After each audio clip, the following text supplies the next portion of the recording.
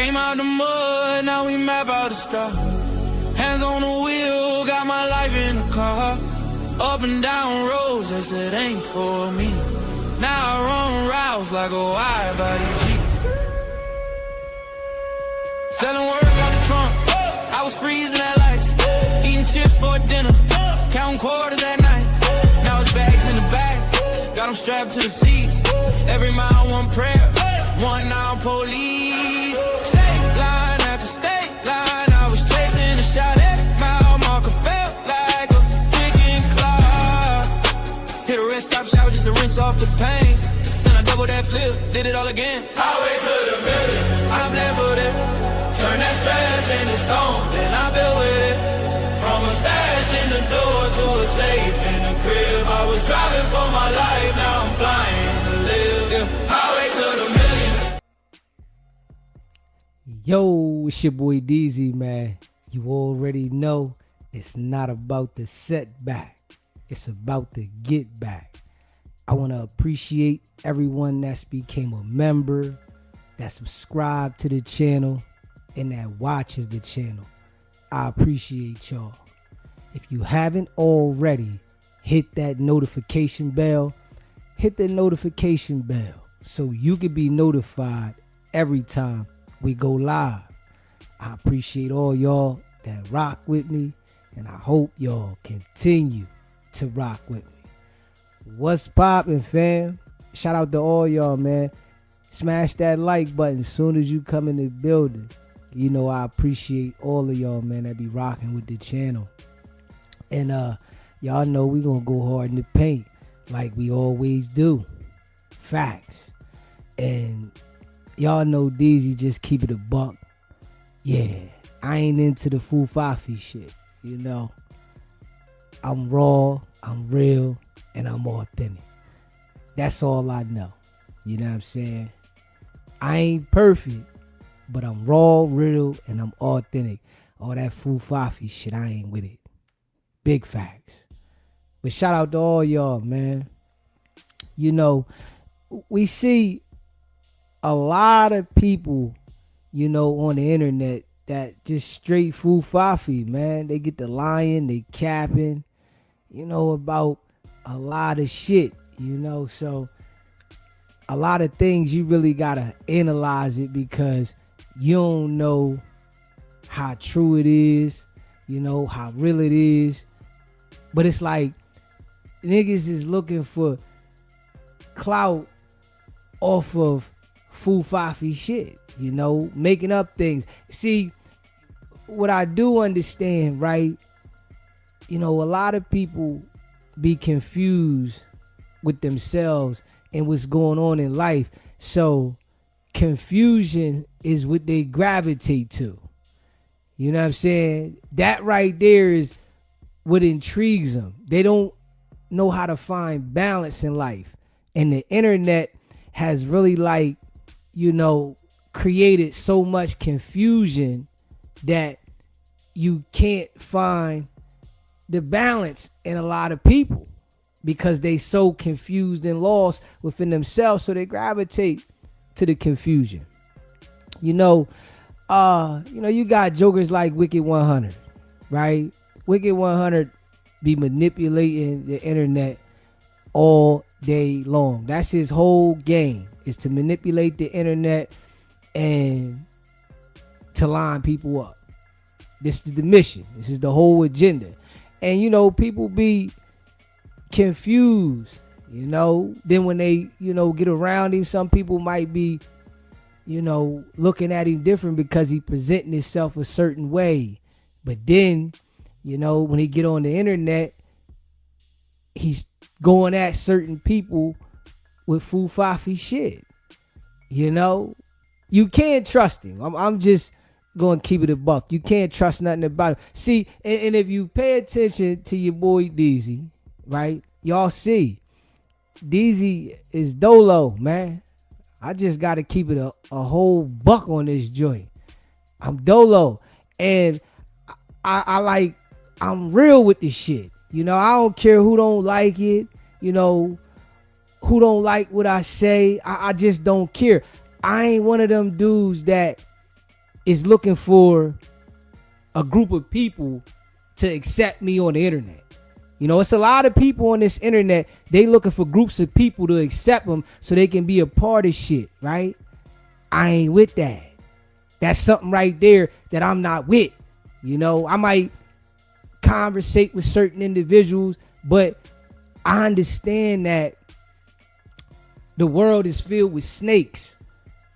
And all these people on the internet that y'all see on the internet acting like they friends with each other, they all snakes.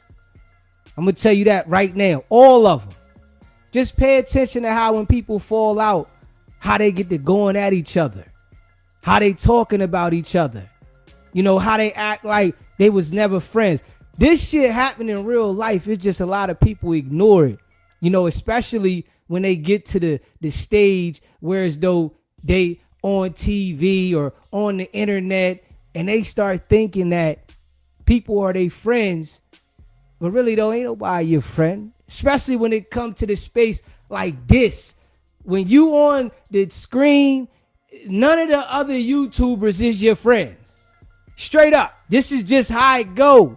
It's like that in the entertainment world, the rap world. It's like that everywhere. Everything is business. But some people get caught up.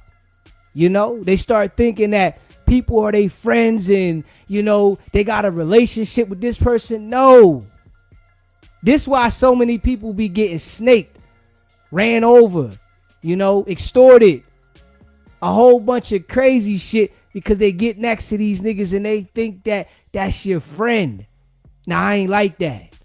You hear me? And it's just me to the end of time. You know what I'm saying? To the end of time, that's just going to be me. I ain't never changing that. You know what I mean? I understand. Listen, and I got to be always funky. I don't care if people don't like it or not. But, man, listen, man, I don't trust nobody. This a fact. You know what I'm saying? I say what I want people to know or what I want to say, but I don't trust nobody. You know what I'm saying? I don't trust nobody. Straight up.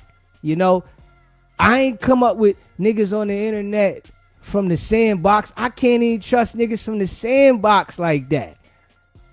I ain't come up on, you know, with these people that, you know, you run across on the internet like that. I don't know these people, man, like that. See, and that's where some people get confused in life. They start making some money. They start getting around certain people and they think people are their homies. They think that they really got, you know, a real life connection with these people, man. Man, you ain't got no connection with these people, man. This shit business. It's all business. Do you know how to handle your business? That's what it is. Do you know how to handle your business or not? Because the niggas that you think cool with you, nah, they ain't cool with you, man. You have to look at all of the people that act like they was so tight. They was locked in. They business partners. They got this relationship. And then the next thing you know, they falling out. They talking about each other. Straight up. You know? But I understand this. That's one thing that I understand. And I'm not acting like, you know, we best of friends on the internet. No, I ain't doing that with nobody. You hear me? With nobody. I'm always going to be the same way I am now. So that if anybody, you know, that I do come across on the internet, turn on me and talk about me, I'm not going to care. Because I didn't allow a nigga to get next to me to be able to, you know, befriend me. And I really start thinking to myself like, yo, this my homie. Nigga, this ain't my homie, nigga. I don't know this nigga. Straight up. You know, when you become an adult, you have to understand it's all about business. Forget all that friendship shit. You know, trying to make friends when you older, cut it out, man. Straight up. Because people have motives. And you don't know what somebody's thinking. You got to really recognize that older people have developed minds. And you do not know what these people is thinking. Their mind is fully developed. You don't know what these niggas is thinking and what their intentions are. It's so many snakes in the world that come to you like they rock with you, they cool with you. And it's like, hold up. Nah. And then when they turn on you, sitting there stuck. Yo, I really thought this was my people's. How? Why? Oh, you ain't been through enough situations. That's what it is. You ain't been through enough situations for niggas to turn on you and really see like, hold up. Damn. Nah, Beezy has. You hear me? I'll keep motherfuckers at a distance. You know, it's all love. I'm one of them type of niggas. It's all love. Everything cool. Ain't nothing against you, nigga. But my personal space. You know what I'm saying? Your personal space is what keep your peace in line. And it's just some real shit. Your personal space is what keep your peace in line. Once you let that barrier down with your personal space, your peace is gone. Niggas don't understand this part. Once you let this down with your personal space, oh, you got problems. Because, you know, just keeping it a buck, when people is trying to get next to you, you don't know what exactly they thinking, and a lot of times they plotting certain shit. Damn right. You know, this why it's hard for a person to get next to me. Now, it's some people that I communicate with, right? You know, I gotta feel you out. That's just the type of person I am. I gotta feel you out. You know what I'm saying? If I feel you out, all right, you might be cool. But if you do one thing, I don't give people multiple opportunities to do funny shit. You do one thing. It could be the slightest thing. I'm gonna fall back on you. I can't trust you. You know what I'm saying? Even though I don't really trust you, just being real, but now I really know I can't trust you. You know, stand on your toes in this game of life mean a lot. Yeah, you got to be prepared. Like every time I walk outside and go outside in the world, I'm prepared for something. You know what I'm saying? I'm prepared every time. This is just where I come from. I don't go out the door all laxy daisy, like la la la la la, and then something come in front of me, I'm surprised. No, I'm expecting that shit. Every time I go out the door, you know, anytime I'm around people, anytime I'm in any establishment, I'm prepared. I'm looking. You know what I'm saying? Anything next to me, I'm looking like, oh, hold up. Nah. You know, don't come over here joking with me and I don't know you like that. You know what I'm saying? See, you know, it's certain ways that, you know, people will try to get next to you and you really don't understand it until they do some fucked up shit. That's when you start understanding the shit. Like, damn, I let this nigga next to me. They done snaked me. They done stole from me. They done borrowed something from me. Never paid me back. You know what I'm saying? They on some snake shit. They talking about me behind my back. Pay attention to all the people on the internet, you know, that get the attention. Just pay attention to this shit. This how they design the internet in the world. The people that get the most attention are the people that you got to really watch out for in life. They not giving the people attention that's going to give you the real. It's the people you got to worry about that's going to snake you. The people that is going to manipulate you. The people that's going to lie to you. These are the people that are being pushed on the internet because they want to keep the confusion. They don't want you to be, you know, understanding and paying attention. The confusion is what they want. That's why they got niggas like WICKED100 and these niggas running around doing this shit. Blueface. Pay attention. Blueface is going viral on the internet for disrespecting to the core the women that he claimed to love and got the kids by. This what he going viral for. So if this what he going viral for, you got to understand, right? This shit on the internet is pushed because they pushing it. They turn it up. Straight up, they turn it up, man. You know, this shit is all generated. You know, when it comes to the, you know, computer system and, you know, the AI shit. You know, when we was on live the other day, right? And we went live with the fight. Y'all remember, we was on live the whole time. We was on there for 2 hours with the fight.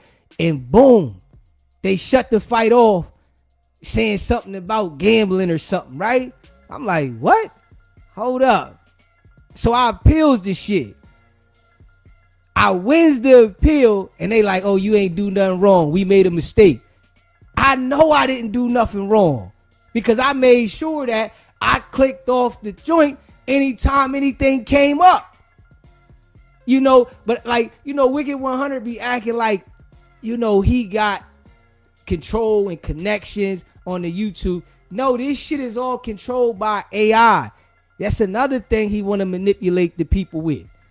This shit is all controlled by AI. You got real people reporting shit, and the AI is picking up what niggas is reporting, and they're responding off of the AI shit. This how the game go. It's all manipulation, man. This why I be telling people, you know, a lot of this shit is fake. You know what I'm saying? Niggas don't be paying attention to it. Niggas get caught up in the foo-fafi shit. You know what I'm saying? Yeah, no jumper was never knocked off. Straight up. They ain't do nothing to no jumper. No jumper played the shit all the way through. With the gambling ads coming up and everything. They ain't do nothing to them niggas. Me, I'm avoiding it.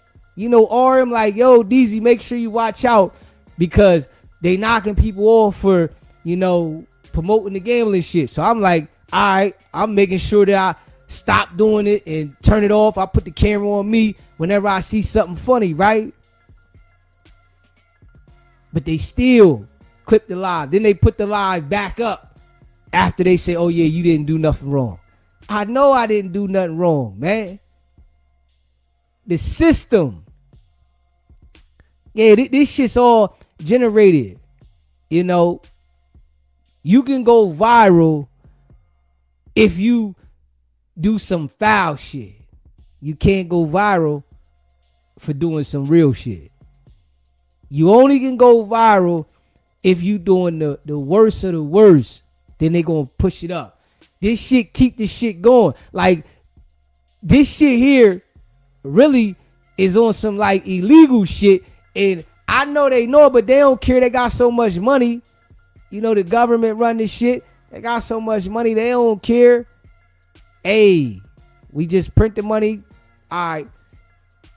This shit here is designed to keep niggas fucked up. Straight design. You know, it's designed to keep niggas fucked up, man.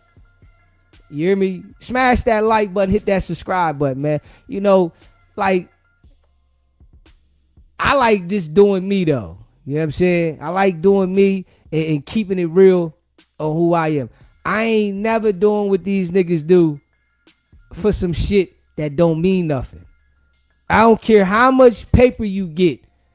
The shit don't mean nothing when you get sick. This what nigga gotta understand.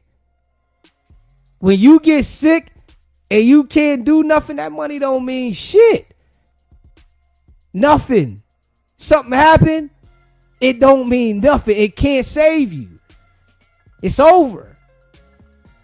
But they got all these niggas that, you know, really ain't happy with themselves doing what they doing. Straight up. Niggas ain't happy with themselves. They chasing destruction. You hear me? These niggas is chasing destruction. On some real life shit. See, and if you pay attention to it, they know I ain't going for that shit. You hear me? Beezy ain't going for that shit. Beezy ain't with what these niggas is with. Not at all. I'm cool with grinding it from the muscle. We gonna build it up one day at a time. You know, they done gave your boy the pardon. You know what I'm saying? So, you know, opportunities in all different situations of life is about to come for your boy. You know what I'm saying? I ain't limited. You know, it's a lot of niggas that's limited because of the situation. You know, things they've been through. Now, I ain't limited. Things like is going in order. You know what I mean? And I'm happy. You know what I'm saying? I ain't even gonna hold y'all, man. I'm happy because everything is going in order. I got my peace. You know, I get on here and talk my shit when I want to talk my shit. You feel me? And I'm strong-headed. So, you know, whenever you see me getting on here, you know, if I'm bugging out with somebody, that's just because I want to. Yeah, because I want to. But I got control of me. You know what I'm saying? A lot of these niggas don't got control of themselves. They forced to do what they doing. You feel what I'm saying? You see these niggas, they be doing this shit to the max. They forced to do what they doing. They gotta do that shit. Yeah, they have to. You think about it, WICKED100 do what he do day in and day out. He can't take a break from what he doing at all. He can't stop. That nigga can't take 7 days off the internet. He has to go every single day for destruction. Mentally trapped. You can't tell me nigga happy. You can't tell me the nigga's enjoying his life. Nigga, every single day you gotta destroy. You ain't got nothing positive to say, nigga. Straight up. Every single day, nigga, you ain't got nothing to enlighten nobody, motivate nobody, nothing. Nothing every day, nigga. You can't tell me every day you destroying and arguing and destruction, nigga, and you happy. That's a damn lie. You hear me? Nah, you trapped. You hear me? It's a lot of these dudes is trapped. They acting like they happy. Nigga, you trapped. And I don't care what you say you got and how much money you got. A lot of these niggas is trapped. They can't even take no time to themselves because the mission to destroy is all they on. Straight up. You hear me? The mission to destroy is all they on. They done destroyed themselves already. I'm telling you, WICKED100 destroyed himself. He's destroyed. Ain't no coming back for him. You know? His whole life. Yeah. Destroyed. And this is what they do to the niggas. You hear me? Who in the background controlling the shit? They come out and do shit when they want to do shit. You got the niggas. Straight up. Lost. But they acting like they doing something only to niggas. You hear me? WICKED100 can't look at no white folks and act like he flexing. No other culture and act like he flexing. It's only to the niggas that he act like he flexing. But if niggas had common sense and really look at the nigga, you'll see, nigga, you destroyed your whole mind state, your whole body, everything. You just destroyed, nigga. You acting like you got something. You know, now the nigga keep, oh, I got Meech on the call. Hey, listen, I'ma just keep it a buck with me. You know what I'm saying? We seen WICKED100 two times. 2 times now. Acting like he was on there with Meech. If he was on there with Meech, we need to see those 2 times of Meech corresponding with him. And this just how I'm going to say it. See, I don't go for the Jedi mind tricks. If he talked to Meech, there should be 2 times that we seen him on the FaceTime talking to Meech. It shouldn't be nothing else. I don't want to see nothing else. Don't show me, this audio over here that you want me to listen to. And no, I want to see the shit you showed me, the shit you screenshotted. This is what I'm saying. See, I'm not none of these other people. Now, if he talk to him, he talk to him. But I ain't none of these other niggas. I don't give a fuck about nobody of these other niggas. I don't care about nobody, nigga. Straight up. I'm just one of them. I'm doing me, nigga. You rock with me, I rock with you. But I ain't one of them niggas, follow the leader ass nigga in the in crowd, nigga. I ain't one of them niggas. That's not my style. I'll never be like that for no money, for no attention, no fame, none of that shit. I never do that, nigga. I've been my own boss, my own life. You hear me? My whole life, I've been my own boss, nigga. Straight up, this is a fact, nigga. Documented. You hear me? Started my first company, 1920, nigga. You hear me? Yeah, I've been my own boss, my own life. I ain't changing how I am and who I am for nobody. You know what I'm saying? You know, niggas, you know, they want to be a part of it because they see other niggas. I don't want to be a part of no niggas. This is just a fact. I don't care about that shit. I don't want to be a part of no niggas. Yeah, if I'm going to get myself in trouble, I'm going to get myself in trouble. I don't want to be a part of nobody with nobody got going on and all that shit. I don't care about none of that shit. Real shit. This is why, you know, I'm different than niggas. I'm in my own lane. I don't care how much you know, how much people talk about. I don't care about that. I'm established. You hear me? I'm established. That's what make me me. You know, a lot of niggas on here trying to find themselves. They really don't know who they are. You know, they see this nigga doing this, that nigga doing that. They trying to find out who they are. So they just doing what niggas is doing. I'm doing me, nigga. Straight up. Whatever I want to do every day. Facts. Smash that like button and hit that subscribe button. Shout out to all y'all that rock with the channel. But like I said, with Meech, if he was on there talking to Wack, I want to see the exact shit you put up there on the screenshot. Don't show me nothing else, because I'm automatically thinking you trying to play mind games. Yeah. You trying to lie. You hear me? And anybody else out there should look at it the same way. If the nigga talk to me, he gonna show us the calls that he screenshotted, right? Just keep it in the buck. Smash that like button, hit that subscribe button. Appreciate that, D Twins. 17 months. Shout out to D Twins. Appreciate you, bro. 17 months. You've been a member. That's solid. Facts. You hear me? And I already know, you know, I've been solid since day one. This just my swag. I ain't none of these niggas. It's a fact. I ain't doing it for, you know, attention to the YouTube and the clout. And nah, nigga. I'm calling what I see, what I see. If I'm right, I'm right. If I'm wrong, I'm wrong. But I ain't out here trying to manipulate niggas for content. Nah, that ain't my style. I don't give a fuck about that, nigga. I'm established already. I don't need to be the biggest manipulator on the internet. That ain't my swag, nigga. I always been a straight stand-up nigga. A1 work, nigga. That's just me. Yeah, I'm gonna be like that till I go. Able to survive long as I survive, because I know to keep niggas the fuck away from me. You hear me? This how I've been able to survive all these years. Because to keep niggas the fuck away from me. Yeah, if I caught a case, I went to war on the case. You hear me? Facts. I ain't had to worry about a whole bunch of niggas.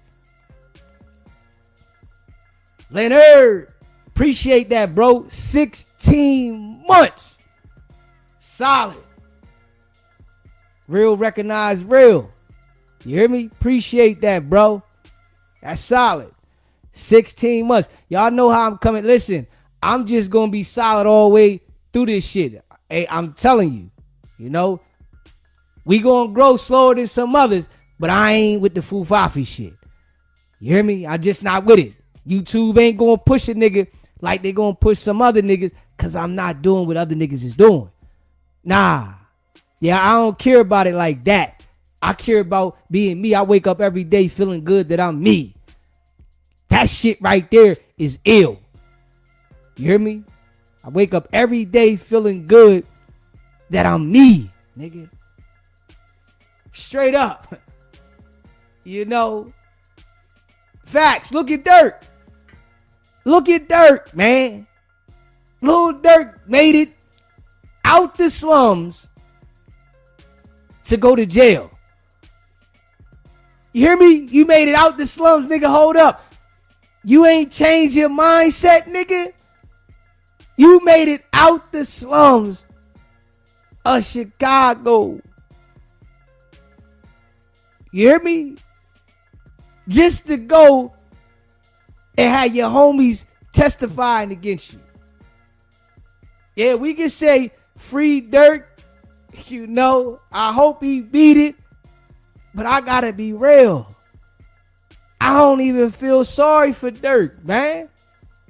Nigga, you had an opportunity that a lot of niggas wish they had. Nigga, I wish I had the opportunity to become a multi-millionaire from the block. You think I'm gonna go do any block shit as a multi-millionaire? Nah, that nigga's stupid. Straight up. This just stone cold facts. Nigga, how you playing with the block any type of way, nigga, and you a multi-millionaire? Make it make sense, nigga. I don't even know how nobody feels sorry for him. Nigga, you made it out of the situations that a lot of niggas is stuck in, and you made it out of it just to go to jail. Nigga, I don't feel sorry for that nigga. This just facts. You know? The nigga couldn't understand the blessing that he received to be a guy from the strip, wherever he was from the block, your homie get knocked off. He couldn't understand that this right here is all the signs that I need to stay focused. Nigga, I done made it through this adversity, that adversity, this situation, that situation. They done took my homie. Nah, it's time for me to fall back. Yeah, I made it, nigga. I don't feel sorry for him, man. Straight up. You know? Because I'm going to tell you like this, right? If Durk beat the charge, you know how he gonna talk to the people that's still in the ghetto, in the hood, struggling? Like, you niggas is dumb. That's what's, you know, so crazy about life that people ain't understanding. These niggas that be getting this position, they talk down on everybody that's struggling, nigga. You ain't got shit. You niggas is broke. I got this, I got that. You broke ass niggas. And the same niggas that be broke, struggling, can't pay the bill, light bill due, water about to get cut off, be the same niggas that be praising these niggas. Man, fuck these niggas. I'm just being real. You know, Durk ain't coming to save nobody. None of these niggas that get the position ain't coming to save nobody, and they ain't giving you the valuable information. They giving you the information to go out there and crash out. Nigga, go out there and smoke your homie, nigga. That's the move. Go smoke your homie, nigga. And I don't feel sorry for none of them niggas, man. Nigga, you had the opportunity of a lifetime, nigga. Straight up. Give me the opportunity to make millions. You hear me? Give me the opportunity that I'm making millions, nigga. Fuck I look like gravitating to the street shit. I want to show niggas that's out there, nigga, get away from the street shit. Fuck, I want to show you to gravitate to it and play yourself. Come on now. And keep the system going. Man, niggas is dumb. Niggas is dumb, man. Listen, this shit's some real shit. That's the difference, man. I'm saying real shit. I ain't gotta say no foo-faffy shit. You hear me? Appreciate that, bro. And someone had a camera recording that dude with the Draco. Straight up. This is what the hell these niggas do, though. This the mindset. You know, Pooh Shiesty dropped his album, and he out there, in the can, talking about when I get out. Nigga, hold up. They talking about free Pooh Shiesty. The mindset, man. And I don't want no niggas around me like that. Straight, I don't care how much money you got, nigga. I don't care what you got going on, nigga. I don't want you around me, nigga. Fuck out of here. Yeah. I don't want to be around none of that. See, I just gotta keep it a buck. Durk ain't smiling right now in the inside, nigga. Every day he walk in the courtroom, picking the jury, trial just started. You know how that nigga's stomach hurt? You know how that nigga's stomach hurt? It's fucked up. You got the bubble guts. You sitting there farting and shit. Sick. It's different, nigga. You hear me? You going to trial for a murder, nigga. Homicide, nigga. It hits your stomach different. Because the reality is, you might not ever come home. You might not make it out of this situation. And your fate is in some other people's hands. Straight up. Your fate is in some other people's hands. You might not come home, nigga. Facts. You might not make it out. This the game, though. You hear me? That nigga Durk sick right now. Yeah. And if they say guilty, oh, man. Yeah, nigga gotta keep his head up. Gotta fight. The nigga fought to bring his dad home from a life sentence. Got his dad home just to go and experience the same thing. Yeah, man, I can't feel sorry for these niggas, man. Real shit. Like, I'm on some other shit, man. I'm on some other shit, man. I ain't even gonna hold you. We all know right from wrong. We all know what the hell we shouldn't do. Come on now. You make it to a certain point in life, your decision making means everything, especially if you famous, you rich. It's everything, nigga. Ain't no my bad. Like these niggas like Boosie, right? That had many outs. Boosie in his 40s. Nigga, you in your 40s, homie. And you done had several outs. And you still doing the same shit. Come on, man. What's going to happen is it's going to come a time where they don't give him the out. Yeah, who the hell want to be sitting in jail doing time in their 40s, 50s, and 60s? Like, come on, nigga. Who want to be sitting in jail in their 40s, 50s, and 60s doing time? Like, come on, man. For real? Man, niggas is crazy. Like, straight up. That shit, the shit that I see with these niggas on the internet, it really be having me looking at these people like, nigga, I'm not with that shit. Some niggas want to gravitate and be around these niggas. And I don't want to be around these niggas at all. Nigga, I'm trying to live life how I want to live. The money be mesmerizing niggas, and they get around certain people and they gonna do the same goofy shit for some money. Real shit. You know, when you a hustler, right? You ain't gotta wanna get around these type niggas. You do your own thing. I'ma hustle by any means necessary, nigga. I'ma grind by any means necessary. I'ma do what I gotta do. You feel me? Yeah, this is why ain't nobody. Ain't nobody on this internet. I'm not with it. Not at all. I just look at the whole internet. The whole scene is fufafi. I gotta be real. The whole internet scene is fufafi. Shit crazy. You look at this shit like, come on, man. Yeah, you see what's going on. You see who get the light. Are you willing to do this goofy shit to be paid attention to?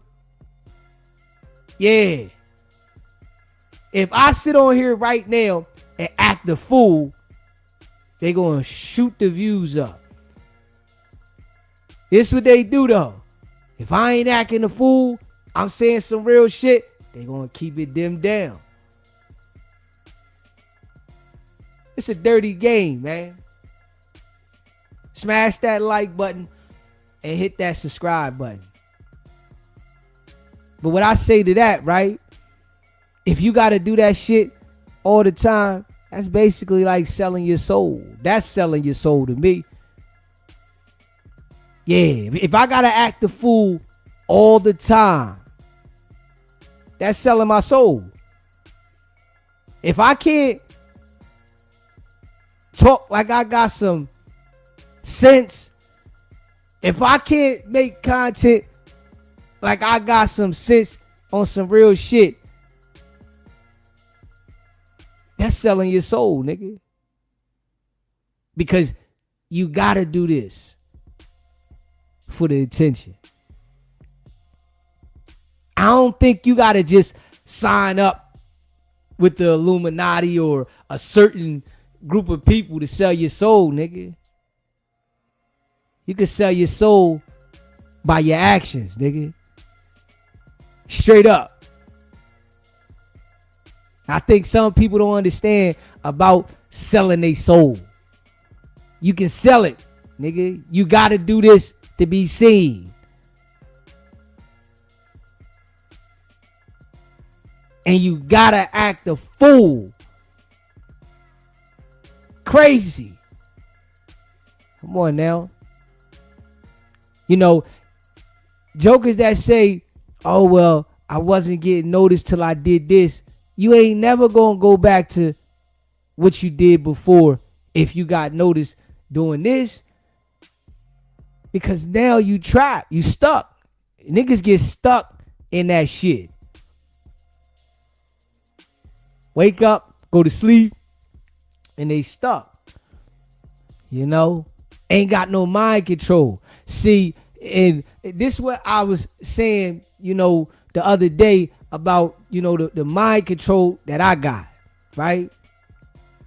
The shit that I do it because I want to. I could turn it off, do something different. I'm that type of person and always been. If I don't feel like doing this, I ain't doing it. I'm going to do this. If I don't feel like doing that, I'm going to do that. That's just me. But you know, some niggas, all they can do is this. They can't do this, that, and the third. All they can do is what they did to sell their soul. You know what I mean? That ain't me though. You know what I'm saying? That ain't me. You know, niggas is chasing, you know, I guess to be the biggest on YouTube, to be the most known on YouTube.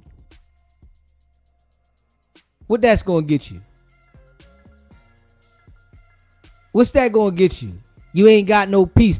WICKED100 and Charleston White, I'ma tell you right now, are two of the most miserable individuals on the internet.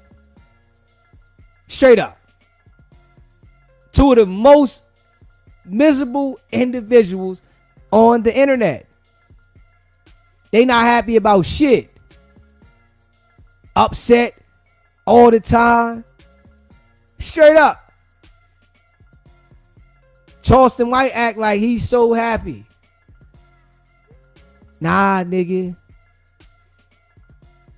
You one of the miserable persons on the internet, nigga. And a real nigga can understand that. You know, you don't like who you are for real. So you had to sell your soul and be this individual and just accept it. You know what I'm saying? He don't like who he is. But the money made him accept what he had to do to get it. And he miserable as hell in the inside. Straight up. Nah, I don't want that. You hear me? I don't want it at all. Trees. Appreciate that, baby. I know you've been rocking for a minute. Appreciate you. Big facts. You hear me? You know, these niggas be miserable as hell, man. I can guarantee you, you know, Charleston White and WICKED100 ain't nowhere near as happy as I am in life. Charleston White is excited to go to the club, nigga. You hear me? Oh, yeah, I'm in the club. Like, hold up, nigga. You 50. You 50, 49, 50 years old, and you happy to go to the club, nigga. Come on, man. Come on, man. It lets you know, nigga, happy to go to the club. WICKED100, 50. And he happy to be on Clubhouse talking to a bunch of people that don't got shit. Arguing with people that don't got shit. Acting like he getting so much paper.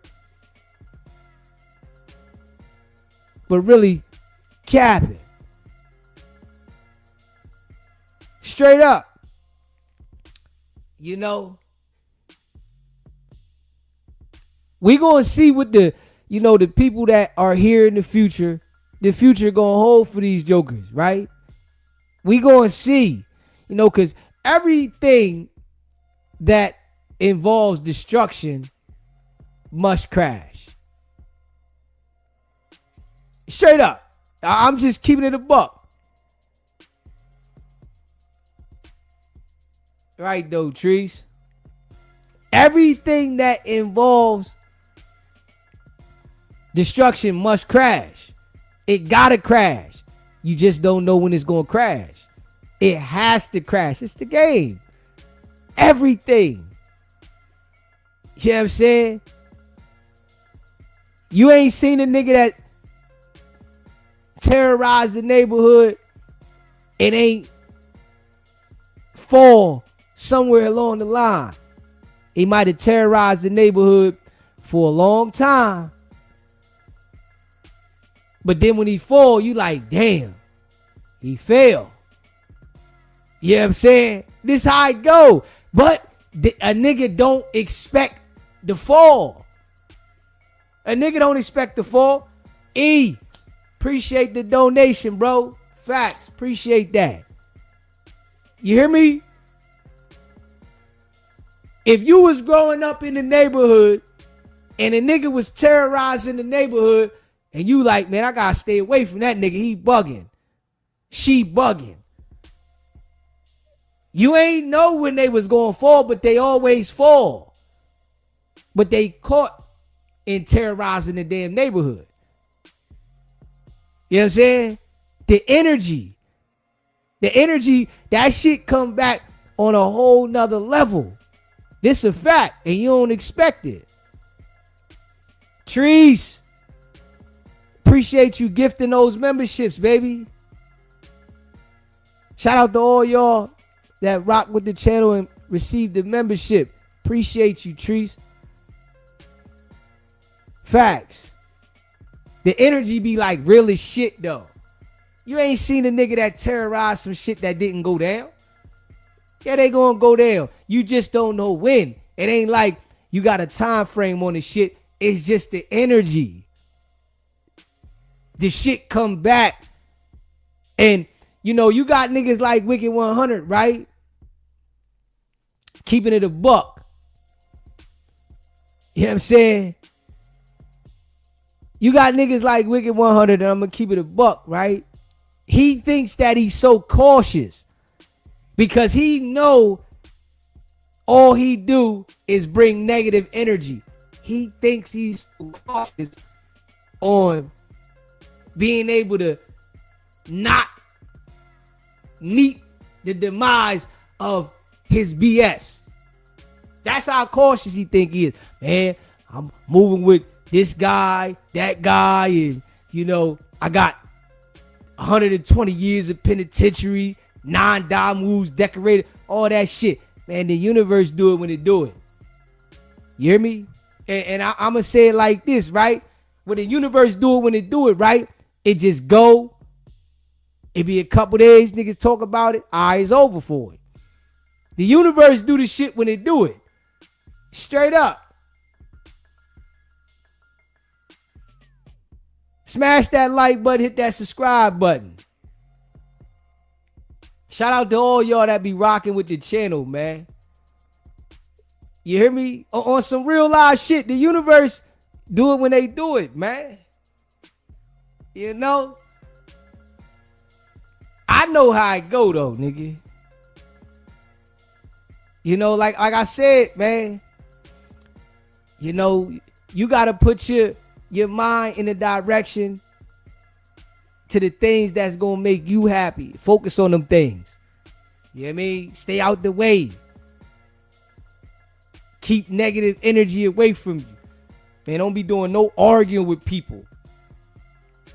You hear me? Ain't no back and forth. Do you. So whenever you see me on here doing anything, it's because I'm just tweaking because I want to bug out with somebody in the chat or something. Yeah. You know, I know some people like, man, Beezy don't pay him no mind. That's because I want to bug out with the chat. Somebody talking crazy. That's it. You know what I mean? Because I don't care. Real shit. You know? You know what I'm saying? And you know, my grandma seen the conversation, you know, with B, Brooklyn, Nehemiah, Treese, and 101. And you know, I was on there, you know, listening. And she was like, that was a good conversation. You know what I mean? She like, yeah. She said, that was a good conversation. I'm like, yeah. She like, yeah, that was a good one. You know, she said, you need to do that more often. I said, yeah, we might try to put that in there or something. You know, it was good dialogue, good conversation. You know what I'm saying? Real shit. You know? 'Cause I can talk about the fake people. You know what I'm saying? That's easy. You know? I can talk about the fake people. Can't none of the fake people go against me with no conversation. None of them. You know what I'm saying? Because I'm too straightforward and solid. And I'm not trying to be somebody I'm not. I'm on here being exactly who I am. You know what I'm saying? You know how they get on here, they want to be somebody else. I'm not being nobody else. You know what I mean? This is me in real life. Straight up. This is me. Nigga tell you, I don't care. You know what I'm saying? I don't fuck with you. You know what I mean? You're not coming in my space. You feel what I'm saying? Yeah. Straight up. You know, if I want to communicate with you, I communicate with you. You know, if I choose to, you know, have you around me, that's my choice. You know what I mean? But, you know, nigga, no, I'm the same way in real life, man. Yeah. You know, I be wanting to put the camera on more, but sometimes I be needing, you know, just to zone out. I be just zoning out. I want to just sit there and relax. You feel me? Sometimes I want to just sit there, relax, enjoy the moment. You know, to myself, stare at the wall, relax. You know, I be really thinking about a lot of times that I beat the odds.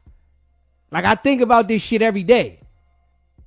You hear me? I get on here and talk and all that shit, but yo, I think about every day how I beat the fucking odds. Straight up. You know what I'm saying? I beat the odds. And I'm going to tell you, right? The niggas like WICKED100 and them type of niggas that be on the internet, right? They're putting themselves back, you know, into the energy. So I don't feel like them niggas beat the odds because they not delivered. SBGB TV live call-in show. What's going on? These are this male G. What's going on with you, bro? Not much, brother. You just said the realest thing I done heard in a long time that I needed to hear, and this is why I relate to you so much. You said I beat the odds. You hear me? That's a fact, bro. That when you beat them, it's a feeling I can't even describe to somebody. It's like when you really wake up and you know, like, yo, I beat the odds. You know what I mean? Like, you blessed. You hear me? It's a fact, bro. And that's a feeling like when you really play that game and you really make it out clear. You hear me? Facts. It's a different type of intelligence you get, different type of experience that you get, and that's why I really rock with you so much, because the shit you be saying is real. You hear me? That's solid, bro. I appreciate you, my brother. Like, for real, I just felt that when you said this. I'm like, oh, let me call. I gotta call. Like, yo, like, Real rap, bro. Really beat them odds, and you really make it out, and you make yourself a better man. And you know what I'm saying? You change the hustle up, and you come on, man. You know the feeling I'm talking about, man. That's a fact, you know? It's a fact, bro. Nigga coming from the struggle out there. Listen, brother. Yes, different. Facts. When you beat them odds, just man, look, man. I don't want nobody to go through whatever niggas went through, you hear what I'm saying? Yeah. But I'm telling you, when you beat them odds, it make you a gentleman, it make you smarter, it make you humble. It just do something to you, like, you know what I mean? That's a fact, bro. That's a fact, bro. When you thirst for knowledge, you want more. Like, it's like it molds you into a different type of man. You get what I'm trying to say? That's a fact. Like, for real. Like I don't even kick with people my age. Like, you gotta be older than me. You gotta know some shit. You know what I mean? Like, yeah. But nah, that just touched me though, dudes. I'm just calling, checking in with you, baby. Man, I appreciate you calling in, bro. Man, you already know what it is, man. Nigga, just staying focused. For sure. Yes, sir. Yep. Smash that like button, man, and hit that subscribe button. You know, it's a fact. You know what I mean? It's a fact. You know, I already know I don't gotta have it overnight, and I know what the long haul do. You know what I'm saying? I know what the long haul do, man. I don't gotta have it overnight. I already know YouTube be on some funny shit with me because I'm saying real shit. I already know that. You know what I'm saying? I know they don't be sending out the notifications. You know what I mean? I already know that. Then, you know, you got some niggas that be like, you know, they don't understand the game, so they get to talking shit. Nah, I know what it is. I know what it is. You hear me? But I beat the odds in real life, nigga. You hear me? In real life. In real life. Real time. For a nigga to go through all of the shit a nigga went through. And then I'm able to, you know, be at this point. Like, real shit, though. I sit here and think, you know, they gave a nigga a pardon, right? Straight up. Nigga about to get his whole shit wiped clean. Nigga, I can go anywhere. I can go do anything. Straight up. I can go do anything. Damn right. Nigga, I beat the odds. And my mindset so strong, I know I ain't gonna put myself in the situations that I did before. Straight up. Just keeping it a buck. You know, everything straight up. Everything that as an adult I went through and shit like that, It came from being in the streets. A nigga ain't in the streets. Nigga thinking clearly. Nigga handling business. So, there's no reason for me to be in them situations. It's a fact. You know what I'm saying? And everything a nigga come from, nigga been through, come from me being in the street. Ain't no reason for me to be in those situations now. Now, nigga just like good. You know what I'm saying? Yeah. Good. You know what I'm saying? I was sitting there thinking like, you know, I'm about to put some more things together. You know what I'm saying? Like, and this shit different. It's like, it just make me stay on point. I'm like, man, I gotta stay on point.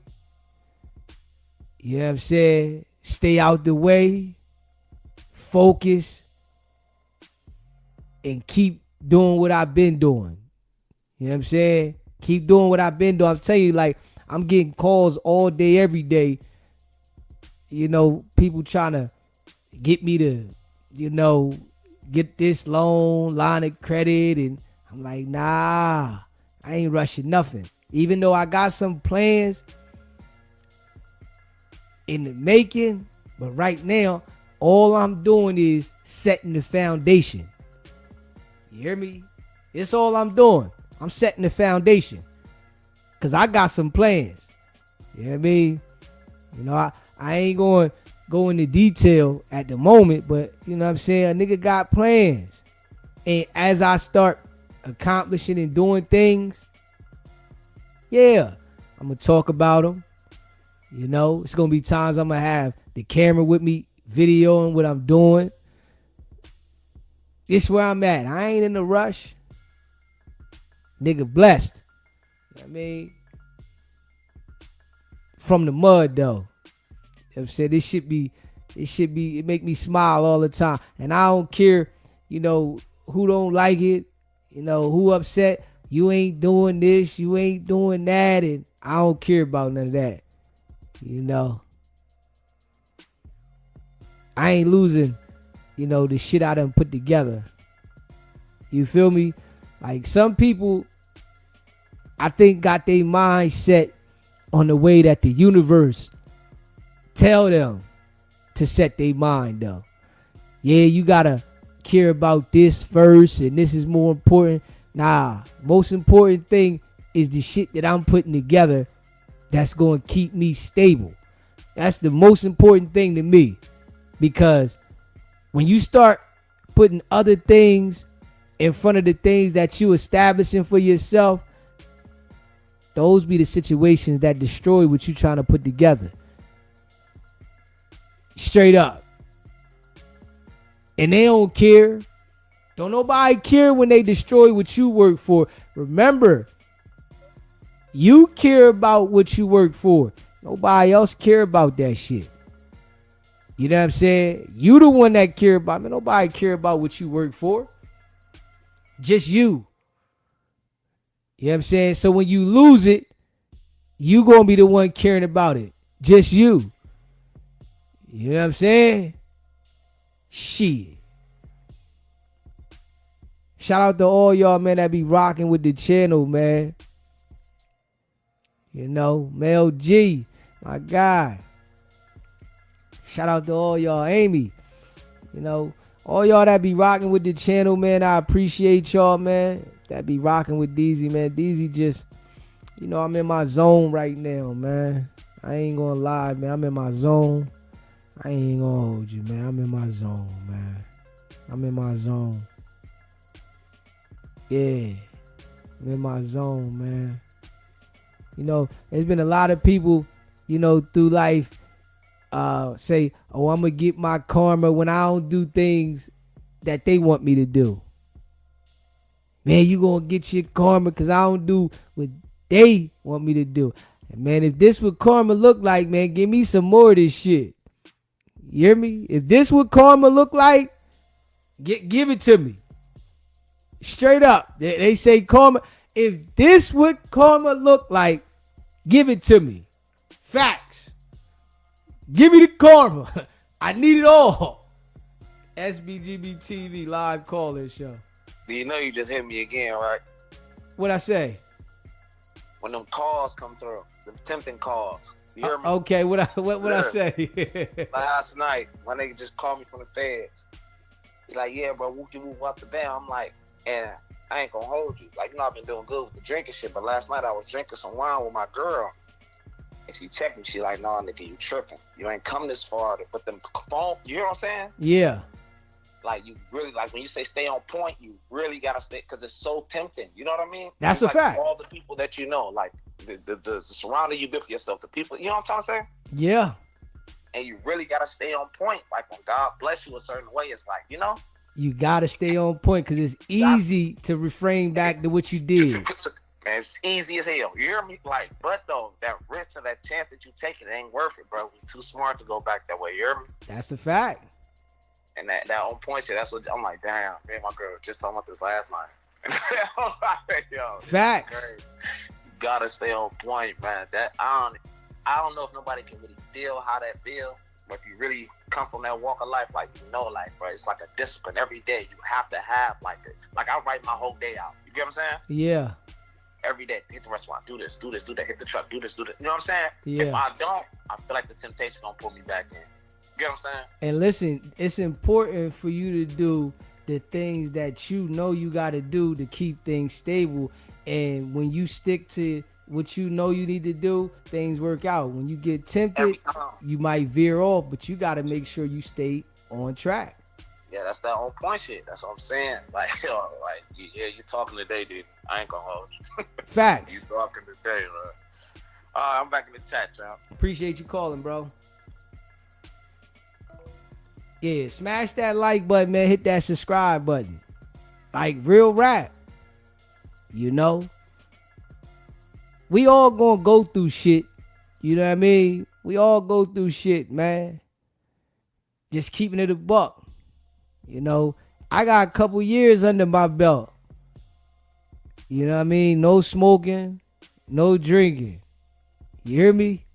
Couple years. And it feels so good. Like, it feel good, man. I can't lie.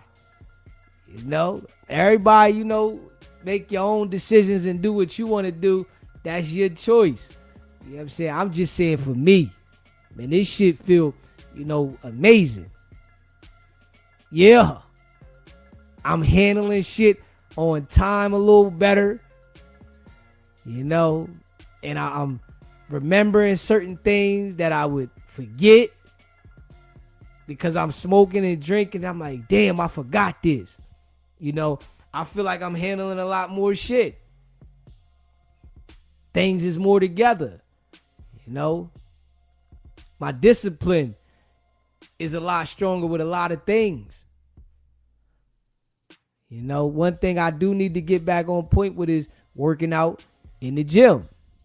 I need to get back working out. I hurt my back a couple weeks ago, so that threw me off again, but I need to get back on point with that. Something I got to talk to myself about as well. Nigga, you got to get back in the gym, nigga. Let's go. You getting older. You know, your body don't break down the salt and the sugar the same. You need to exercise. You know what I'm saying? It's important the older you get for you to exercise. Your body do not break down salt and sugar the same. You're not outside running. You're not at the basketball court. You're not on the playground. You're not doing a lot of things that you naturally would do when you're younger. You're sitting around more. So your shit ain't breaking shit down the same. You know, it's how a lot of these health conditions that come about on us come about because we not active. You know what I'm saying? We get older, we get lazy, and then we start talking about, oh man, I don't feel like it. Nah, you gotta push yourself. Real shit. You know, if you want to be healthy. Now, if you don't want to be healthy, just, you know, a nigga can't feel sorry for you when certain things happen, you know? It's like, hey, man, you know, I pray for you to get better. You know what I mean? I hope you get better. You know what I'm saying? You know, that's all you can do. Smash that like button, man. Hit that subscribe button, man. Shout out to all y'all, man, that be rocking with the channel, man. You know, yeah, we about to get back on point with the live streams and shit like that. You know, I just been handling a few things. You know what I'm saying? So I've been trying to handle the little shit I gotta handle, making sure some shit is straight at the same time. So we gonna get back on point with the live stream. This one of the months I've been here, but you know I've been all over the place with the timing. I gotta get the set timing back in order, so you know a nigga know when a nigga be on here and get it cracking. You know what I'm saying? And I know how to turn this shit up. You know what I'm saying? That's a fact. I know what they gonna do to spin this shit around the internet. I know how that go. You know what I mean? Smash that like button though. Yeah, shout out to all y'all, man.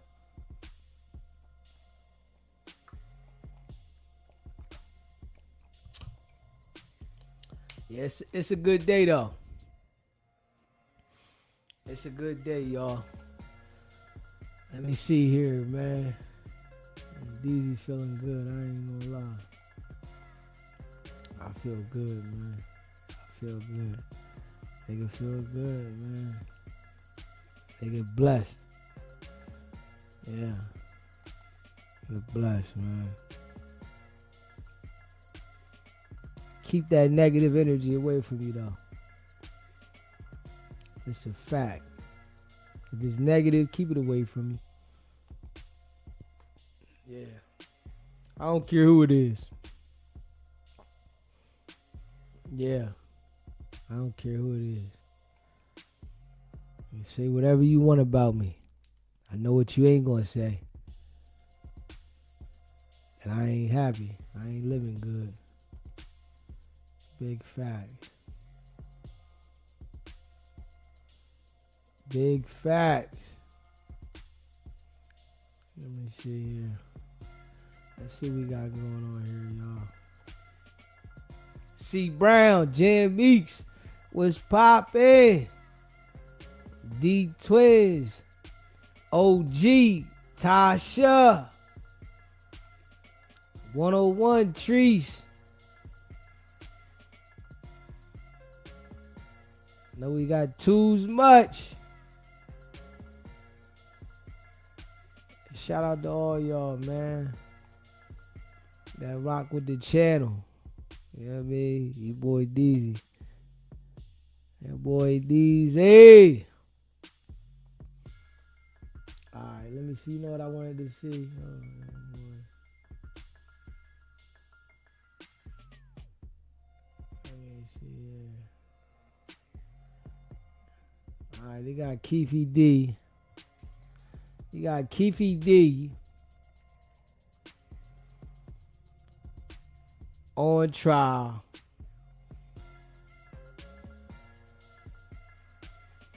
for the homicide of Pop. Yeah. Let me see. They're gonna convict Keefe D just because. Yeah, straight up. Big X the plug. He get locked up. Hey, listen, man. Think about this shit, right? All of the shit that they design and they say, all right, you can do this and you can do that, but they regulate how you do it. It give them reason to fuck with you. It gives them reason to mess with you. Smoking bud, drinking, and then you know nigga might got the strap with him, right? These things is designed for the police to be able to mess with you. Straight up. A nigga might got a legal strap, but he got a habit. He can't quit smoking. You know what I'm saying? You might got a legal strap that's in your name, but you can't stop getting high and drinking. So now you running around with the strap. You got some bud you smoking. You got the bottle of drink. You give them the reason to get you. And the nigga say, they ain't have probable cause. Nigga, the whole car smelled like bud. You know what I'm saying? They found some bud. You drinking. Like, come on, man. Straight up. Yeah. You know they designed this shit so that they can play the game with you. They designed this shit so that they can play the game with you. When the niggas start eliminating the shit that they putting in front of us, making us seem like it's okay. Man, you think about this shit, right? Years and years ago, they was giving niggas a lot of time for having bud. If you had marijuana, they giving niggas a lot of time for marijuana years ago. Now they got stores where you can go get this shit. Now that they taxing it, the shit got all kinds of chemicals and shit on it. You can go to the store and get it now. And the nigga think they smoking the best bud that they get from the store that say it's 93, 95 THC on the joint, right? Man, you know how much chemicals in that shit? You know how much chemicals in this shit? You smoking chemicals. That shit ain't right. The alcohol. That shit ain't right. Man, they put this shit in here, right? For you to escape reality. So you can cope with life. Right? They know living in the world, everybody damn near got a mental condition. If you living life on earth, everybody got damn near got a mental condition. Facts. Straight up. Because everybody trying to survive and deal with life and all of these adversities, and niggas is really going through it. SBGB TV live call-in show. Hey, brother, you right with what you speaking. They feeding this younger generation that's smoking that bud chemicals. Back in my day, it was ET, it was indica and Thai bud. We smoked that and we was good. Now they smoke this and they zombies. Yeah, it's a whole different type of shit they got out there. But if they don't want to listen to us and follow our footsteps, then they out there on their own. They lost in the wilderness, baby. Yeah, it's a lot of people out there smoking that shit, and you know they think because they go to the dispensary that you know they getting the right shit, but man, that shit there got all types of chemicals and shit on there, and it got like people's emotions way off balance. You know, it's a lot of people. You know, I think that's why it's a lot more fruitcakes in the world. You know what I mean? The weed got these people going left field, crazy shit coming to their mind. You know, they going through different shit. I think the design that they got out here now got the world going in the opposite direction. But what do you think when you go and buy weed from a dispensary? You don't think they feeding y'all and they being a guinea pig? But what it is that they smoking, they not smoking what we used to smoke. And I ain't saying you. I'm taking you out of the equation. I'm just speaking on myself. No, we didn't smoke that. What y'all smoking right now is crackhead and heroin weed. Y'all become zombies. Y'all ain't good for shit, and you can't move about. Back when I smoked weed, nigga, we laughed and was goofy, had food, we had food, we was just hungry, but we was able to move and collaborate. Now y'all can't do none of that. None of that. And that's a problem. But we can't tell y'all nothing because y'all been hooked on this weed. They start at the 21-year-old because that's how old you got to be with your ID to go in that dispensary. That shit in there is it's liquid death. and it's breathing it in and smoking it. I'm going to tell you this. We never thought we would pay for water back in the 70s and the 80s. That was a joke. Now here we paying for water. Now, moving forward, we never gonna think we gonna have to pay for air, but we gonna be having to pay for air in a minute, baby. Yeah, they charging for everything. You never know what they gonna come up with. I love you, and I appreciate you, and I always thank you for bringing me up. I'm just trying to educate people that belong to us that this ain't what you want. This ain't what it's about. Listen to your parents if you living at home with them, and stop trying to overrun their home. Because at the end of the day, we don't care nothing about a court document to kick you out. We will kick you out. And when you rise up to us and act like you better than us, you will get knocked down. We don't want that for you because you come from us. You live in wombs and you swim in nut sacks. But when you get your air breath to be here on this earth, you want to act a different way. We don't want that from y'all. Go about your business and don't mind ours. And get the F out our way. With that being said, I love you, baby, and God bless. And as always, you got your bottle of water up yet so I can drink some of your hydration? Oh yeah, all good. You know you got to have that.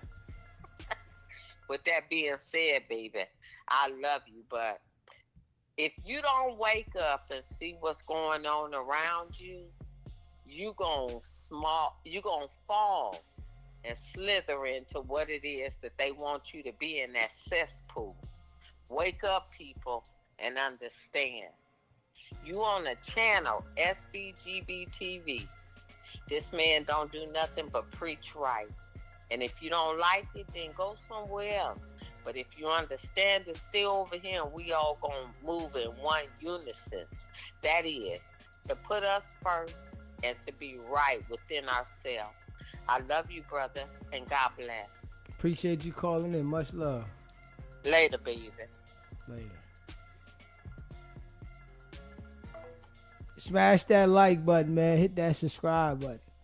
Yeah, man. Like, you know, it's just a lot of crazy stuff in the world, man. It's a lot of crazy stuff in the world, man. You know, shit just backwards. It's a fact. This shit just backwards, man. You know, people putting themselves in certain situations. Yeah. Yella Beezy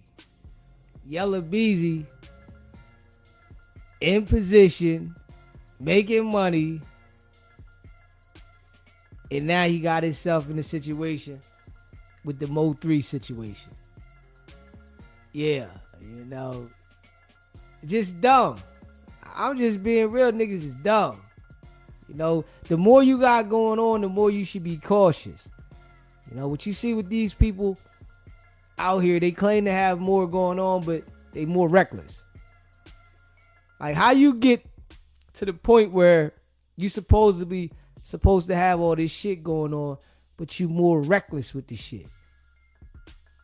You jeopardizing yourself more. You know what I'm saying? And that shit there, straight fufafi. You know, hit that like button, hit that subscribe button, man. Yeah, shout out to all y'all. Let me see here. Let me see here. Yeah, Blueface literally bugging out. And they said he got locked up, but they let him go. He got locked up, but they let him go. Yeah, smash that like button, hit that subscribe button.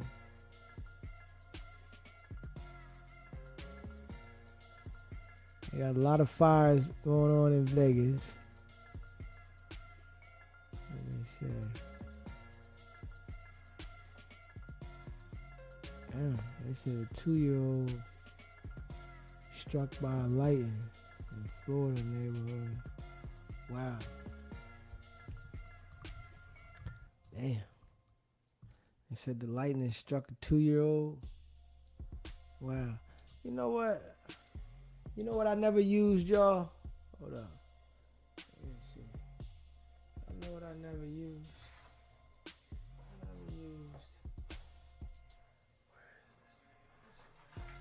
I never used this joint right here, y'all. Let me see something. Shout out to all y'all rock with the channel. I wanna see if this shit work. I've never used this, y'all. I use these headphones, but I never use this thing right here. I wanna see something real quick, though. Let me see. Hold on. Let me see something.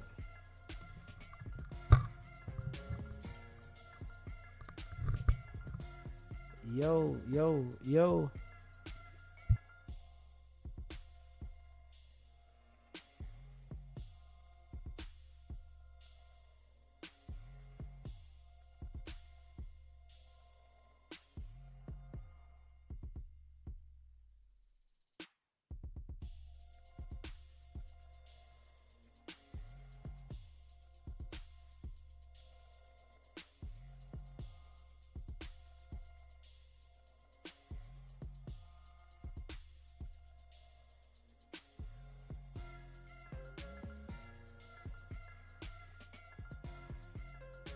I never used this joint right here before, but I was trying to see if it worked, but it might not.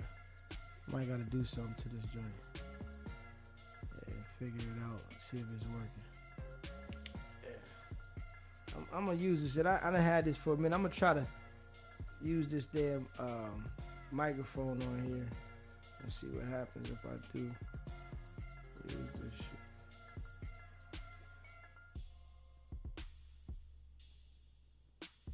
I never used this joint.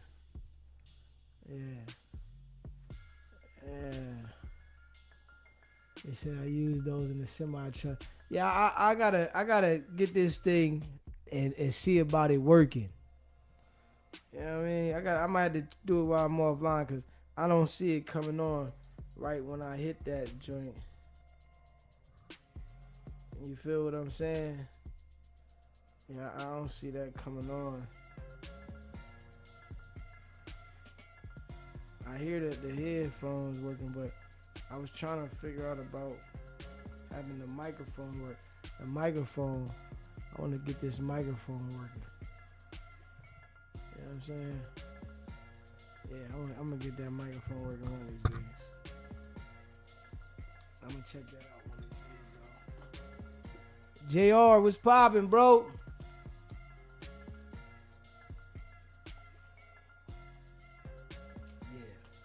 Figure that out. Yes, I am. So I can be able to lay back and talk on the microphone, have the microphone.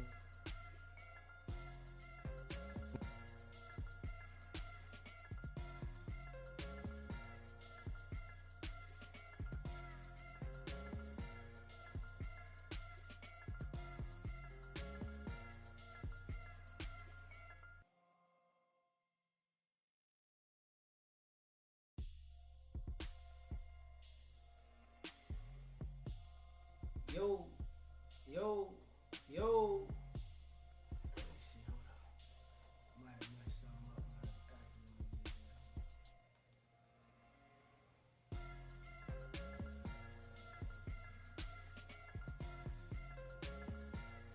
Yo, alright, there we go.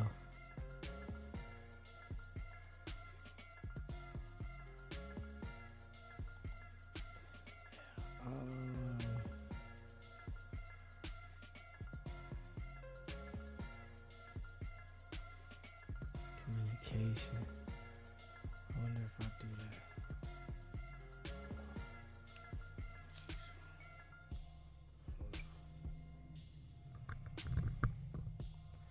Yo, hold up. Yo.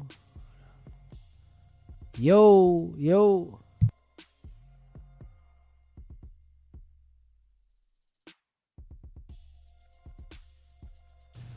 Yo, yo.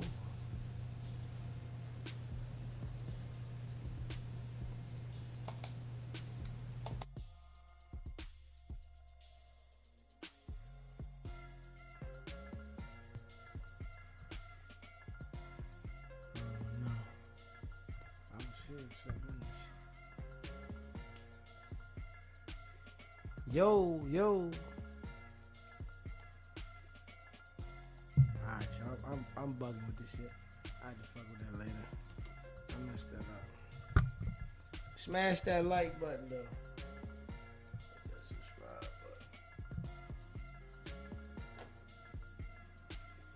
Yeah, we'll figure that out. You know what I'm saying? Y'all know, hey, listen, man, I gotta talk some real shit sometime. You know what I mean? I gotta talk real shit sometime, man. You know what I mean? I gotta talk real shit sometime. You know, some people that's all they know is bullshit, but I gotta talk real shit sometime. I got to. That's just me. Yeah. Who else did I say? Yeah,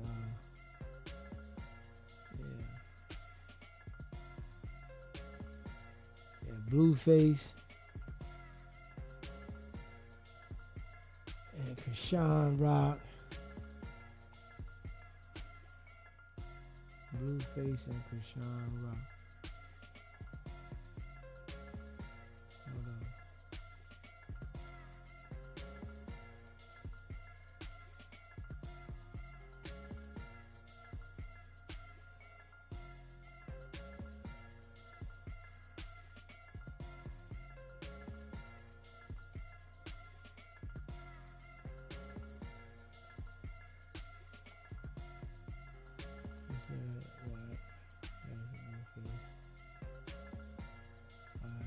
Let's see what he said about Blueface getting knocked out. Smash that like button and hit that subscribe button. Let's see what he said about Blueface getting knocked out. Yeah, shout out to all y'all.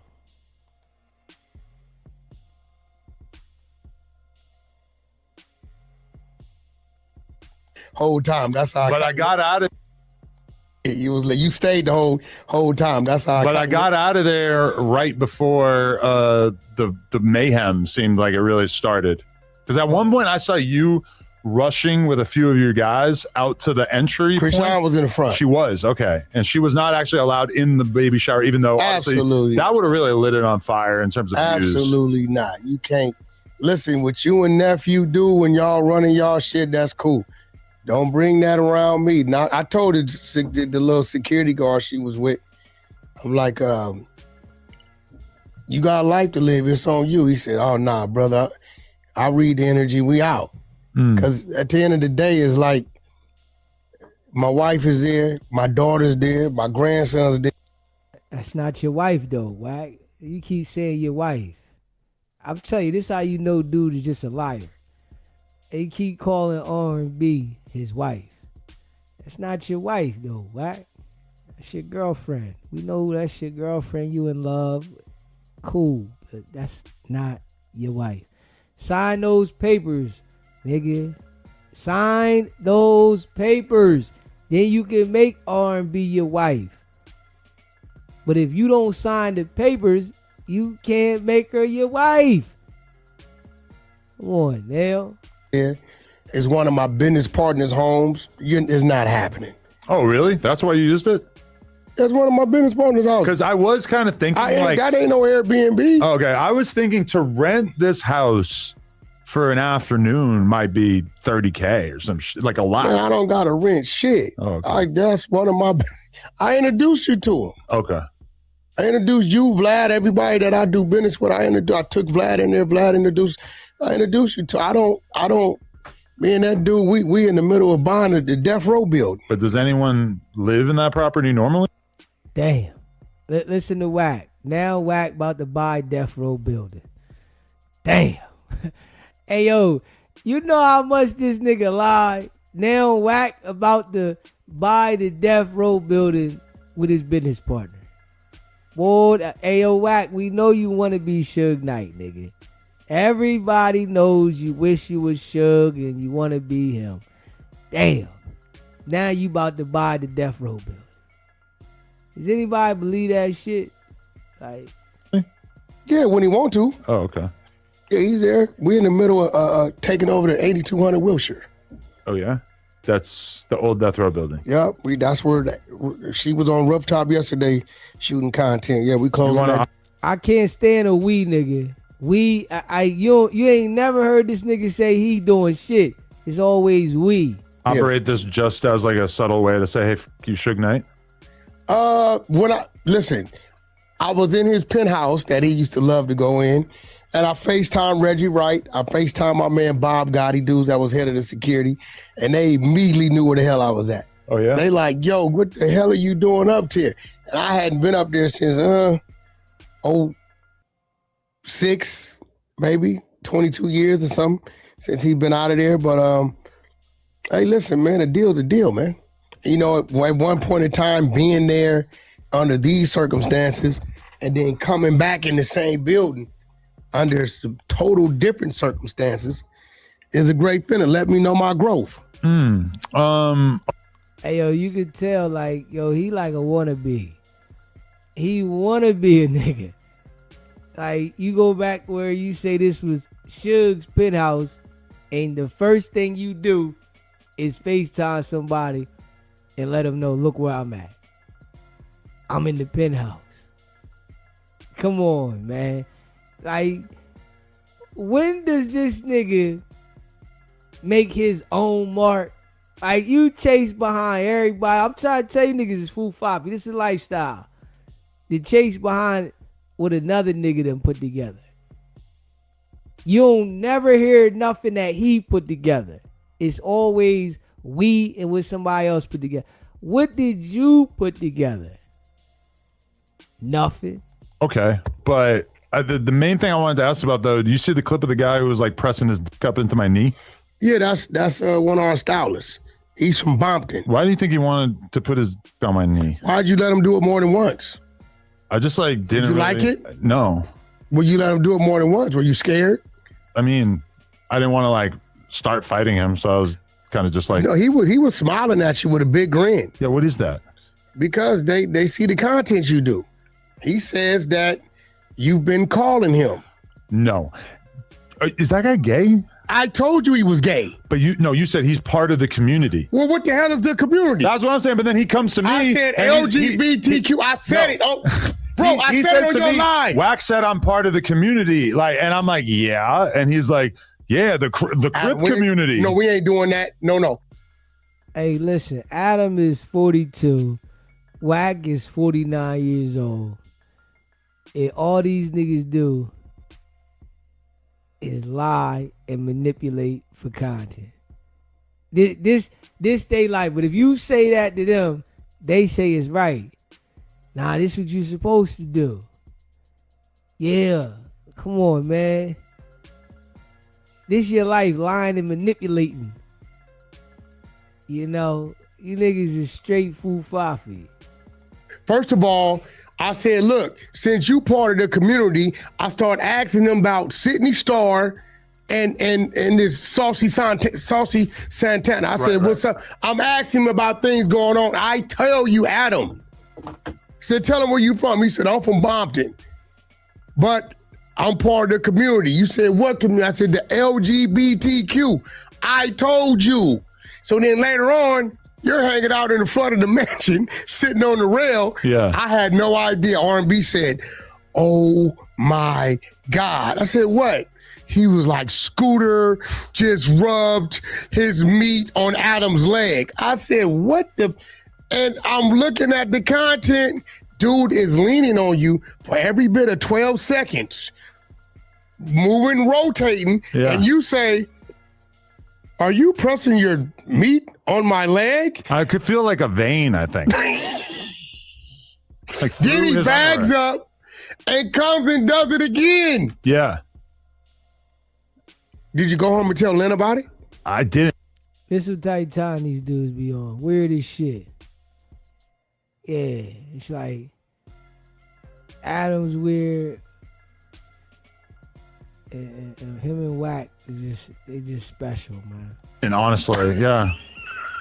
I've never been assaulted by here we go. A gay rapist or anything like that. White boy. I just I've never been in that situation. I didn't know how to act. So to anyone who's disappointed by the presentation that I put on, I guess my bad. I just was so taken aback. Well, I don't think anybody's disappointed. Yeah. I don't think anybody's disappointed, man. I think everybody know that's you. Yeah. I don't think nobody's fucking disappointed.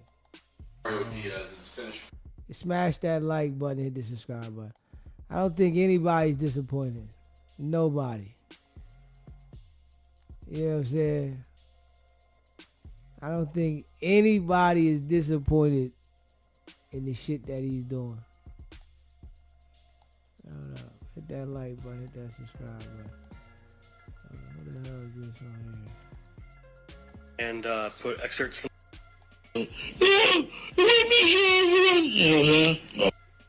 on. What the hell are they talking about? This TVD? Hit that like button, hit the subscribe button.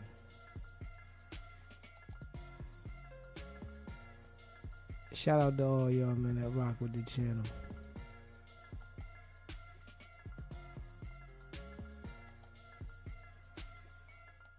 I didn't need the money. I was well off my damn self. For sure, was even around me. I'm saying? Yeah, I guess they gonna. BET transcripts does not pick up background conversation together until I've heard the audio being played with the transcript. Run. Okay, so we'll have that redacted when it does go back in case they spend more time with it. Mr. Samp, what is the proposed instruction that you would like at this time for me to read to the jury when they walk in? You're asking me to put words together? Yeah, that's your job. That's what you're good at. It is my job. Here's my thing to speak over. Okay, Your Honor, I'll let Colleen make a proposal. Yes, Your Honor, I would think it'd be something along. I'm going to let him propose it. Yeah, let me propose it. All right, then we can have some discussions about what it actually is. Okay, let him propose it, and then you can object. But I think it's cleaner for the record if he proposes. I don't know that it matters for Tavares, but okay. Huh? I don't think it matters for the purposes of Tavares, but okay. This isn't a Tavares instruction. The Tavares instruction's already been determined because this isn't something that's being let in for the purposes that I let in bad acts. This is something that they're asking just to disregard. That's only the 2015. Yeah. The Correct. shooting should still come in because the court ruled upon it. Yeah, that's what I thought we were talking about. So what is the shooting is there for credibility of the statements of defendant, motive, and identity? Yes. In his book, he starts off with, my first criminal conviction is shooting into an occupied house, and describes the event. That comes in. What shouldn't come in, and if he wants a limiting instruction on, is the 2015. I don't know if they would want a limiting instruction since we're going to redact the audio before the jury gets it. We'll also redact the transcript before the jury gets it. So I don't know if he wants to draw attention because they may not have caught. I'm going to let them talk, and then I'll let you guys weigh in. I do have one other further matter, Your Honor. Okay. Down with this the other issue is this. With regards to Mr. Dorsey's testimony, we have a record from Detective Mock who interviews Mr. Dorsey prior to his testimony. His testimony, though, on the stand really made things a little bit more easier to understand in terms of how his relation is with this case. In essence, what happens is that BET is asked by the district attorney's office to produce documents. Maybe it was through Mog. Maybe Mog is the one who does it. But in either event, BET says, okay, here's what we're going to produce. And they produce the actual finished product as their production. Right. They don't introduce B-rolls. They don't do anything other than that. And they basically said, that's all we've got. I think Mr. Diaz or Rios or whatever his name was prior to this had said something along the same lines that, hey, this is just how they do. The problem with what we're doing now is this. Mr. Dorsey gets up there and testifies and he says, look, my job, from what I understand, was to listen in to the interview that's being conducted between Mr. Davis and the interviewer, which whoever that person is. And and he's supposed to be there to really sort of make sure that Mr. Davis is not lying or saying something that's off from what he understands the 2008 proper sessions be that recorded. Here's the problem with it. At the end of what he does, and what he's proposed now, what the state is now using, is surreptitious recordings in between the official recordings by BET. Now, what does that mean? That means that while Mr. Davis is sitting in that room, he's sitting in that room with the interviewer, and at some point he's going to be asking for breaks. He's going to be asking for time to talk to somebody else, which we understand it to be Wayne Higgins, his attorney. Those conversations are not hot mic conversations. They are conversations between attorney and client, and there is a reasonable expectation of privacy there because of the fact that it's done off camera, because BET does not record it. And on top of it too, that as that's happening, they're talking in a tone, they're not yelling and screaming it out loud, but they're talking in a tone to say, hey, what do we do here, whatever the issues are. I think those parts of this recording that Mr. Dorsey had done, I think those are parts that need to be included from the jury's understanding, because here's the thing. I understand he's not a state actor. I understand that it doesn't fall under this idea of, hey, well, he wasn't ordered by a detective to do that, and Dupree is definitely not a detective at this particular point. However, it is still a crime in California to record someone's conversations that they believe is private. Regardless of if we're in a room and having a conversation, if I'm having a conversation with this individual sitting right next to me and I believe that is private, under California law, that is still illegally obtained material. But ultimately, the remedy for a private actor acting in a nefarious, illegal, whatever you want to call it way, is not exclusion against the state, because the state's not the actor doing that. So that was sort of my comment when it was brought up that way. I think the attorney-client privilege argument is definitely more interesting and is new. Or any final word on that before I turn to Mr. DiGiacomo? Well, I mean, because here's the issue that we have right now. What we have is an individual who basically takes his iPhone out, plugs it down on a speaker next to where he's at. He's hiding in a room to avoid detection by Mr. Davis, and he's recording the entire time. You hear other people communicating or having some type of discussion on top of his recording, which means that it's done openly in front of his mic or whatever he's at. He doesn't see a screen or monitor. He doesn't know what is being recorded or not. He just records the whole thing. The concern that I have with it is right now, as we're watching and listening to what's being played by the state, we don't see where exactly it is that they're going to bring in the parts that are not in the transcripts that we have from the recording. That's the official BET offering versus the stuff that they have that would have the additional thing on top of it, the surreptitious recording by Mr. Dorsey. Okay. State. Two things. Mr. Dorsey had a transcript of his recordings that has been provided to the defense. Okay. And there's a transcript of the official BET recordings, which, if you notice while listening to it, even the BET transcripts does not pick up background conversations or transcribe background conversations between other people when Mr. Diaz is asking questions. Okay. Mr. Dorsey will testify, because I specifically had asked him about the attorney-client thing. He will testify at no point in time when Mr. Davis is talking to Mr. Higgins is there not a third party present from E1 Entertainment. So there is no privileged communication that occurs between Mr. Davis and his attorney. Even at one point, you're going to hear Mr. Davis say, hey, hold on.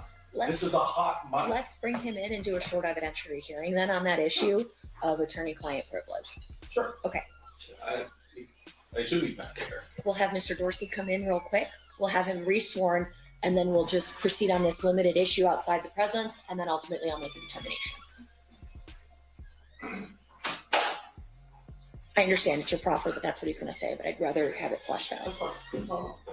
Bring in Mr. Dorsey. Just Mr. Dorsey, no jurors. No jurors yet.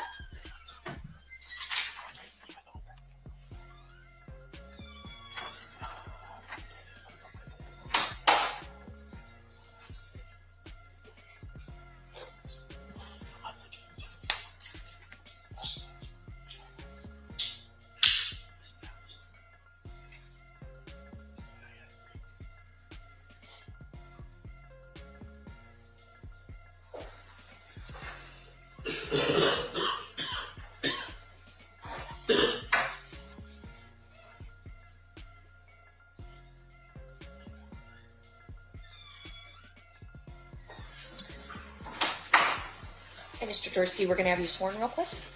Raise your hand. You do solemnly swear the testimony you're about to give in this action shall be the truth, the whole truth, and nothing but the truth, so help you God? I do. You may be seated. May I have you state and spell your first and last name for the record? Yes, it's Michael Dorsey, MICHAEL All right, thanks for coming back, Mr. Dorsey. I hope you had a good weekend.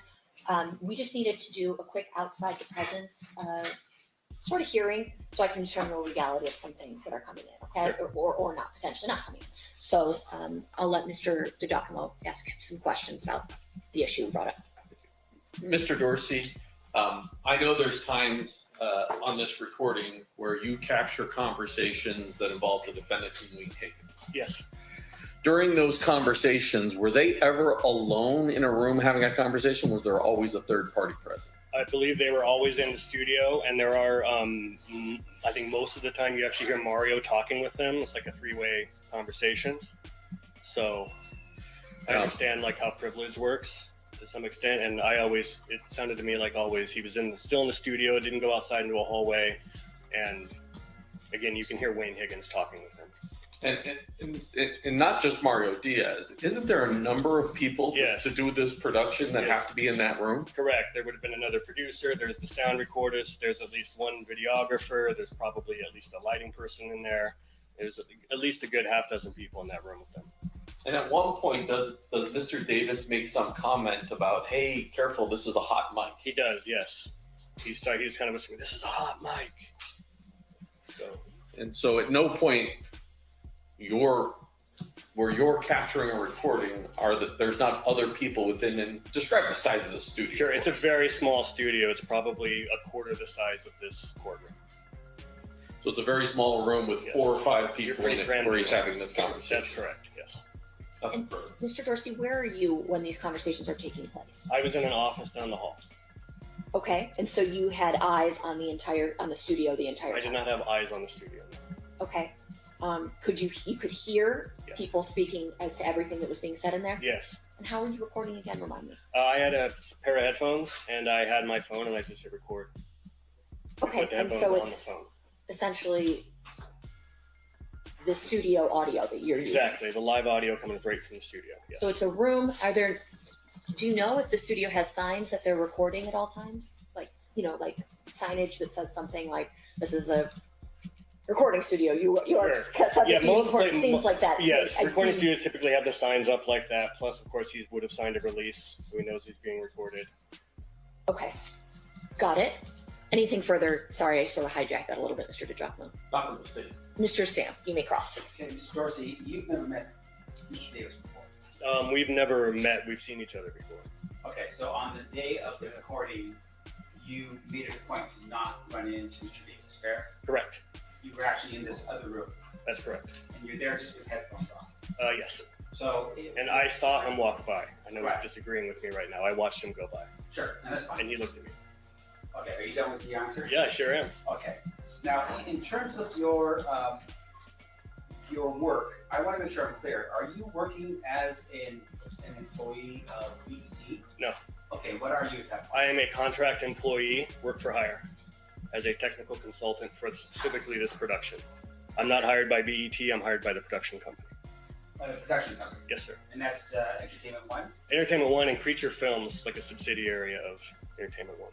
All right, and then in terms of your work with Entertainment One, that was bound with a confidential agreement, right? Yes. Do you have proof right now that you're no longer bound to that agreement? I do. I have a letter from an attorney at Paramount Pictures, which owns BET, approving me sharing my information. And then I also have an email from Mark Ford, the head of Creature Films, also saying he had no objection. Okay, so in your work with Entertainment One, what you basically do, you have your phone or whatever recording device down next to the monitor in which you're listening to a conversation. Correct. You cannot tell us who's where in your recording, correct? Correct. You just hear noises, right? That's right. Now, in terms of the actual recording itself, as the individuals sitting there, are they sitting with mics on their lapels as they're sitting there being interviewed by that person? What you mean, the person conducting the interview, is he wearing a mic? Is he wearing a mic, and is the person that is interviewing wearing a mic? I don't know if the Mario Diaz, for example, is conducting an interview. I don't know if he was wearing a lapel mic, but there would be 2 mics in the room minimum. There would be a lapel mic on Keefe, and then there would be a shotgun mic over him that is kind of capturing everything else in the room. Right. And so in terms of what you're recording, you don't know, for instance, if the cameras are on and off because you're actually just listening to sound. That's correct.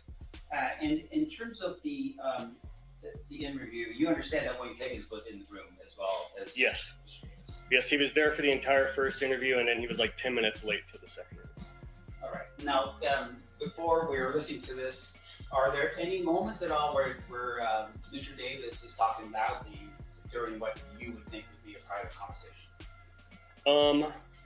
Loudly. He's just using a normal indoor voice is what I would say. Okay, and then when you say that there was this statement that this is a hot mic, yes, fair to say that was a reminder to whoever he's talking to that, hey, this should be kept private. Correct. All right. Yeah. So there were times where there was an understanding, or at least an idea that what they were going to have a conversation about. There was one time, that was the only time. Now, after you had recorded what you did in this case, which is the entire thing. Correct. You never had his permission to record all of it, right? I didn't need his permission. Why? Because he's there to be recorded. He's got mics on him. He has lights and a camera pointed at him. He's in the production studio. I'm officially hired on as a crew member. I'm allowed to do whatever I want. No.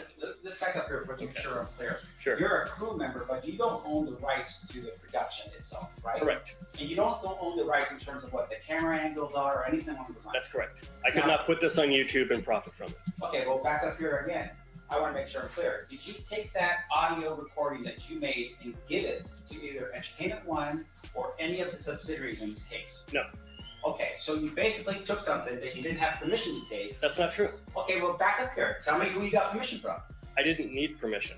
Do you understand? There's no permission needed for that. I'm there to do it. I made the recording because he showed up for the first interview, not ready for his interview to be conducted. So I knew it was going to be broken up into 2 days. So I said, I'm going to make a recording of this so that I can make sure we ask the correct follow-up questions when we come back. That's the only reason I made this recording. But you're not the contract person. You don't have a contract. I apologize. We're way afield of the issue that the court needs to rule upon, and this sounds like cross-examination for a jury. Well, I'll get back into it, jury. I'm just saying as of right now, Judge, we have a problem with this. Thank you. And just to make sure I'm clear, you take that recording, and that's the recording that you're now publishing here for this jury, right? Publishing, no. Playing for the jury, yes. Publishing, and it suggests publicly. I'm not putting this out to the public. That was a legal terminology, but you're playing that for the jury now. Yes, sir. I have no further questions. Anything further, State? Not from the state. All right. In general, the attorney-client privilege under 49.095 is broken when you speak in front of a third party who's unrelated to the legal team. Here, it appears as though Mario Dorsey and others were potentially present for the conversations. Additionally, the setting of the interview itself does not lend itself to a belief that the conversations would be privileged and or private. It's a recording studio. The purpose is there to be recorded. A release is signed so that the person can be recorded. The entire room is microphoned up. Additionally, there are microphones on the people participating in the interview. In general, this isn't a situation that would lend itself to private conversations. I think based on the testimony, they are not privileged conversations. Circling back to the issue regarding the instruction to the jury, Mr. Sampt, is there anything, did you want me to reread the Tavares instruction, which I can add something related to the unrelated shooting to? That proposal for that would be this. You have heard testimony regarding drug trafficking, conspiracy, a federal conviction, gang affiliation, and an unrelated shooting. That's not an unrelated shooting. In 2015, he lets the cops come in his house and they find a gun and I think some drugs, and that's what he goes to prison on in 2015. The shooting he's talking about is his teenage shooting that's written about in his book. So Mr. Shams was conflating the two. Okay. The 2015, So how about this, instead of federal conviction, prior criminal convictions? A conviction in 2015? Because that's the only one that wasn't part My of the point in motion. saying that it was unrelated is saying that it's unrelated to this incident. Correct. Unrelated 2015 incident. So what's your proposal, Mr. Samt? I saw you had a piece of paper. Yes, Your Honor. Myself and the defense team worked on a Tavares instruction that says you are instructed that any testimony and/or evidence introduced about any unrelated shootings and/or murders is not admitted and should not be considered for propensity purposes, but instead for the purposes of motive, intent, or to establish the credibility of defendant statements. It's not only not to be considered for propensity, it's not to be considered for any outside thing other than those narrow exceptions that we've delineated. Okay, that's the propensity purposes was the. So if you're okay with that defense, you want to add or any other purpose somewhere. Okay. We can add it. Okay, let them add that and then bring it up to me and I'll use that as my master. And we'll ultimately end up giving this instruction to the jury in their packet. Thank you. So that's your suggestion, and that is granted, Mr. Samt. As soon as Ms. Pandu finishes looking at it.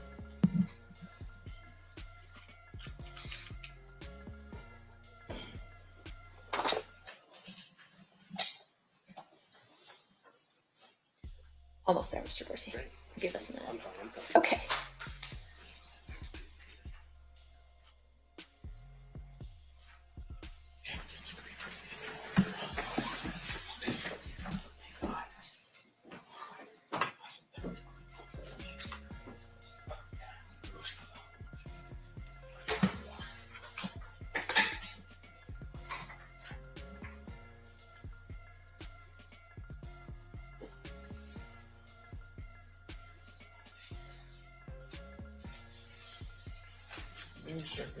Testimony and or evidence introduced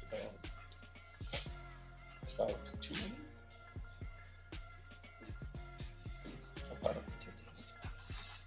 Take the two out. Yeah.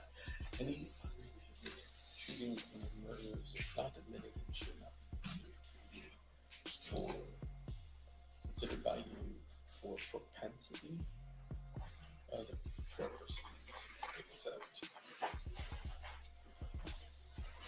for the purposes of motive intent to establish the credibility of defendant's statements.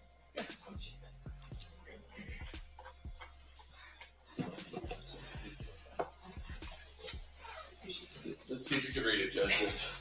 Some Banu's, some Colleen's handwriting. God, gosh. You should both be doctors here. I know. I'll rewrite it for you. No, it's okay. You sure? I think I got it. Okay. Have a little.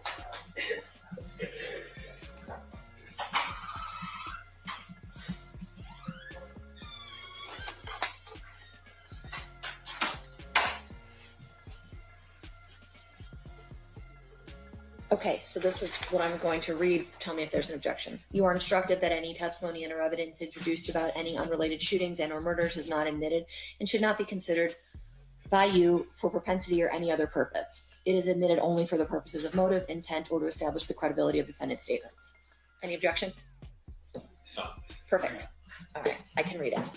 So as soon as we bring the jury in, I'll apologize for being a little bit late. My fault. And then I will read them the limiting instruction and we'll get going. Should we leave Mr. Dorsey on the phone? Yeah, I think so. Okay. All right, so as soon as that jury's ready to go, we'll go.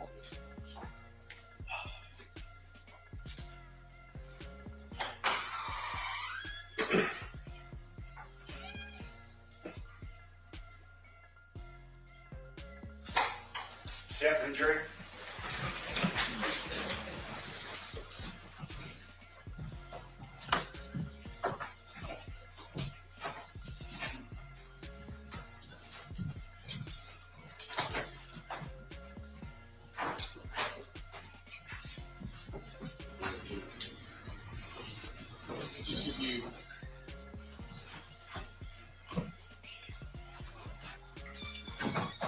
Did the party stipulate to the presence of the jury? Yes, sure.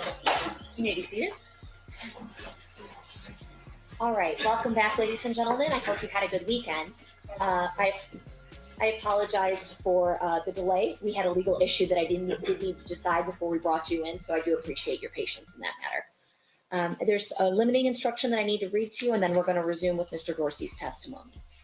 You are instructed that any testimony and or evidence introduced about any unrelated shootings and or murders is not admitted and should not be considered by you for propensity or any other purposes. It is admitted only for the purpose of motive, intent, or to establish the credibility of defendant's statements. All right, Mr. DiGiacomo, Mr. Dorsey has already been sworn, and so you may proceed.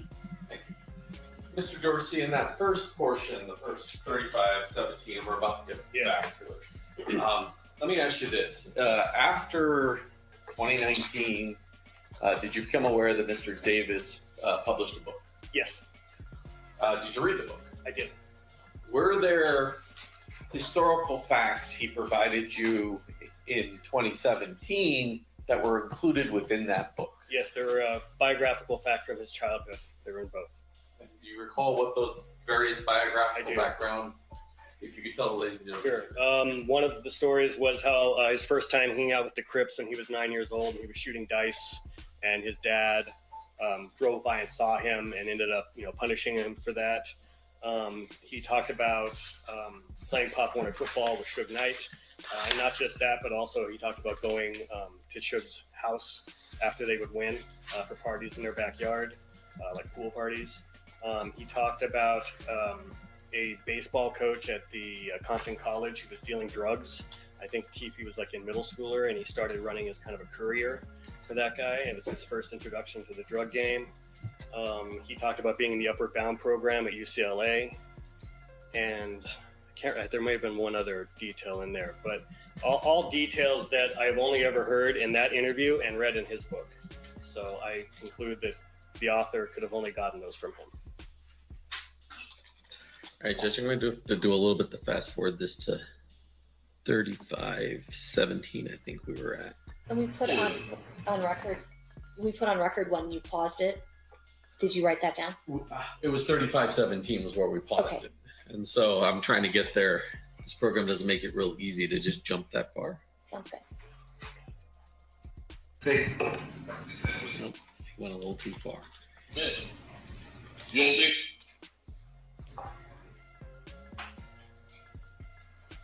Remember, we were just growing up, we went to the club and I rolled up weed and nigga.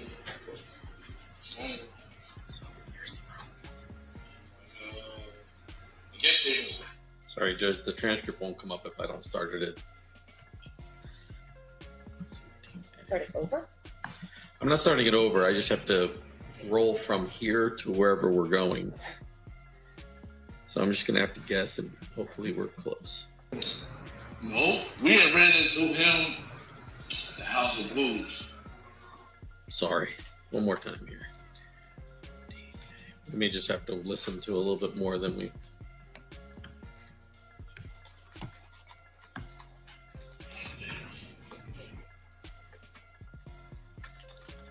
Just that night, seemed like dude stuck his head up our ass on me. Yeah. He's a special agent in charge of the major crime. It was just that night. That dude made more like I did a 5.5. He came up here at least 10 times. I'm going to stop this. Before his interview in 2017, had you ever heard of Special Agent Holiday? I don't think so. I don't remember hearing much about the federal investigations into him. That was new information to me.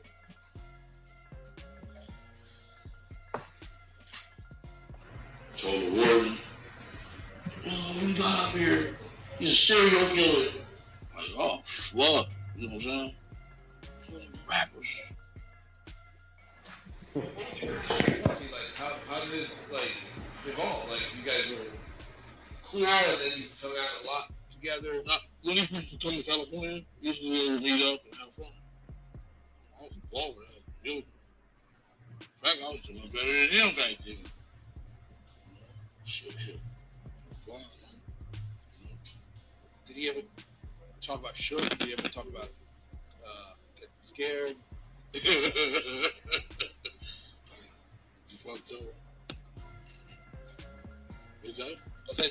Did he ever talk about Suge? Did he ever talk about being scared and like, you know, all the bullshit, go back and forth, the East Coast, West Coast shit? You talked about that till later on in our relationship. That's right. That's what I mean. Like, you know, when did we get to that spot, that place where you guys were talking about that? I remember my boy Zip was rolling up, he was going to the club one night, rolling up Greenleaf in the neighborhood. His phone line. He was like, I guess they must have fucking played it. Something I don't know. He's like, man, let me speak to Keefe. Got on the phone. What's up, dog? Like, man, I'm giving a concert out there. You want to tour on the West Coast? Asked me was think it's cool to come out there. I said, why it wouldn't be cool? He's like, the big CEO guy. CEO guy? He's like, yeah, the big guy. I knew what he was like cold work and shit. So I guess I was scared of the guy. So we went to the Urban Metals. It was something. Concert, Beezy, the hottest song out of the world. You know what I'm saying? Shit, that song was One More Chance. Pulled me in on the stage. Suge was right there. I came off the stage. He asked me, man, how you doing there? Saying, where I know you. That. Then, after that, we went to the San Diego concert.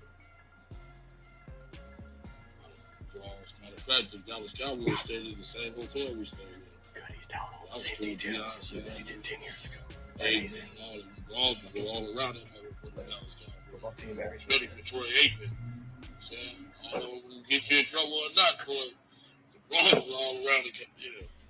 Then we went to the Anaheim. That was on the Halloween night. Perfect. Halloween night was cool there too. And he just give you passes for everyone, like everyone would go concerts.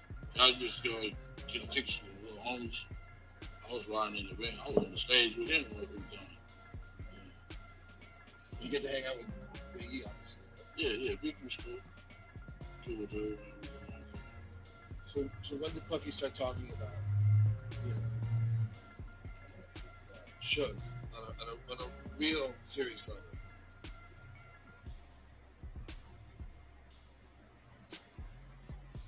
You was back there?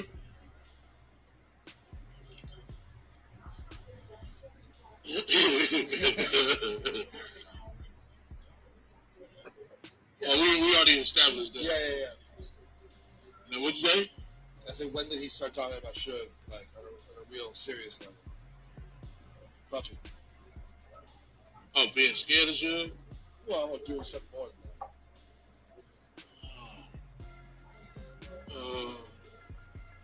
I'm really comfortable talking about that right now. When you see me in that suit, you got me. Okay. I'll be able to thought that out. So let's take a break. You can go smoke. Can you be back here in 10 minutes? I want to get more before the 2 o'clock. Yeah. Yeah, you got to give me to my wife. She did take me back. You know, I couldn't. Might have not been here. What do you mean?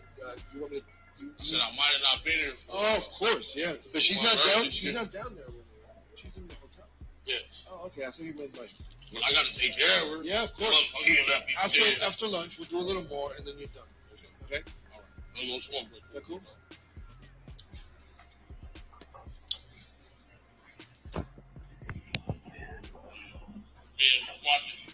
Man, just watch it.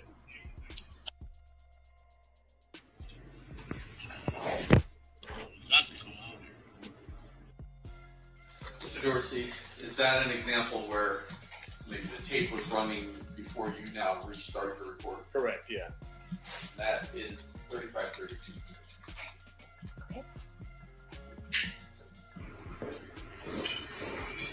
Get rid of this problem. Can you tell me what he told you? Like his exact words. Do you remember? We're gonna do that on the next one. I have a pretty soon on. All right. All right. Hold on. So say it in your own words then, not his words. What did he ask you to do? To say it in your own words then, not his words. What did he want? I guess he wanted to get rid of them dudes, his problems. To get rid of his problems. Yeah. And who were his problems? CEO, the big guy. Yeah. And when did? Yeah, because you said hit him up was a big deal for him, right? Like that was that was too. Man, that was totally different. You don't think so? Yeah, I told you. Yeah. Yeah. I mean, I think he even said something about us. To me, he didn't say our name, but he said whoever down with him, fuck them too. I'm like, yeah. And so you guys were cool with that, with helping him. No, we had ran into him at the House of Blues. This is Pop. Ran into him at the House of Blues. Him and the guy Big Sight, the Outlaws. And he had just made that record on Beezy and Rose fan. So one of the homies went up here and put him in a little thing right here, saying, man, you know what the fuck that mean? On Beezy and Rose fan. He's like, no, I'm just rapping. And Sight like, yeah, he's just rapping, man. He don't know nothing about that stamp of blood, motherfucker. Stop, brother.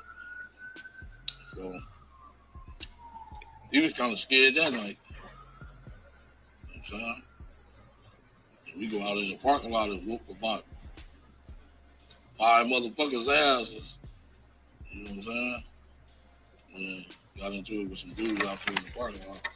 And he seen that shit. He's like, yo, them dudes ain't no joke. Sorry about that, guys. So how much did Puffy offer you? How much did Puff offer you? Wayne's gonna give the green light, right? I'll have a good answer for you when I have one that suit on. I'm gonna take it through for you. Exactly, you know what I'm saying? Correct. But he offered you. Can you just say he offered us some money or something like that? Can you say that it was money at least? Yeah, it was money. Yeah, oh, money. Yeah. Yeah, he was kind of scared of that. He was really scared of the dudes. You know what I'm saying? Puff wasn't no ganger. He was out of college and all that, performing arts school and all that shit. He knew what that street life. But the really beef should have had was it should have been with Wu-Tang. Wu-Tang them the one was doing the damn foot after the pool at the shorts concert. They was calling you out. You two was picking some fucking kids, junior mafia. These are kids. You a grown ass man. You know what I'm saying? The beef should have been with the Wu-Tang. You want to take it out on the bad boys, some kids. You know, start up. That pushes weight around. That's because Tupac was having that shit. Lit, Biggie, yeah. He was lit. Suge hooked up with Tupac. Alright, we're going against it. This before he got out of jail though. Remember the Source Awards? He was like, every once in a while, like, you ain't got no love for two, you ain't got no love for the West Coast. Remember saying that? Yeah. All that shit really, I feel it was a jealousy thing. He should have just been happy. Suge should have been happy. You making money, and this dude's making money. Be proud of each other. You know what I'm saying? We want to bring each other down. So why'd you want to get involved in that? I didn't want to get involved in that shit. They brought it to us. Bring something to the gangsters. I told you that earlier. It's a cap pill. Yeah, I hear you. Is it true that Biggie and those guys from Bad Boy used to hang out? They never really come. When y'all listen to this shit, right? Can we be real? How is Keefe D gonna beat this shit? You know, people saying that nobody plays Keefe D at the scene. I don't see no way Keefe D is gonna beat the case. He's saying all this shit himself. Whether he lied or not, he said every damn thing. You know what I'm saying? That's what the jury is gonna convict him off. The shit he said. They're playing back what he said, and he's sitting there saying it so fluently. There's no way that he beat this case. Smash that like button, hit the subscribe button. Never. Really, it's they had some bad cops around shit. I read something about them hanging out in the girl's house in California. They never No pictures of never that? hung out there. Honestly. So let's cut to let's talk about Orlando. We have 10 minutes before we cut out for lunch. I want to know like who your nephew is. And, not a lot of stuff to know about. Who is he? How old is he? What kind of family? Tell me a little bit about him. Who are we talking about? He's well respected. Intelligent. Who, Orlando? Orlando. My nephew Orlando. Well respected. Good student in school. Everybody loved him. He's just a likable guy. Everybody loved him. He liked the Tupac too. So what got him involved in gang life? Yeah, was he involved in gang life at all? That's cool. So there's a difference between gangs and the gang.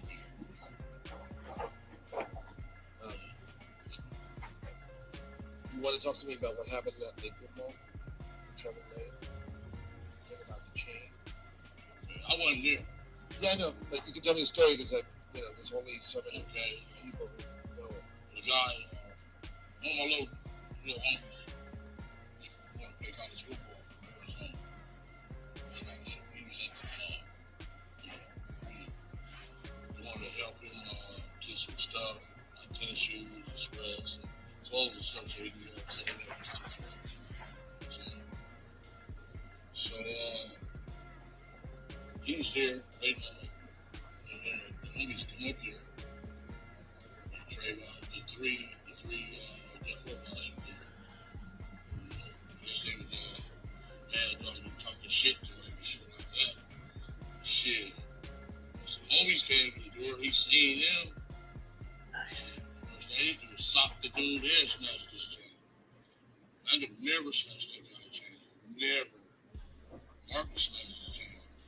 Chains wasn't worth fucking for $300. Petty ass bullshit ass chain. Smash a little, it was a little like this. That fucking chain, talking about some bounty and the punk ass chain. Yeah. There's a bounty on it. Yeah, that little punk ass chain on me going. So he didn't do it? Orlando did not snatch that man chain. So why is it that Tupac then saw him and said, that's the guy who snatched my chain? All this stuff was building up. It just went from the mall. One day we was on Sunset. Shook pulled up in his Rolls Royce. And Snoop Dogg was in the black. Tupac was in the white. Keefe was at the Roxy. I was where we went to. They pulled up in their Rolls Royces. It was about 30, 40 clips out there. And listen, he got that DVD. Oh shit. Jumped out his car and talking to me. Sure, you like, is it cracking up here? Like, no, dog. He said, oh, well, Paradise is cracking. It's a club at the high. It's not on it. Moving down here. Shit, and we hit that street there in South Monica. Some dudes just started shooting. Shot up, shit his Rolls Royce. Some red Godfather was laying in the street. Yes, he figured that we was behind that too. You know what I'm saying? We was with you, with over you. It's all kind of little different angles on that shit. We just went from So talk to me about, because I'm really interested in knowing about that a little more. Like, How does the gang stuff feature into the story? Like, how was it building? I guess what the question is. Like the mall thing, what you just told me about Suge. What else? What else was like building up? We seen them brawls at Luna Park, little club on Santa Monica and Robertson. And them brawls just talking shit. And we just kind of push them around. We beat their ass with them. Let them know. And get it fucked up. And this town has always been our town. The Crips. You know they out. I just left the state prison. I was a MAC rep up there. There's 51 Crips, 4 Bloods. You know what I'm saying? So they know they outnumbered and they can't win out here. Crips are more dominant than they are. And they know that. What made it kind of tense? Because, you know, before Death Row, there's always tension, right? Between Crips and Bloods? Yeah. Yeah, our neighborhood's always been into it. Because we're on the same side of town. You know what I'm saying? Like the Ludus Park, Mob, and Hams. They go against the boys on the line with them. You know what I'm saying? But we always been dominant over there, you know what I'm saying? It's like, that's why I don't understand Chris Brown, Justin Bieber, and what's the other dude name? What's the tall, skinny guy that came in Compton the other week? What's that tall dude name? Came to Fruit Town. Lamar? No. What's his name? He on that Love and Hollywood show.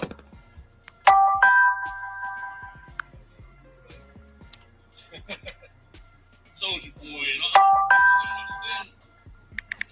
Get in trouble out here. Go to that state prison. Rape y'all. Justin Bieber, Chris Brown. You know what I'm saying? Y'all tripping on me.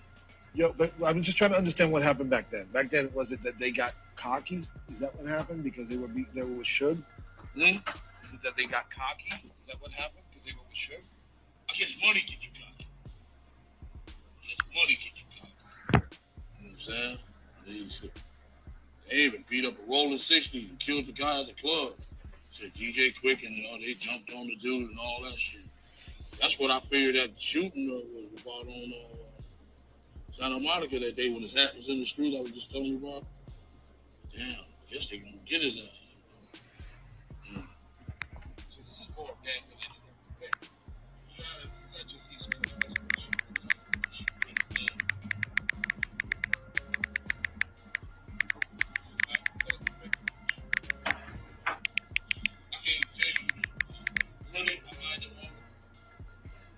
You know what I'm saying? Because it's some mafia shit, man.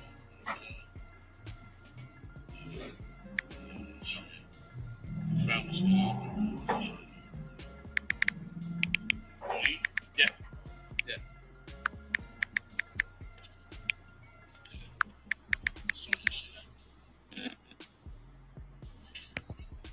Okay, well, I'll be in there.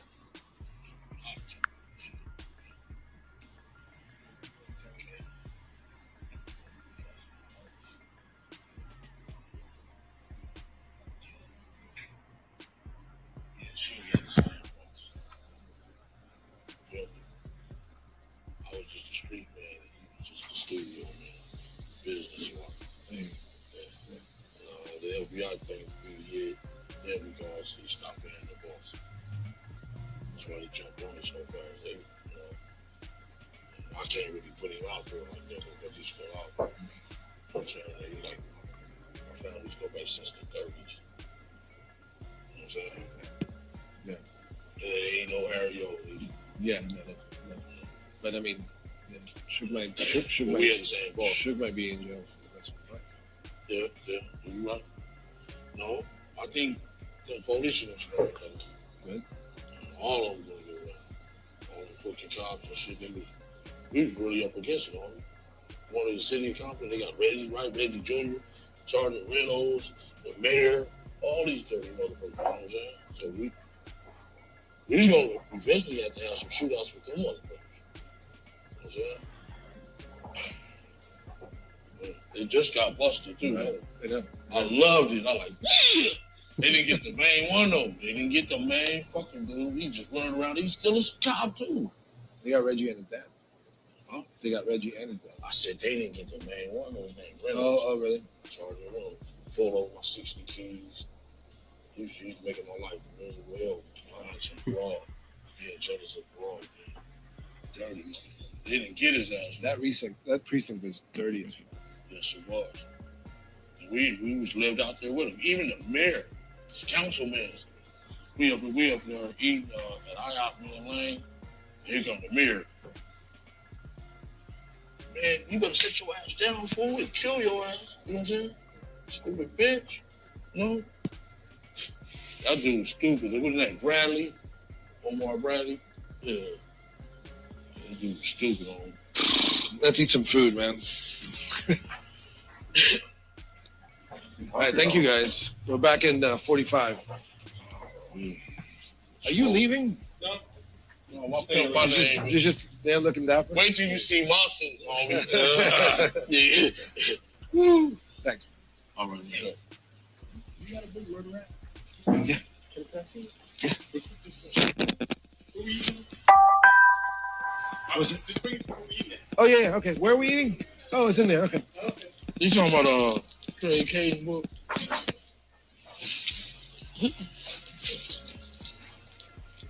Okay.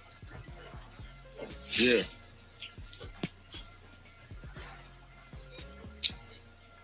Don't say nothing about no people. That's mine.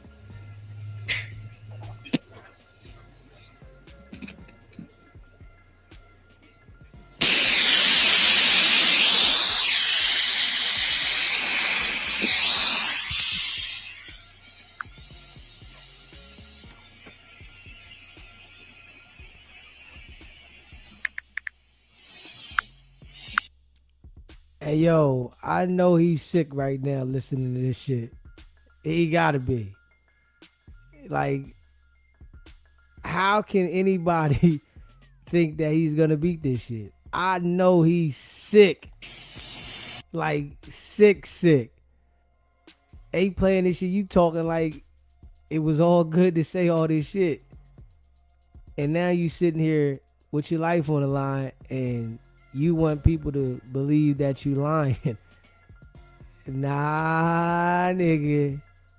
You giving details about shit that went on in the street, you know, and I guess you want them to believe the street stories about what went on in the street, but you don't want them to believe that you had something to do with Pac shit. Yeah, he cooked himself, you know. I don't feel sorry for him. I feel like, you know, like straight up, the man's 60-something years old, man. You know, he was well old enough, 40, 50, whatever age he said all this shit. He was well old enough to know what he was doing. I don't feel sorry for the nigga. Let him go sit down and, you know, think about it. You know what I mean? Like, I like, listen, man. I'm not feeling sorry for people making these decisions that they make and do what they do, man. We all grown adults, you know, whatever we gotta go through, it's a part of life. And if you choose to make certain decisions, man, shouldn't nobody feel sorry for you. Feeling sorry don't fix shit.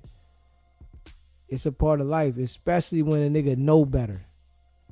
I could feel like if you didn't know better, you know what I'm saying? I could feel like, you know, if you had no understanding, but these people all got understanding that be doing the shit they doing. Everybody that's on trial right now have understanding. Keefe D, Little Durk, Yella, Beezy, all these people got understanding of the decisions they made.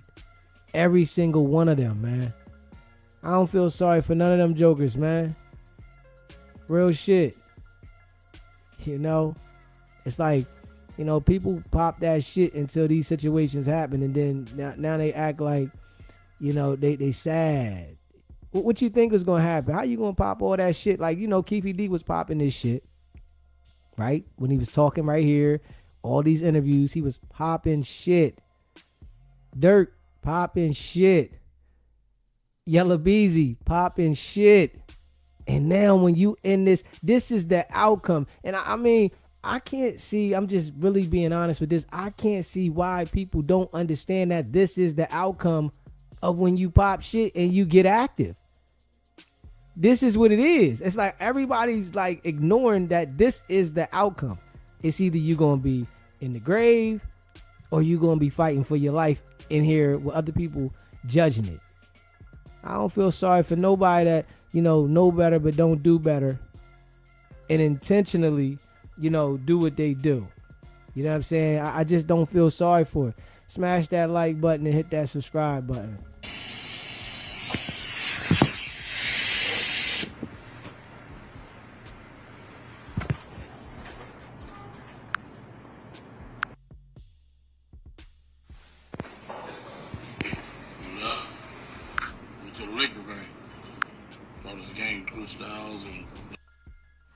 Once again, Mr. Darcy, and that's around 52 minutes. There's a break where you missed some of the transcript. Was the transcript show? Yes.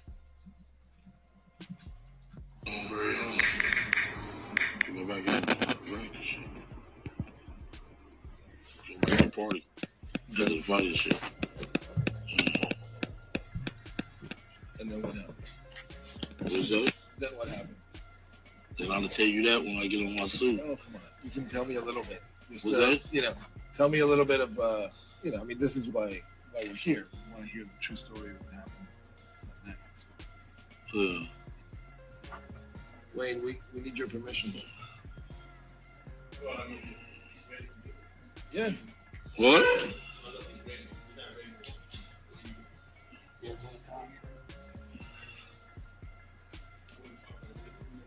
Yeah, I'm gonna talk about that one later. You wanna go to the aftermath? Yeah, can you talk about, before the aftermath, can you talk about that, like, generally, just to give me something to work with? And then we can do it again in more detail. Yeah, like a summary. Well, let me consult with him. Yeah, go. Okay. That's okay.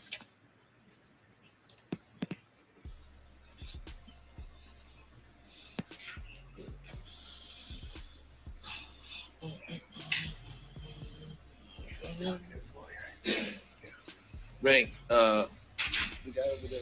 I thought we weren't gonna say that, dude. Okay.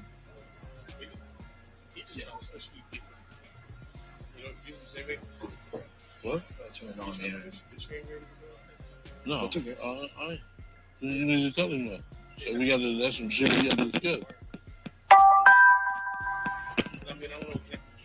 Hello.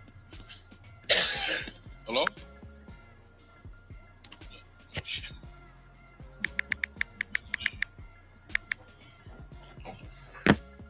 Where you about to go? Huh? All right, I'll be through there. Yeah. Yeah, of course. Is that in my pocket? Just tell him come here for a minute.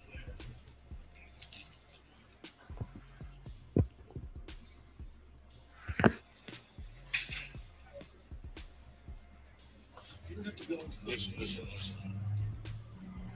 We got to consult with the U.S. Attorney. You don't want to get you locked up. You don't want to get locked up. Do you? No. All right, we got to consult with him. So by the next time, I didn't. He asked me to come down here last week, but I never did get a chance to talk to him. That's why I wasn't ready for what y'all forced me to hard. I want to know what I can say and what I can't say. So I got to discuss that because that dude is going to be a fucking judge. Give me the death penalty. They can give me the death penalty only. It just wasn't him. He was just fucking. He was just like a fucking. He was like my dessert. You hear me? Yeah. It's way more than him. I think this is an area where he may not wants to be having words straight. Right. So let's do this on the next one. Okay. Once I get told with him and he tell me yeah. Okay. You don't want to get me locked up. You're still gonna address it. It's just that Yeah, I just got to go to somewhere. I didn't want to tell y'all that just morning and stuff like that. Dude said, come talk to him before I do this. If he didn't do it, why is he afraid of getting the death? Because I make him look like an asshole, they're going to lock me up. But he's not a threat. Yeah. Okay? Yeah. That's why I wanted to consult him first. Yeah. Y'all pushed me to do this. So where do you want to pick it up? Still. Where do you want to go right now? Because you said... You want to do the aftermath? Yeah. Okay. Look. The man's got to eat. Yeah. Did you... We got food, right? Yeah.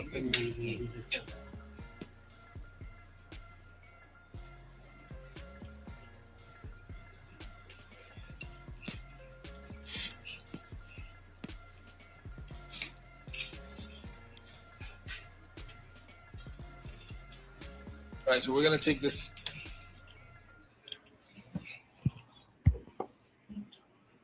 After the fact, after the murder, yeah? The aftermath. We go, we get home, so we on my street. It's about 4:15. Reggie Wright Sr., you know, he was the captain of the Compton Police back then. I guess he must have did his war room with the oncoming ship. As soon as he did that shit, that motherfucker jumped in that police car, came on my motherfucking street, ran the stop sign and everything, doing about 70. Pulled up on the wrong side of the street, jumped out of his car, said, listen here, you motherfucking Keefe. You motherfuckers killed my motherfucking son, the belts is coming off. I'm like, man, what the fuck is you talking about? Like, you heard me, motherfucker. I'm like, damn. So, with my immediate crew, I said, like, they were trying to get into it. Trying to get in. So we got to watch these motherfuckers. So we stopped hanging around there right there. We seen they had the back of the police. What does he mean by, like, my son? His son is fucking Suge, man. He's Suge's man. You know what I'm saying? All them, they from the same neighborhood and everything. David, Mack, all them dudes, man. So we really had it rough. So we might have to go to war with the police. You know what I'm saying? It wasn't just the gang members. They had the police, shit. Right. Feel me? Who else? Was there anybody else after you? I don't know. You know what I'm saying? They got a lot of deranged fans and everything. You know what I'm saying? Shit, some girl might. You know what I'm saying? When did the cops finally get to you? No. When we got back, the Moon Man on MTV was like, Keefe nephew. So it looked like Suge told from day one. You know what I'm saying? So like that motherfucker told from day one, Keefe nephew. Why the fuck you use my fucking name? You know what I'm saying? I just didn't understand that, you know? Keefe nephew. Moon Man coming on every hour. You know the little Moon Man? Like, damn. You know? Kind of. The Nation called me. They said, come meet me. Goes to Gondo and that's a public. And when met him at the Chevron right there, he's like, dog, I'm going to jail. I said, what? He said, yeah, I'm going to jail. I'm like, no, homie. Like, man, I'm out of here. I ain't seen that motherfucker since that day, you know. So, you know, I kind of hate I met Puff. It destroyed my life. Now these super rich motherfucker ain't even sent me a pair of Sean John drawers or nothing, you know what I'm saying? God damn. Or noodling while I was in jail. You know what I'm saying? Just left me for dead out here. You know what I'm saying? And that ain't the way fucking, you know what I'm saying? That ain't the way the game go. You know? Shit. Had your back, you ain't have my back, though. You know? Yeah. When did you talk to police? What's that? You gave them a statement at some point, right? I gave them a statement? Yeah. No. No? No. Well, I mean, the proffer deal is a statement, though. Yeah. Dun, dun, dun, dun. What's up, man? You just ain't gonna say nothing back there? I don't have to. You already. Yeah. This is part of the same thing. It's like, You think you just said you I'm just saying, at some point, you did talk to police. Is that not true? I think that's what he said.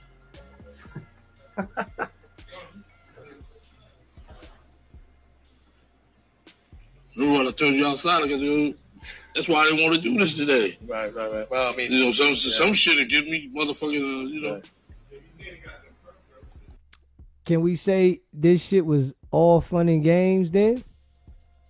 Like, can we be real?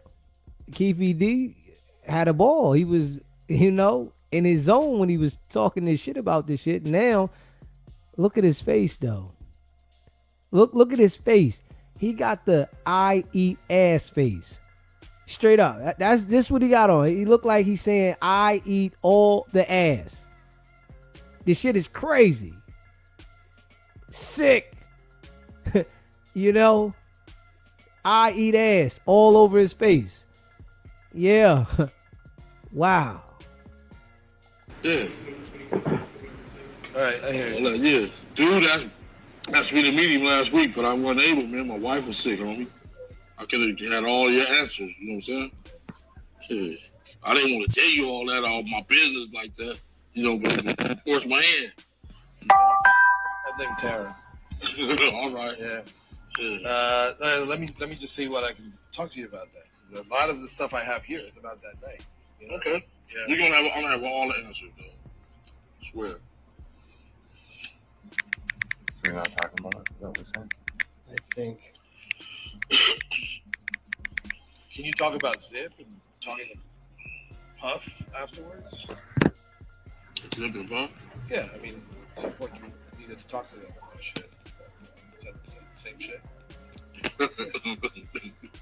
Yeah. Was it?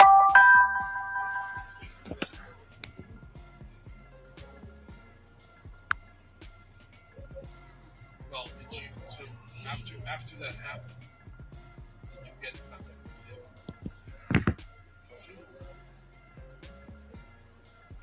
Me and Zip was together. He was with us at the point. And afterwards, you didn't see him. He didn't come back to LA with you, did he? Yeah.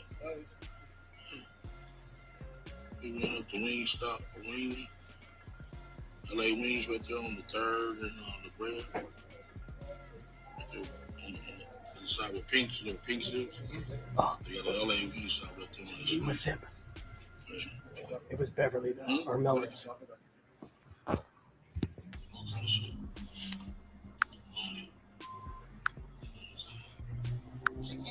Yeah, so that we don't waste our time, can we do something where you can talk to me and then get approval? You get approval of whether you use it or not? Because otherwise, We only can answer 3 questions on it. I'm gonna go into full detail with you and everything on it. no, you don't have to do. Once I get the green light where I uncover, you know what I'm saying? Because I can't make them look like a goddamn asshole down.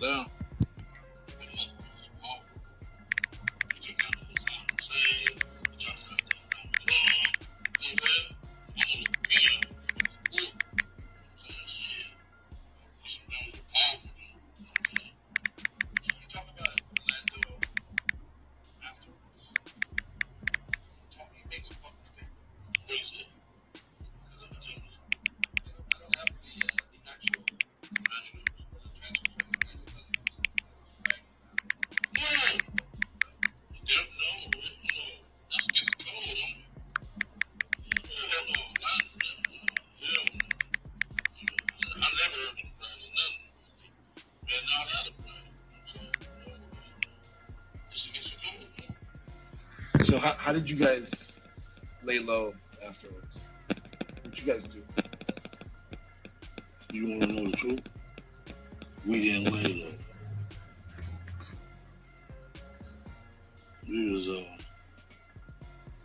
after they asked.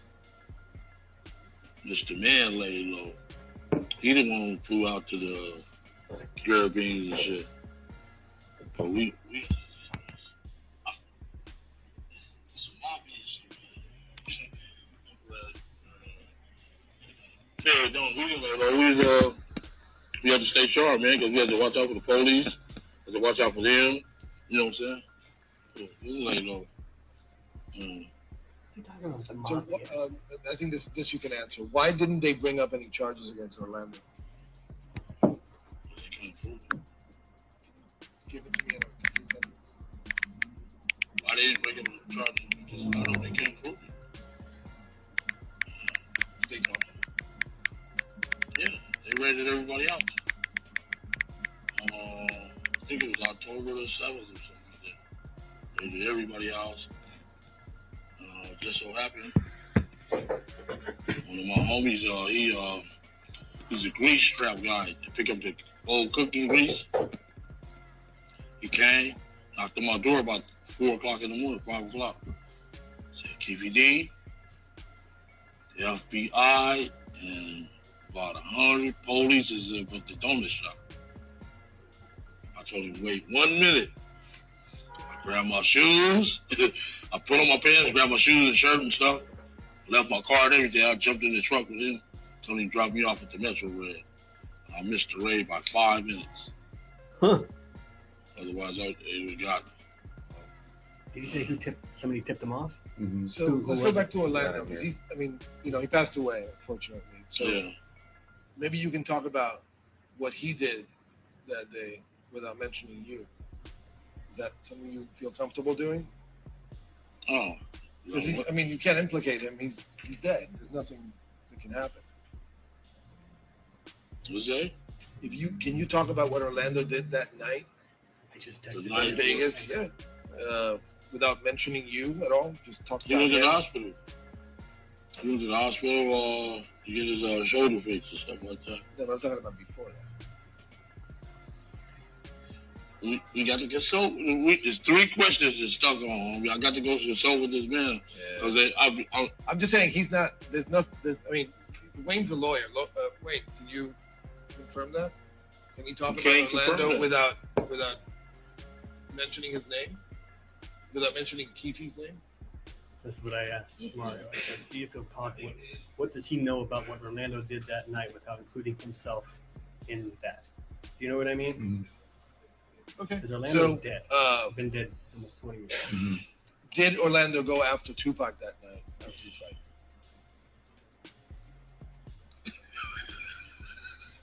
Huh? I gotta do my job. No, he didn't go after Tupac. He did not. Mm-mm. Man, wait till I get on the suit, man. Keep on. Let's go somewhere else. You want to talk about Paul? Something like that? What's that?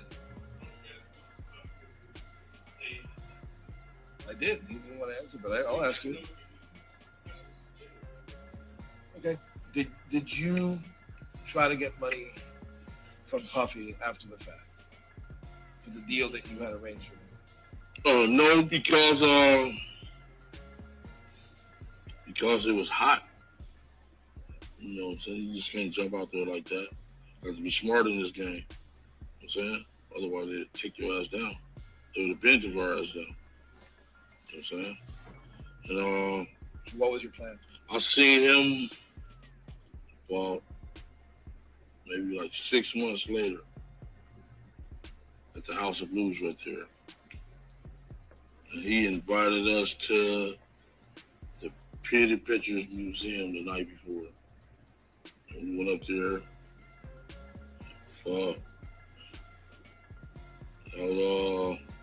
He was up there partying. I seen him at the Pretty Pictures Museum. He like TVD. The FBI is all over us. I'm saying, if you want to catch our heat, you know what I'm saying? Shit, they up in this party right now. I'm like, really? Like, yeah. So that's why I didn't understand how the fuck Biggie can get killed. You know what I'm saying? If the FBI all around here, you know what I'm saying? So they up in the party and everything. Ever since we got off the plane. Fuck. God, I just thought of something I never thought of. We'll talk about Biggie in a second, but did you ask him for? That's why there's the no money way that Keefe and the he owed you? Southside Crips killed Biggie. Was that? Did you ask him for the money that he pulling owed the you? FBI all over? No, him. So the Keefe would shit, have if been we like, got "Fuck, the the FBI FBI are around, outside right now. Murder's off. We can't kill him right now." That's I never put that together before. And is it true that there's a rumor going around that Zip got half the money? That's what the FBI said. Say it again, because I don't. That's what the FBI said. That Zip got the money. Do you believe it? There's a motherfucker. See Donald Trump Jr. right now in trouble. And about fucking emails and shit. Yeah, motherfucker. You know he a motherfucker. Did you talk to Zip about the money? No, yeah, man. As soon as I left, I told you that, man, Ted Holiday had his head up my ass, homie. I still got an invoice from him. You know what I'm saying? Shit, that dude's a motherfucker. He head of the major crime unit, shit. That dude's a motherfucker, dude. You know? So, but here's the thing. You're not upset about not getting paid? Were you not upset about not getting paid? It's the time to get paid. I was trying to pick the perfect spot, dude. You know what I'm saying? I'm trying to just pick the perfect spot. All right, let me just backtrack here for a second. What does he mean by that? Yeah, you can switch over. Yeah, he's gonna gonna pay to talk in this office building. Yeah, he wants like a. He wants to be in like a warehouse. He or wants to something. be like He wants to say like his. I don't know if they come up with the spot or what, but yeah, he doesn't want to be here.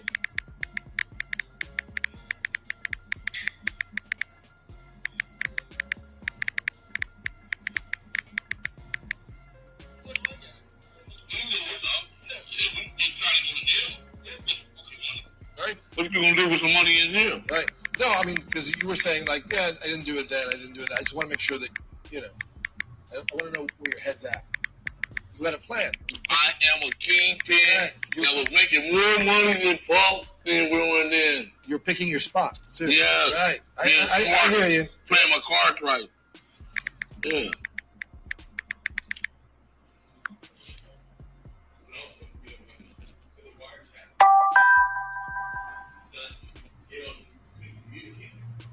Not at all. We was up under a microscope. You know what I'm saying? They got crooked ass Compton police feeding these dudes downtown all the information. You don't understand, homie. Y'all need to be on our fucking side, homie. You know what I'm saying? Everybody on Tupac's side and all these other dudes' side, they should be on our fucking side. We the one who was catching it. Had crooked Compton police, crooked Rampart. You know what I'm saying? Right. They telling them people downtown the FBI shit. You know what I'm saying? Yeah. Yeah. No, I hear you. Yeah, I mean, we was up against it, homie.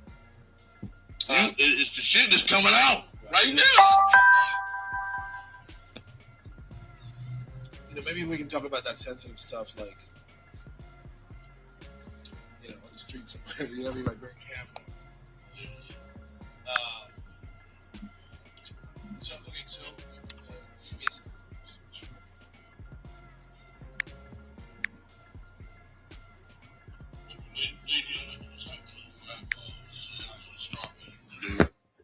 Yeah. Go over everything. Yeah, that's all good. And he gonna give me the green light. Right. Say yes or no. Is it true that you went to the that Hollywood Walk of Fame ceremony for Puffy? Huh? Where you heard that from? Him. He said it.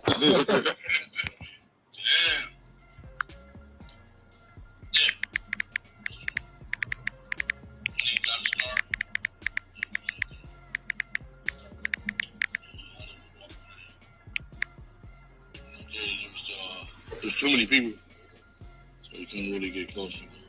Good, he confirmed it. When? Society keep it out.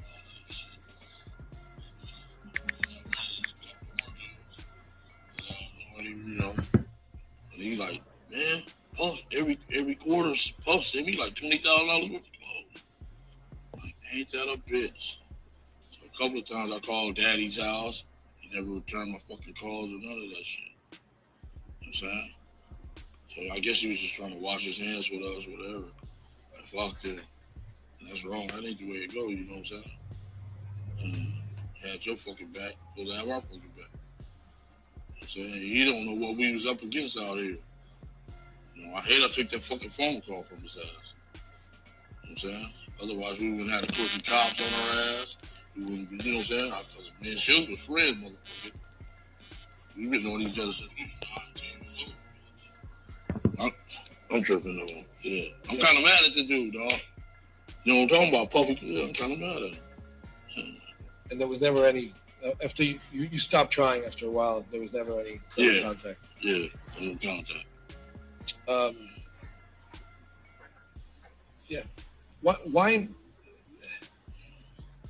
Let's go to Biggie. So he invited you to the Peterson Museum, to that vibe party. Yeah. Yeah. You said there were too many people there. The feds were there. Yeah, he said that. Right. So that wasn't the place or the time, right?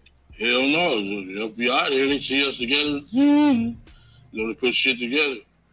But why did you go in the first place? Why did I go?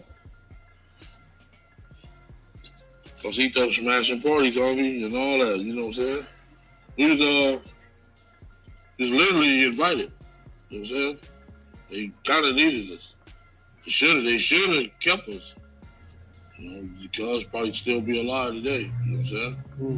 Instead of talking about the FBI around, I guess you were scared of us. I don't know. FBI around. I guess the FBI was going to protect him, but it don't look like they protected him because he did. You know? Then 2-3 days later, Sergeant Reynolds pulled up talking about, we killed Biggie. Oh, you know what I'm saying? Call the people downtown, crooked cops, man. That's some bullshit, you know? Yeah.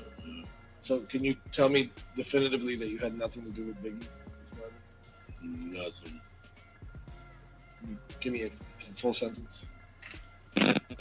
We had nothing to do with no Biggie Smalls murder. Boy, Biggie was our friend. Why would we want to kill our, you know? Why do you think people... Hey, what I want to say about Out That Way, man, I really see that all the members and shit out there, they use we a lot. You know, that it's like we. It's always including other people. So why wouldn't these niggas be telling this shit? We is so commonly used. It's we, us, and we, and like that shit right there. Yeah, nigga, damn. You include everybody in your conversation when you talking. And it's like all these niggas do the same shit. From what I'm seeing. Thought that. Because of the money and all this other shit. And then the crooked cops just feed the other day superior's head. You know, some bullshit. They know they did that shit. Yeah, my team, yeah. So they telling the people downtown, the FBI friends, of course to get the heat up off them, yeah. And we was up against it all. Even the mayor was against us. I hear you. And when you say the money, you mean the money that was owed from Puffy? Yeah. Can you say that? Well, the money that was owed from Puffy, yeah. Mm-hmm. That's why people thought that you killed Biggie. Yeah, that's why they thought you killed Biggie, yeah. You didn't kill no Biggie, though. So why did you agree to tell your story after all these years? I agreed to tell my story? Yeah, to us. I mean, I know why you told your story to police. Saved my fucking life. And I was really facing the death penalty. Yeah. And I just didn't save my life, I say though, my whole crew life. You know what I'm saying? They just would have put down like 48 indictments. All my big hitters, all my homies, all my family, even the plugs, the Colombians. You know what I'm saying? Shit. They had our ass, dog. You know what I'm saying? So shit. Dude said he was from DC. Then they used the psychology game on me. You know what I'm saying? Shit. That's how they got me, man. So, for anybody thinking that Keefe D was paid to do this, nah, he did this because he caught a case and implicated himself in the homicide of Tupac. And he said it was to save his life and his homie's life. He was facing the death penalty. So you told the police about a homicide that you admitted to being involved with to save your life and your homies' lives, to only sit here and get life. Boy, I tell you, man, whatever you do, man, like, don't get in the gang. Whatever you do, just don't get in the gang. I think it's the worst thing to do. And to us, why did you want to tell that story to us? Because I felt we was betrayed. Then, you know, just the way we was done by the crooked cops, the media, everybody, you know what I'm saying? I was wronged. We was wronged, really, you know what I'm saying? Yeah. Dude, they come raid our house. Sugar friends come raid our house, take our guns. You know, that shit wrong, homie. Shit just totally wrong. You know, people think we was lying about the shit. Shit just hit the fan last week. We read you right, senior and junior. That you know that they crooked. Yeah. Tell me about that. Like, 'cause I think you touched on it, but I want to know more about like Suge enlisting crooked cops to help him out. What was that about? I don't know what the fuck it was about. It was smart though. King move. You know what I'm saying? Shit. You know? Shit. What you do in the dark don't come to the light. That shit is for to hit the fan. You know what I'm saying? That's what's happening with Keefe D right now. Yeah, it hit the fan. And he's saying Suge Knight was smart for having crooked cops on his team. Man, it's never smart to do what the hell Suge Knight was doing. Look where Suge Knight at. Look at the energy that came back to him. Look at the energy you got. It's nothing smart about doing what you or Suge Knight has done. It's nothing smart about it. But this is how niggas think, though. Shit. Like they say, you ain't bigger than the law. And FBI is a motherfucker. They take your ass down. Shit, I ain't no better than Noriega. I ain't no better than fucking Don Hussein. None of them son of a bitches, you know what I'm saying? John Gotti or none of it. They took them down. I'm a peon to them, you know what I'm saying? But was that widely known that Suge was hanging around, was like protected by cops? Hell yeah. Everybody knew that, yeah. Knew what? Knew that he was protected by crooked ass cops, son of a dirty motherfucker. I wish I could tell you everything, but you know what I'm saying? Yeah. But did that ever give you pause to fuck with Suge? Like, did you ever say I shouldn't fuck with Suge because these cops are gonna be on my ass afterwards?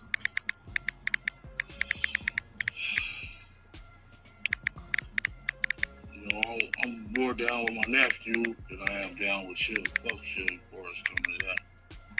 I'm his uncle. I'm here to protect him. You know what I'm saying? And all that. Was there ever a time where you felt bad about Tupac? Was it every time I felt bad about it? Yeah. I wish it never happened. I lost my plug. You know what I'm saying? Colombian boy left. Went back to Bogota. Shit, you know what I'm saying? Yeah, I hated it happen. Can you say what? So you wish what hadn't happened? I wish that never happened to Tupac because shit, it changed my whole fucking life. You know what I'm saying? My plug, that I was making all them hundreds of millions with, fucking went to Bogota left. You know what I'm saying? He didn't want to be caught up in our bullshit. You know, I wish I would have listened to him. I should have jumped on the plane with his ass to Bogota. You know what I'm saying? Yeah. Oh, yeah, okay. All right, that's my son. And my wife, they on my ass. We're almost out. Okay. Yeah, of course. Yeah, sorry, you have to repeat it because the phone was me. Okay, about the Bogota? No. About Tupac. Like, did you ever feel bad? I mean, this is a kid on, the prime of his life. I was like, an artist that everyone loves. To me, it was an ignorant kid in the prime of his life doing stupid shit out here. How so? Also, he shot the police in Atlanta. You know what I'm saying? Jumped on my nephew, him and his little gang. You know, you're a rapper. Stay in your lane. You know what I'm saying? Stay in your fucking lane. You're not a gangster. You're a fucking rapper. I told you earlier. Stay in your fucking lane, dude. You know what I'm saying? You're not doing what we doing. You know what I'm saying? So he should have just stayed in his lane. I hate it happened to him, stuff like that. And, it really changed my fucking life. You know what I'm saying? My plug left. Shit, I met him. I'm out of here. Y'all going to jail. Wish I would have been on the plane with his motherfucking ass. You know what I'm saying? Shit. I hate it happened, bro. You know? If Tupac had not gotten involved with your nephew in the lobby of the MGM, would he still be alive? I don't know. He ignorant. Some motherfucker, you know what I'm saying? The dude, you know what I'm saying? I guess he went with that mob and that shit went through his head on me. You know what I'm saying? That's the way I feel about it. Shit went to his head. And shit, he was ignorant, so you run into a lot of problems out there trying to be a gang member. You know what I'm saying? But see, in our community, we try to get up out the gang life. Like try to play sports, rap, stuff like that. Try to get up out the gang life. Our motive is to get up out the gang life. Get us a home, get us a family. These motherfuckers nowadays is got millions of dollars enjoying their fucking game. That shit is backwards. You know what I'm saying? Shit is backwards. Chris Brown, Soulja Boy, Justin Bieber. You gotta listen. You know what I'm saying? You got all that money. Get away from this bullshit. Because all it leads to is death, penitentiary, and heartaches for your family. You know what I'm saying? People out here, we grew up in this shit. You guys from another town, dude, you need to leave that shit alone. Take it from DVD, leave that shit alone. So let me ask that question again. I really like that answer, by the way. I think it's true. It's like everyone's coming, Yeah, this dude from Virginia, he coming being game. That's stupid. That's backwards. So is the real game members is trying to get up out this shit. If that shit hadn't happened with Orlando, would you have left it alone that day? Yes. Me and Suge is friends. We were friends. We grew up together. Shit when shit that never happened. You know what I'm saying? What? That shit shouldn't have never happened. Because me and this guy grew up together. We was friends since we was kids. You know what I'm saying?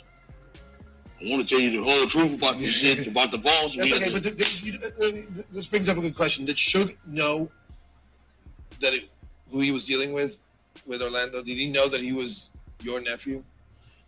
I told you, Moon Man came and said, KBD nephew. LA Times, KBD nephew. No, I don't mean then. I mean before. What? Before he kicked him in the head.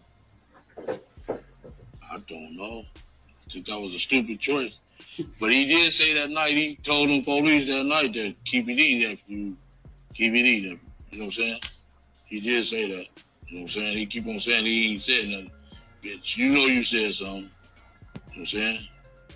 Why you use my name? That's what I don't understand. Right. You know what I'm saying? You're trying to get me arrested too. Right. Yeah. Orlando had a deal, right, to testify for Suge. Can you talk about that?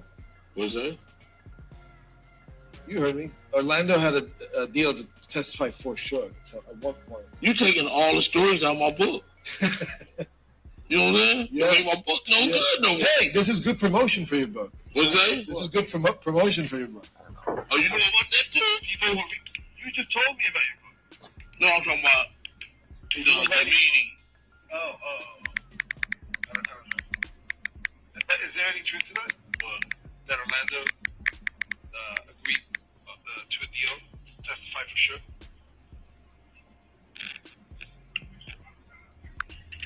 Okay, all right. What's that? We not gonna go to that one. Okay. I'm gonna save you something for my motherfucking book. God damn, no surprises. Hey, homie, yeah. You did your work though. Right? I see. Well, next time we talk, I'm gonna drill you on those. There's no. All right. There's no escaping it. Nora, are we good? Do you have anything?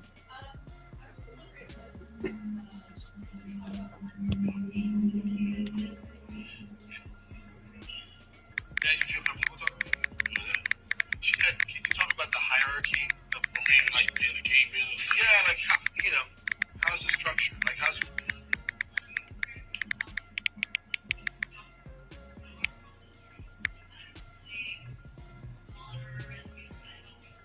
Codes, yeah. Look at me, don't look at me. Okay. At the codes of the street, our game is built through respect and the work you put in. And as far as power, you know what I'm saying? That's the way our game is. You got the double OGs, OGs, OBGs, BGs, and the TGs. Tell him to tell him where he was. And the OTSs and the, that's where our game is instructed. So I could fall in the double OG, but I was there when the game was. So this way it goes. People you either become a game banger as you get older, or a gangster. Or go to school, or get a job. You know what I'm saying? About 25, that's when you determine whether you're gonna be who you're gonna be. You're gonna be a game banger, you know what I'm saying, drinking, smoking weed and stuff all day long, put your pants hanging down. Or you gonna get a job, that means you out the game. Or are you gonna become a gangster, you know what I'm saying, for the game. You know, that's where our game is structured, yeah. Do you think that Suge ran the label like a gang? Yeah. Yes. He kind of hired all gang members. You know what I'm saying? Yeah. He hired all gang members. So who was he in the structure? Who was Suge in the structure? I guess his money gave him the power. You know what I'm saying? How people listen to him. You know, money is power. You know, and shit. I guess they. Well, we knew he was a boss, and the Crips did. I know our side of town did because we played football with the guy. You know what I'm saying? Right.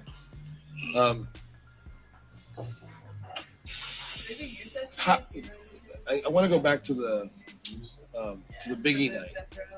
Where were you, and how did you hear the Biggie had died? Your phone's ringing. We're almost done. I got That's why she on me. Just 5 more minutes, I promise. Okay.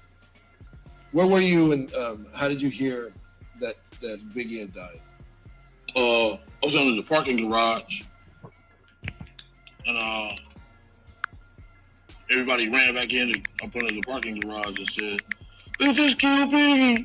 They just killed Beezy. I'm like, what? Like, damn, that was fucked up.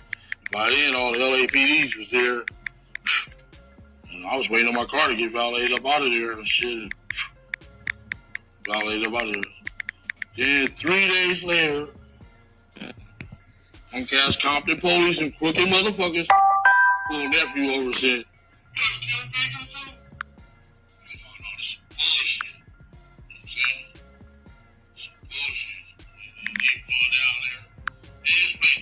with us, dog. You know what I'm saying? I was really like the fall guy. To me, fucked over me, man. It fucked over my life. But they cleared you, right? I mean, you're But not. my life been fucked over ever since, homie. You just don't understand, dude. And I still gotta watch people. You know what I'm saying? To me, they violated my civil rights, my everything, dude. You know what I'm saying? Did you suspect that somebody was casing the party, Bad Boy? Casing the party? Yeah. You heard about that? Boy, you a motherfucker. Yeah, you did your little work. Yeah, they was up there. The Bloods was there. They came up there. I told Puff them. You know what I'm saying? I said, y'all be careful. The niggas is up here. And like, all right. And sure enough, it went down. Yeah. Sad. You know, they come up here and get ate up out of it's a zoo out here in the jungle. Y'all coming from that little punk ass town with board of shit, eat your ass up out here, boys. It's gorilla. I mean, this shit is lions, tigers, and bears. Did you? They will eat up the weak out here. Oh, I know. Yeah. Did you? How'd you feel about Biggie dying since you knew him personally? Oh, they kind of fucked me up. You know what I'm saying? What fucked me up? When Biggie got killed, it kind of fucked me up. I'm sad behind it, everything, man. It was fucked up behind it. And these bullshit ass cops gonna put that out in the media like we did that bullshit just to get the heat up off their ass. You know what I'm saying? But it's all gonna come out. It's coming out every day, homeboy. Believe me. Yeah. All right, brother. I'm gonna set you. And let my wife give me. All right. Oh, wait. Just sit here for 20 seconds with no sound. So don't make any sound. Just gotta record the tone of the room.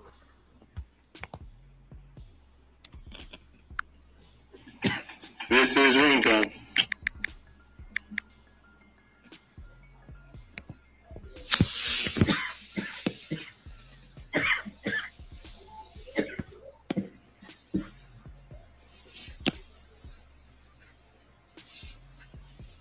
In ringtone. Okay, thanks, man. Oh,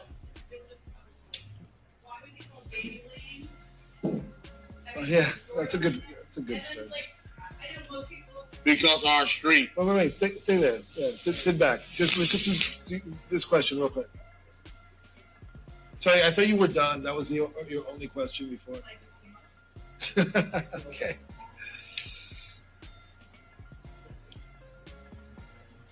So why Baby Lane? Why did it be called Baby Lane?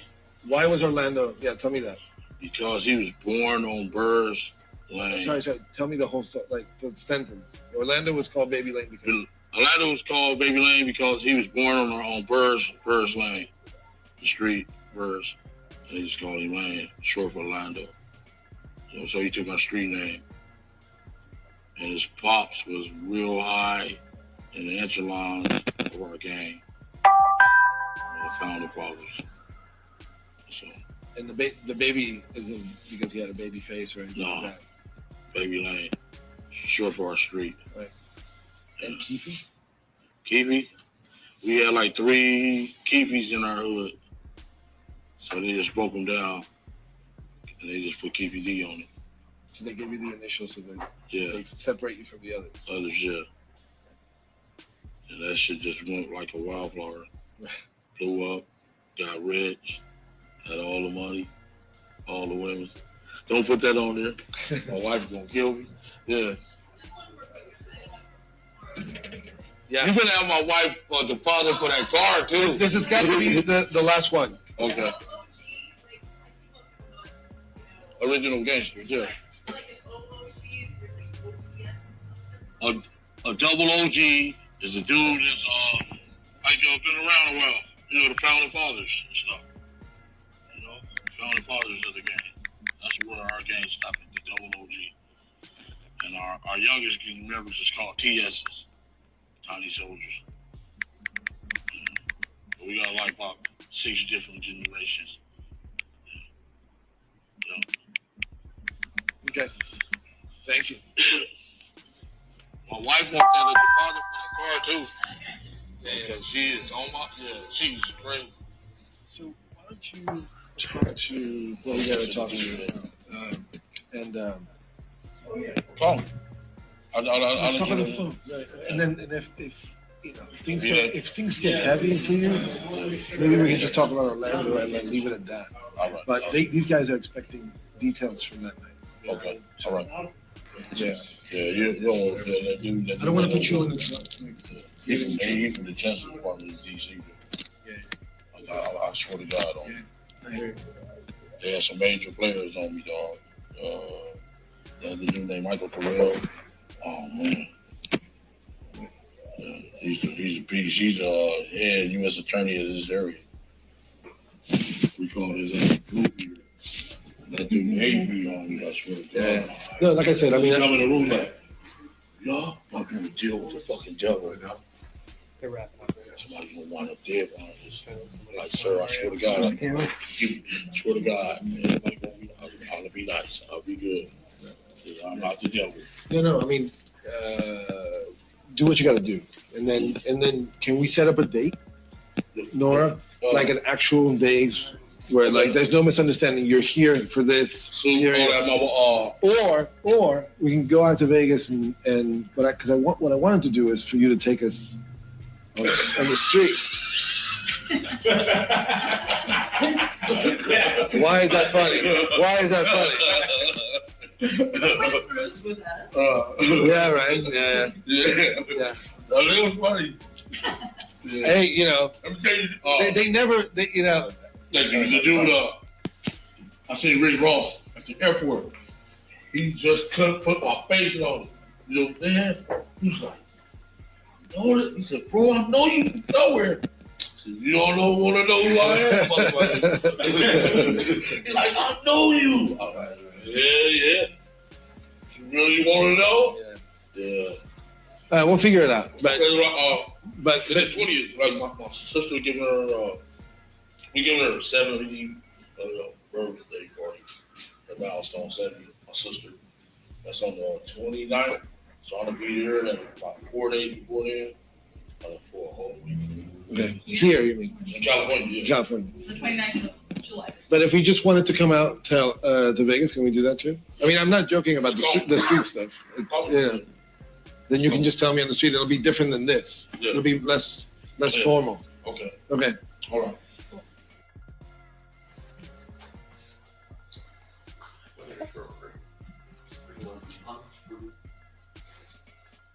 Let's see, we've been going for about an hour and a half. Ladies and gentlemen of the jury, do you guys have to take a restroom break? Anyone? Raise your hand. Okay. If you want to just do maybe another half hour and then we'll take our lunch break. Okay, perfect. Keefe D, what you want to speak for now? Do you need to use the restroom? Okay. You gotta All go right, to the we will have to bathroom. take our break now. So, gotta go to the bathroom. we will take a recess. During the recess, you are admonished not to talk or converse amongst yourselves or with anyone else on any subject connected with the trial, or read, watch, or listen to any report or commentary on the trial of any person connected with this case by any medium of information, including without limitation, newspaper, television, internet, radio, or form or express any opinion on any subject connected with the trial until it is submitted to you. Please rise for the jury. We'll see you guys back here at, let's say, 11:40.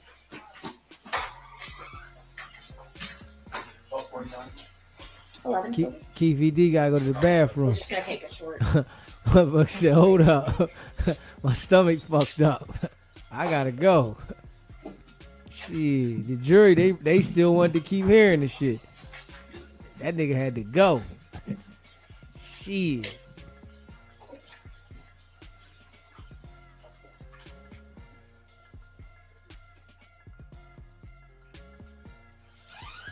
The jury wanted to hear this The jury shit. has exited the room. When we get back, we can do another 30, 45 minutes or so. We have lunch coming somewhere around noon, so if we were to break now, I don't know if we have enough time to eat. All right, we'll be in recess? Sure. Okay.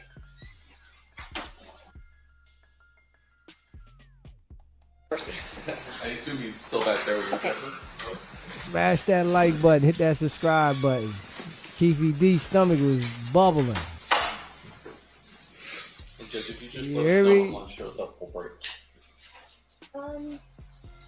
Up to about 40, 45 minutes. Okay. Nigga had the bubble guts. Facts. All right, we have Mr. Dorsey back. You're still under oath, sir. Mr. DiGiacomo, you may resume your questioning at this time. Thank you.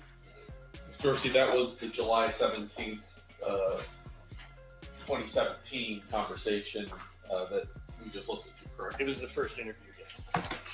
And then the second interview, and I have a copy of the transcript for you to look at it, was July 28th of 2017. Does that sound accurate? That sounds right, yes. We're just going to start playing that, Judge. And that is State's Exhibit number 122. Okay. Hey, yo, Keefe D sat down, told this man all this shit.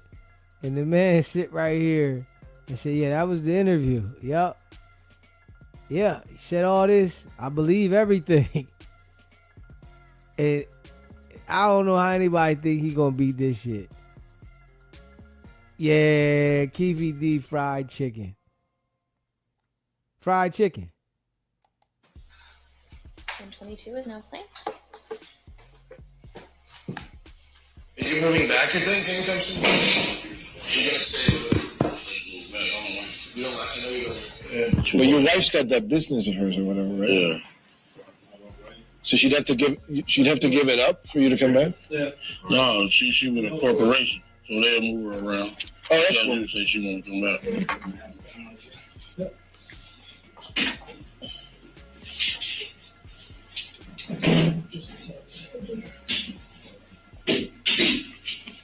Looks good.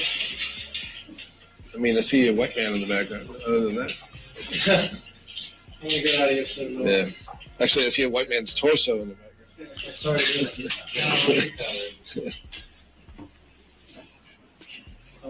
Where's Tara? What's that? Where's Tara? Who's what? Where's Tara? Tara? Yeah. I don't know. I haven't seen her today. You said she called me and told me that you called her this morning, but I don't think she's in the office actually. Look at Mario for 1 second. I just want to make sure your background looks good. We'll be in business. You're gonna be looking at me the whole time, so. So, Dave, I think it's hitting the whole thing. You want to raise it up and down.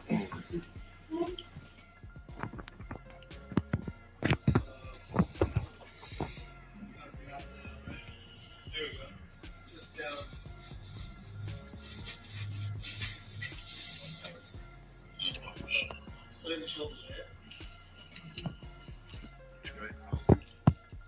Hey, Eric. Oh, well, I'll do this first. What the hell's happening over there?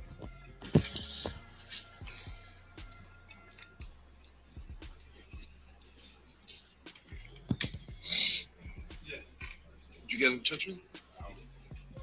Yeah, he's not picking up for Nora either.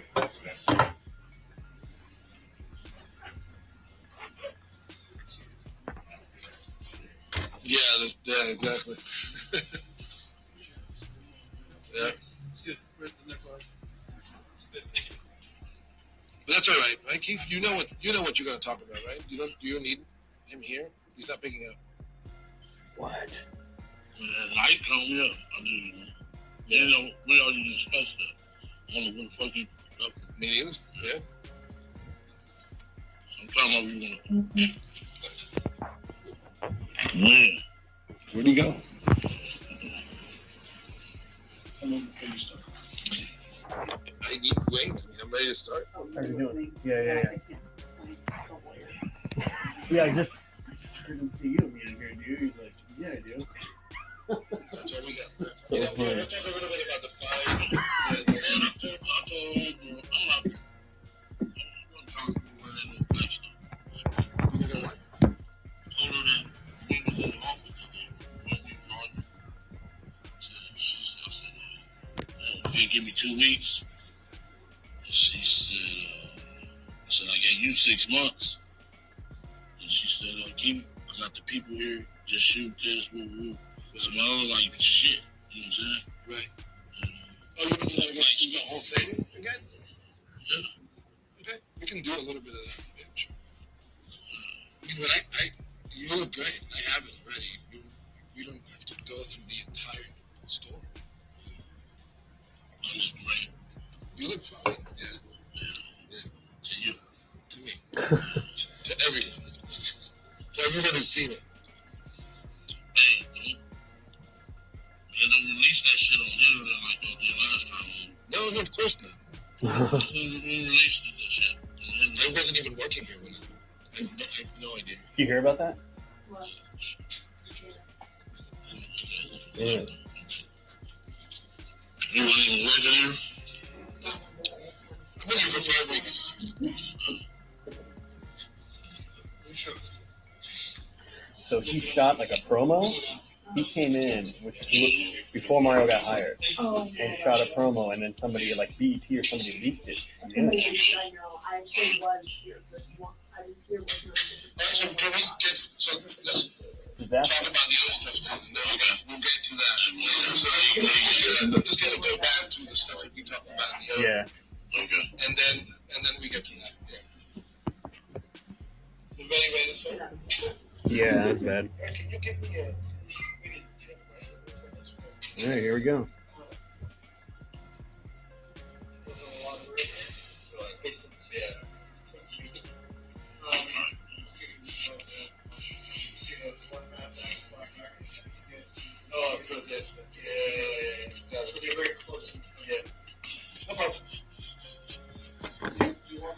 Where do you think we'll start? Just be careful one second. Yeah, just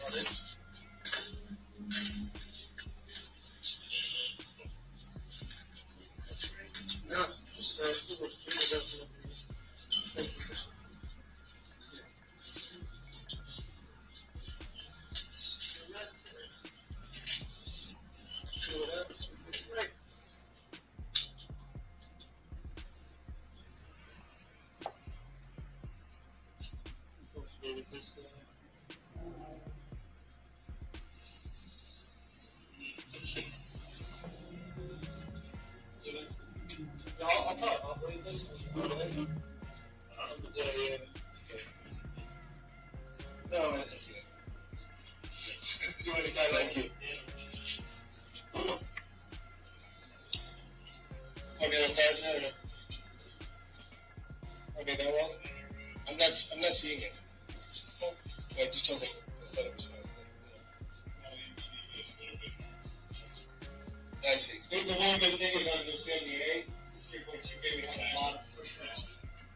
To get the exchange, we got a lot of water. Anyway, we can do water. Right. You can't get water. No, let's go. There. Yep. That's good. I'm rolling. Yeah, there you are. Okay, guys, can we set up? Okay, we are rolling, so everyone please make sure you're holding up sound and vibrate. So last time when we talked about, you gave me a little bit of your background. Where'd you grow up? What was Compton like when you grew up? Why don't we talk a little bit about that just to get us warmed up? Okay. Let me just move my chair up.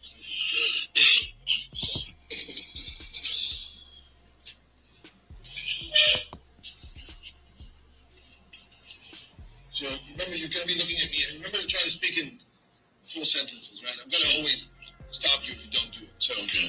So I grew up in blah, blah, blah. It was, my neighborhood was this. Okay. I grew up in Compton. I moved here in 1965. It was all white back then. We was the first black family on the street. It was pretty cool. Then blacks started moving in like 69, 70, 71. Then, most, hold on. Sorry. No, I think it's a computer, yeah. Okay. And did. No, now you turn it on. Okay,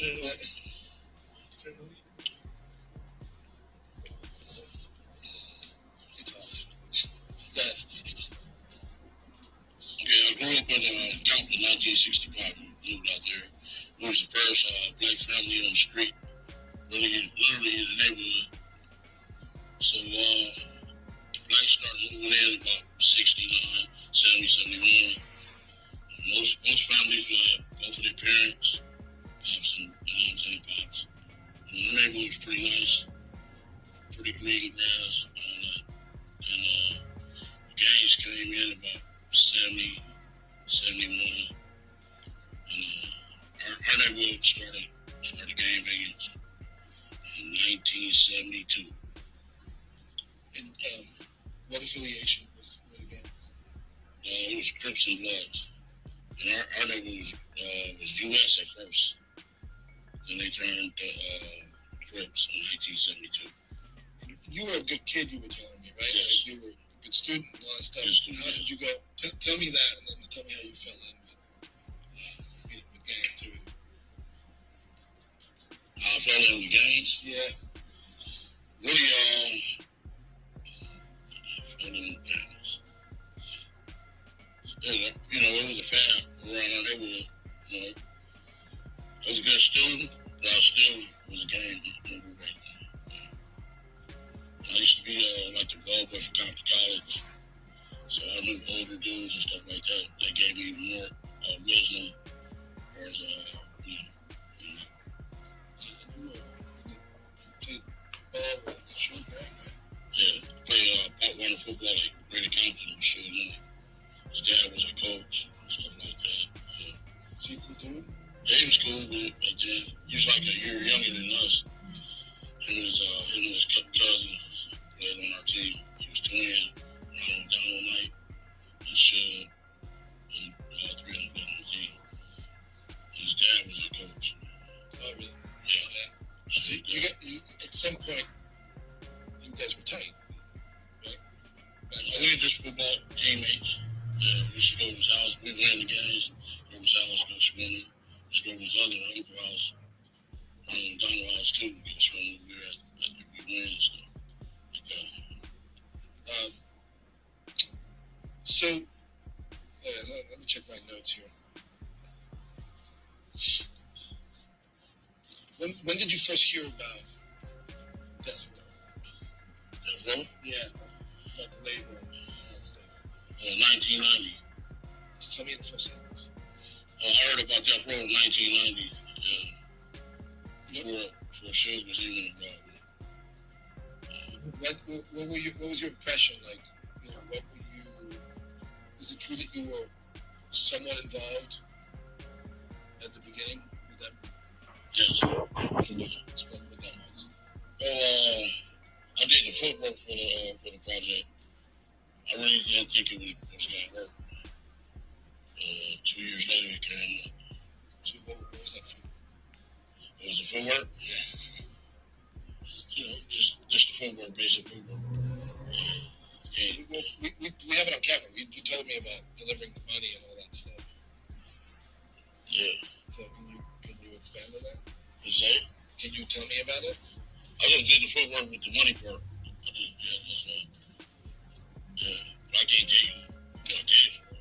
You know what I'm saying? But did the footwork for the project. Okay. Sorry, I think maybe Wayne's calling. Hey, Randy. Can you check to see somebody from the reception is calling me?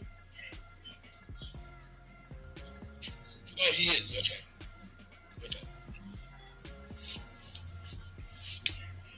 Yeah, you need to be in there. Yeah.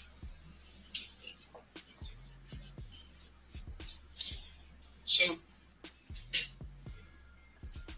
he's not gonna come for him? He's not gonna come for me? I'll go get him. No, I'll do it.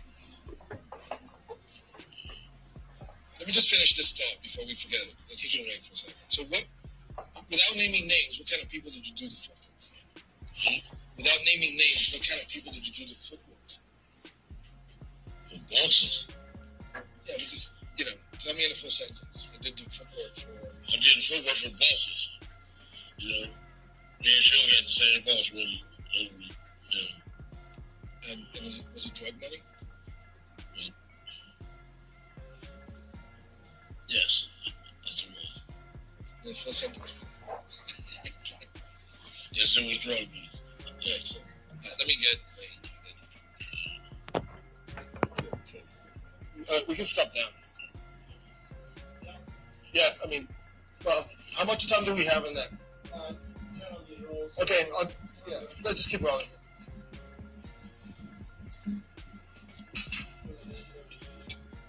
I'm talking about me.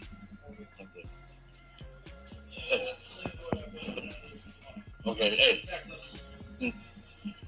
Oh, damn. Yeah, I'm good.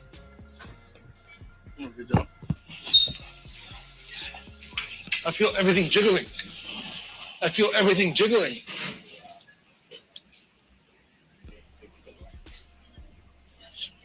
So he in there talking to Durk? He's not gonna talk if he's not there. Why he do that every time I'm in there? What? He supposed to be in there with me, dog. Just come in. What is so? What more headaches? We hear you ready to come.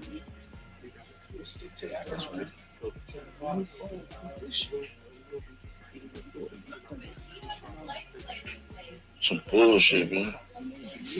I made this happen.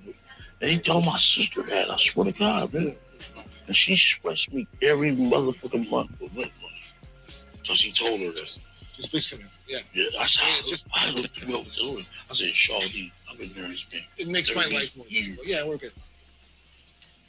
He really crossed me. Nigga, no way in hell Edie let that book come out. He would have been when he said something about my brother. Hell no. They just showed him. I ain't wrong, man. He hooked this up. Yeah, I called y'all on it. Matter of fact, I didn't even talk to him. I talked to him first about it. No, listen. I know we was already doing this house and all that, spending the night and all that. Oh, you get out? He's talking to Tara, and Tara has to leave, so he's going to be here in 10 minutes. Tara got to leave. Okay, I need to talk to her too, though. You know what she is? Yeah. What's up, man? Right, you should stop there. I'll translate. Where Tara at? Yeah.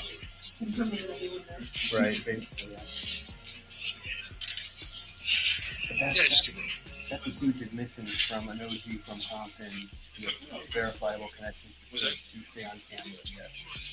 Straight from the horse.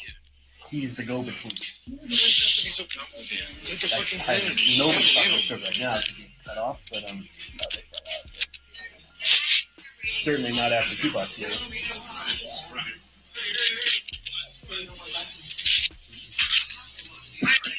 I'll get Christian to get everything going, and then we can kind of figure out.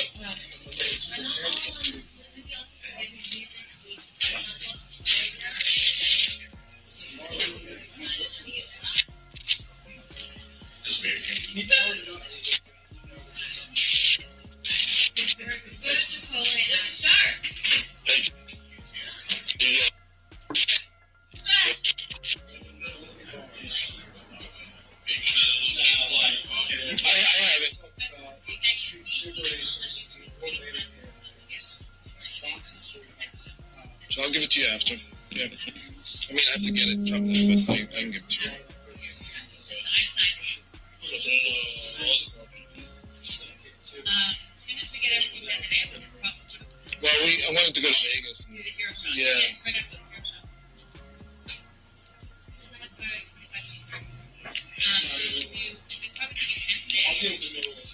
I only have authorization for 5. We can talk. I'll just take you on. If you need it. Because I need a property. But if you need, then when we go meet in Vegas for your hero shop, we'll just bring the other. Don't want to get some good hero shop. Okay, good. Hi, Ashley. This is Mario Diaz calling you back. Hi. Good. Okay.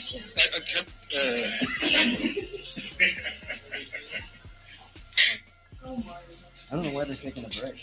I didn't hear somebody couldn't get in or something. I don't know. I have not heard his voice. But he didn't say much last night. Didn't make a left. It was the wrong path. Hey there, how are you? I'm good. I'm actually just wanted to play you back real quick because but I'm doing interviews today, so I don't have a lot of time. Tell me. This one is going for lunch.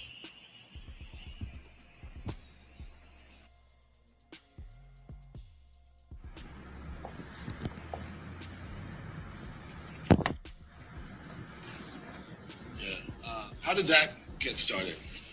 Oh, we had a place called Compton Hydraulics. My brother did, and they used to call up there and ask for lowriders. Who did? All kind of entertainers, movie people, and everything. So that's how, Batman from what's his name, Marcus Houston. Yeah, he used a few of them called, yeah. And how did you end up in the video? I went up. Well, a crew. Like I never was in no video. I never put myself on the video. Was it in Orlando in some of the videos too?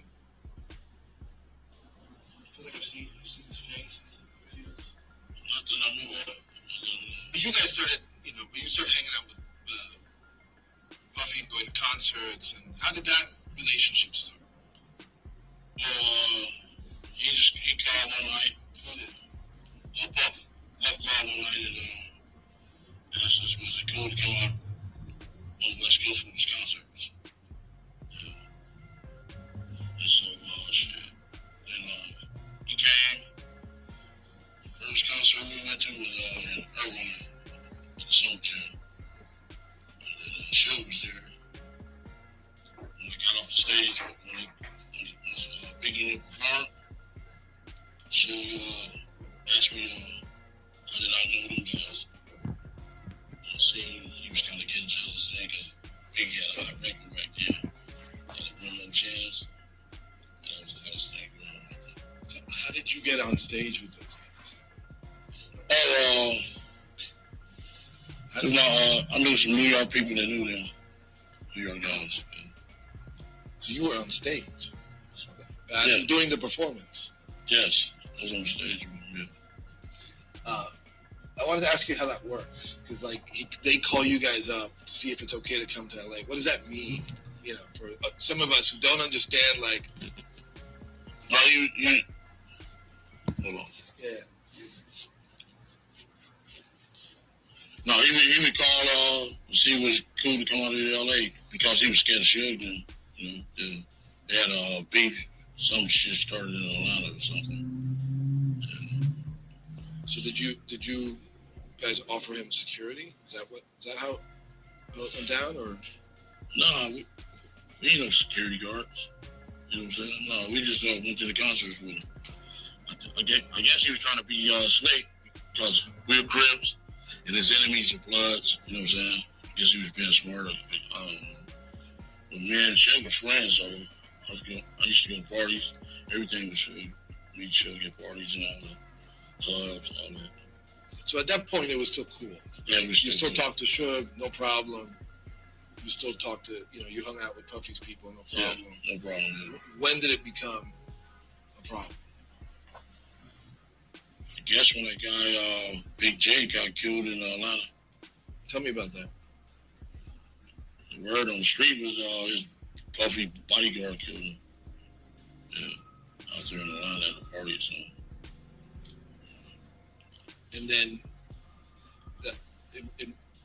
I want to understand how, Puffy is afraid that Suge's going to do something, so he calls you guys up, right? No, he was having a tour that year, a BET tour, and he was just shit. I guess he was paranoid, scared. He's like, I guess he used the Crips. You know what I'm saying? So he just called and asked can we come to the concert. Did you guys have a good time with him? Oh, yeah, it was cool. Had a nice time. All right, so let's go through all the stuff we talked about last time. How many times did you meet Puffy? How many times have I met Puffy? Yeah. Shit, I can't remember. It was so many times I can't remember. Was there a specific time and place where you guys talked about him being scared? Shit, at Greenbacks on Sunset. What happened there? Shit, you know, you eat upstairs at the deli, and you order your food downstairs. So me and him went downstairs and ordered a couple of champagne bottles. And we talked about it then. What did he say? What did he say? Shit, he was just scared of the guy. Shit. That's all. Did he ask you to do something for him? Shit. Not really. Yeah.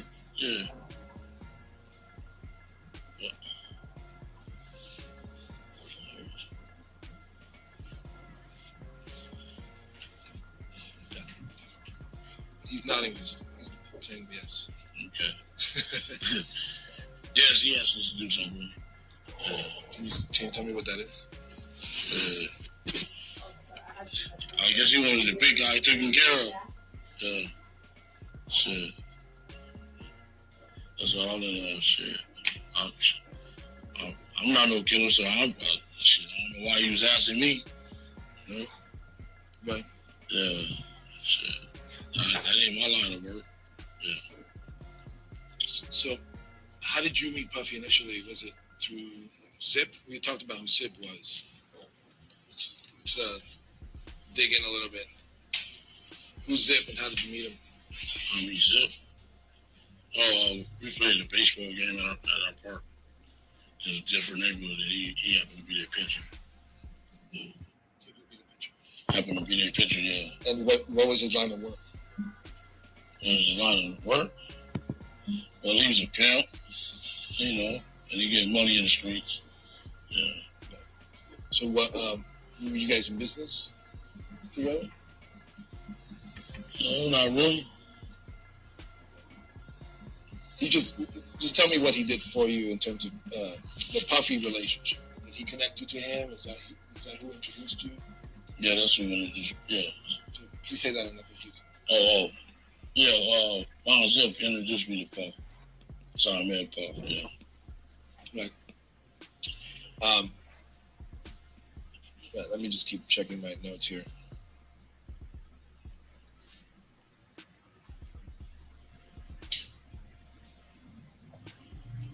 So once you knew what Puff wanted, did you look for an opportunity to, help him out with his problem? Oh no, sir. I didn't need the money. I was well off my damn self. Matter of fact, he was just starting out, so my pockets was fatter than his. Okay. Tell me about your life during that time. Like, what were you? You're putting in a lot of money, right? Yes. Yeah. Paint a picture of what that looks like. Like, what was it? How much money were you bringing in? How large were you living?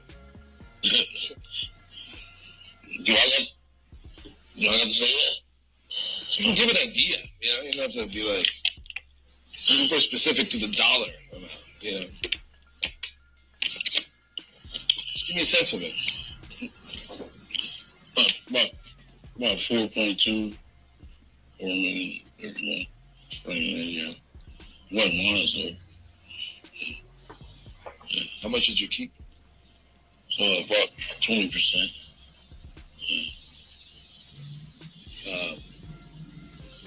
So that's how much I would make. Yeah. So to you, the money didn't matter. Yeah. When things got hot in Vegas, and we'll talk a little bit more about that, but when things got hot in Vegas, was it about the money?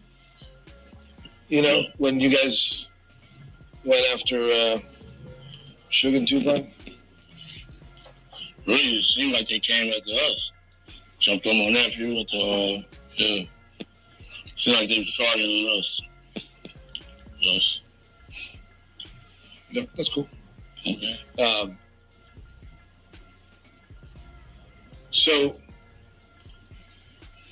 let's go back. I'm jumping around a lot. So let's go back to the Puffy thing.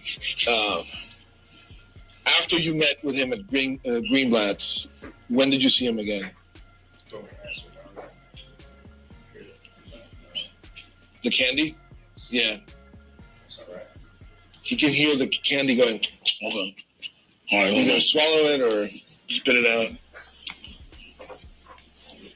Okay. So after you met him at Greenblatt's, did you see him again? After that? Yeah. Yeah, I seen him a few concerts and stuff like that. Yeah. And was he still concerned about the beef with Tripp? No, not really. Shit, he had about 50 Crips with him. Shit. And he hired some Navy SEALs too. So damn, I was like, damn. Yeah. So just tell me the beginning of that. So Puffy wasn't afraid because? Oh, Puffy wasn't afraid because he had 50 Crips with him. And plus he had about 10 Navy SEAls in the room. Shit. Right. Yeah. So,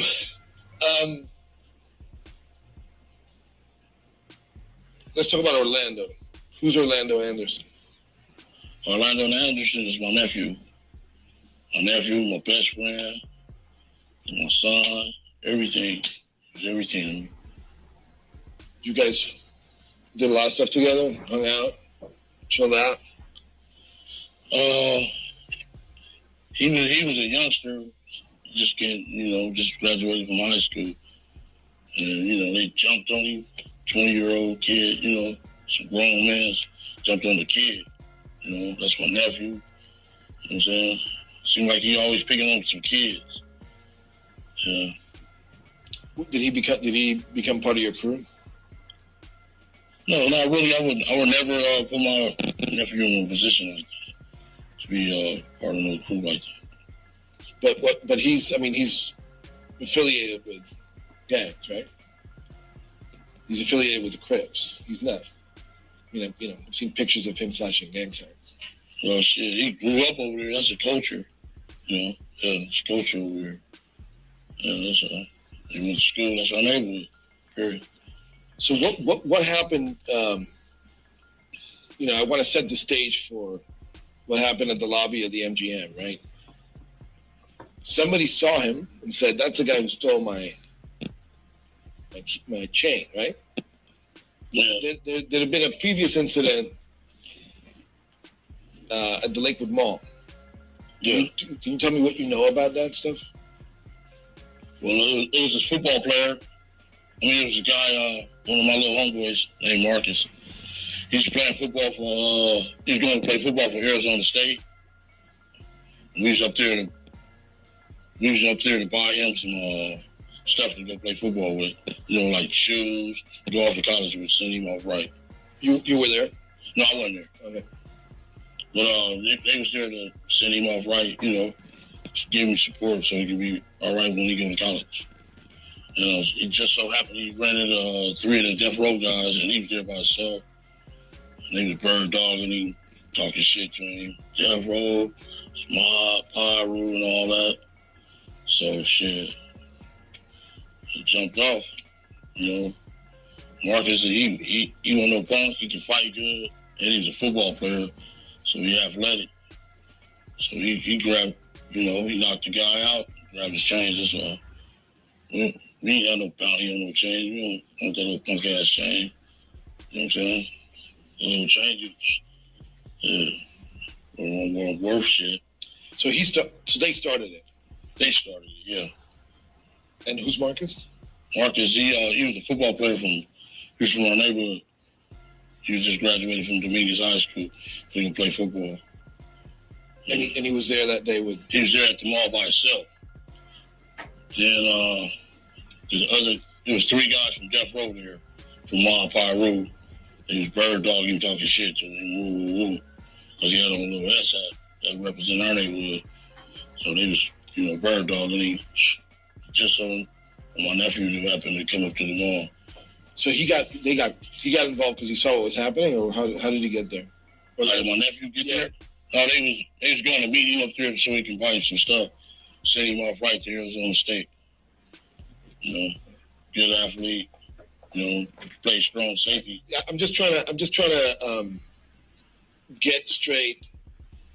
Like, they were together when they encountered the guys from Death Row? No, Marcus was by himself.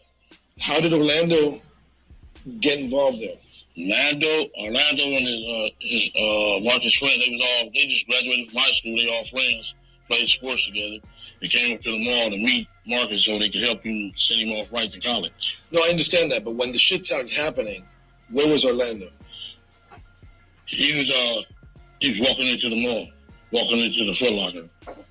And Marcus seen his homeboys. Like, we're even now, motherfucker, you know what I'm saying? Marcus just took off on him. I understand. Knocked the dude through the shoes. Took his little change. Right. Snatched his change. Orlando didn't have nothing to do with that fucking change. Period. Because I understood that there was like a bounty for the change. That's bullshit. What? $200, $300 change? Bounty. We didn't need that fucking change. But, all right, so that's Orlando. We go to Vegas now, all right? In Vegas, you guys go to the fight. Tell me why you went to Vegas. We was going to the fight, the Mike Tyson fight. We've been going to the fight since like 88, 89. Before rappers was even famous going to the fucking fights. One fight I was at, sitting next door to Mike Douglas. The MC Hammer was outside the fucking gate. I mean, you know, trying to get into the motherfucking VIP section. So, yeah, you know, shit. Yeah, I've been going to the fights. Las Vegas, yeah. And you knew that Sugar's going to be there? No, not really. I didn't know Sugar was be there. I seen Sugar the day before the fight. Outside in the lobby, he was in their Rolls Royces.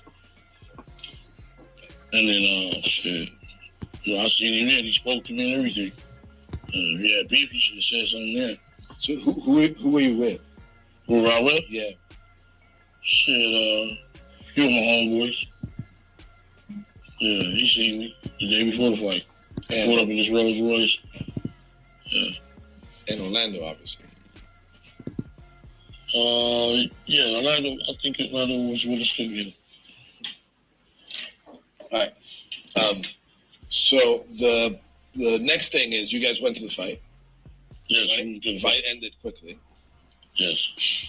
Well, yeah. Is it Mike Tyson? Mike Tyson, yeah. First rounder, yeah. And you went to eat somewhere. Yeah. Right? Tell me what happened after the fight. We all sit in different spots of the arena. Then I told everybody to meet up at the cafe in the MGM. So shit, we all came from. I seen Tupac and Sugar and Boone in the fight. They seen me too. Shit, I went to the cafe. And then some guys, some of my homeboys from East Coast Crips came in there and said, "Hey, homie, the Death Row dude, Sugar, just jumped on your nephew." I go, yeah. Yeah, that's what happened. What'd you do then? I went to look for my nephew, make sure he was all right. And what happened? Did you find him? I found him. He said he was cool and stuff. Shoulders kind of out of place. I said, "Green, to go to the hospital." Yeah. What did he tell you happened? He said he was rusty. He said Shug and Buntry and them just rusty. Yeah. Tupac. Why did it happen?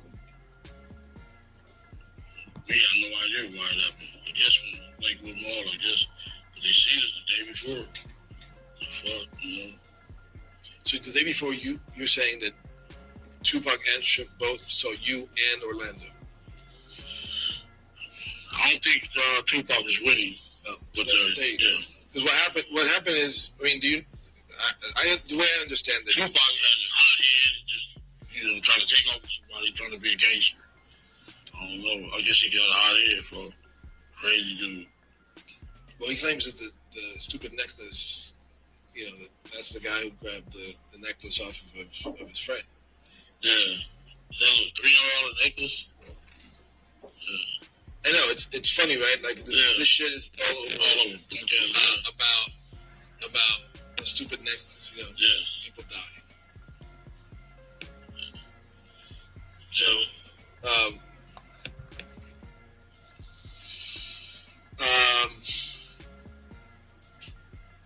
what happened after that?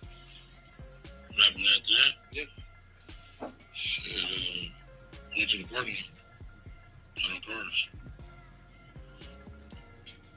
And, had a little meeting.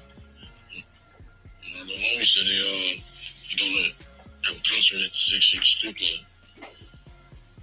So I was just confront him and ask him why would he jump on my nephew. You know what I'm saying?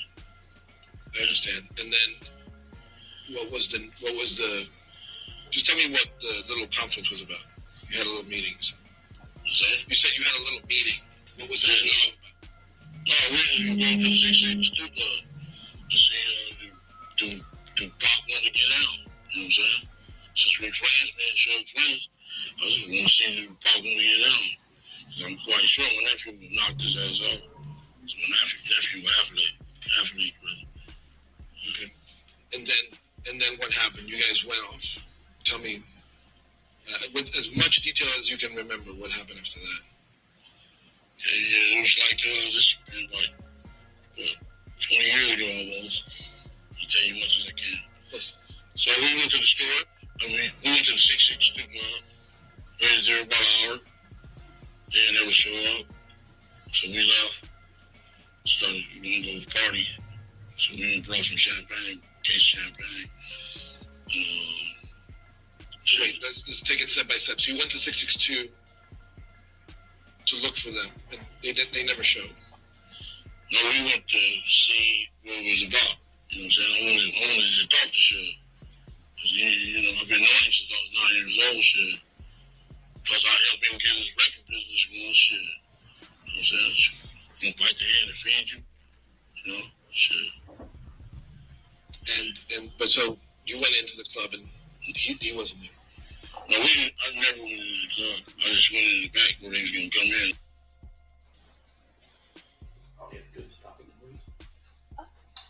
Okay. I can go another 3 or 4 minutes. Well, like JDA just said, there was a mix-up with the food, so we're looking at about 15 more minutes.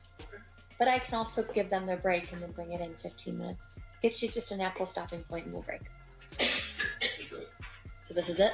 This is it. Okay. All right. We'll take our lunch break now. During this recess, you are admonished not to talk or converse amongst yourselves or with anyone else on any subject connected to the trial, or read, watch, or listen to any reports or commentary on the trial of any person connected to this case by any medium of information, including without limitation, newspaper, television, the internet, radio, or form or express any opinion on any subject. Yeah. But, shit. Once we got back to Compton, they were saying, like, I assume it probably was it was not. It wouldn't be smart to go inside because it's full of bloods, right? Yeah. I'm quite sure they didn't have to touch me. You see me before I went into the fight, see me the day before the fight. You know what I'm saying? Right. Yeah. So you didn't see him there. You left after waiting for him for an hour, right? Yeah. And then what happened? Went to the liquor bar. Stopped and got some liquor. Started music and party and shit. Got a little drinks, stuff like that. And headed back to the hotel. Okay. And this is all. This is all with how many people? Who's in the car? It was 4 of us. Including me, my nephew, my boy Bubble Up, and Big Dre.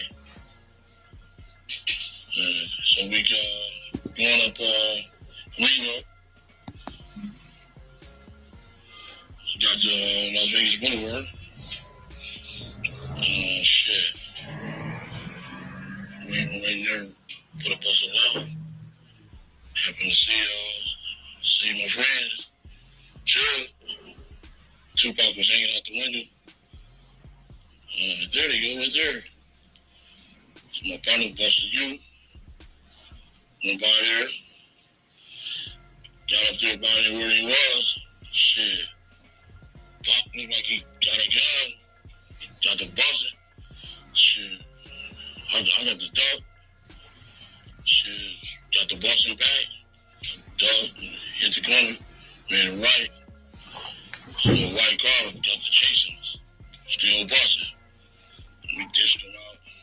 Went in the back of the carriage house to the carriage house. It's a hotel called a carriage house. Got up out the car. Okay, so let's again take it step by step. What car were you driving? I wasn't driving no car. Oh, what car were you in? A white Cadillac. A rented white car Cadillac. Okay, and then when you saw them, how did you recognize them? When you were driving on the street, how did you know it was them? He was hanging out. Tupac was hanging out the window, passenger side window. Talking about this Tupac. I mean, all the chicks was like, Tupac. He was like a celebrity, like he was in parade. Yeah. And so after that, you knew that they were. What were they driving? They was driving a BMW. Yeah. But shit. Once we got back to Compton, they were saying like little Randy and all of them was shooting at the car. So we went to got the car painted. We took it to the paint shop. You know what I'm saying? So we turned the car in so there wouldn't be no evidence. Okay, but let's go back to the moment that it happened, right? So you're driving, you see Suge and Tupac in the BMW. You turn around, right? You described it as a U-turn, so that you're facing, so that you're coming in the from the opposite direction, right? Tell me what happened in that moment. Say one more time. Tell me what happened in that moment when you finally come close to their car. No, we came to a place. We came from the gutter, man. Shit. Pop reached down and got his little shit. Got the busing. Shit. We got the busing back. Shit. I never bust. I was on the ducking shit. Didn't want to get hit. A couple of people had some little fragments, glasses in the air and shit. We shit. Once we hit that light on Cobalt, the white sea breeze was chasing us. Shit, a lot of shots. Got the fuck on, we made a right there on that's another little street right there where the carriage house was. So who pulled the trigger?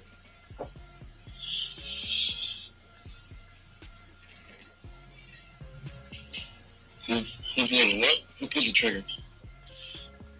I don't know, to tell you the truth. I didn't see it.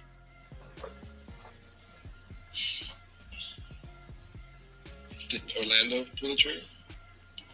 Who's closest to the other car? Big Dre was the closest. Big Dre was the closest to the other car.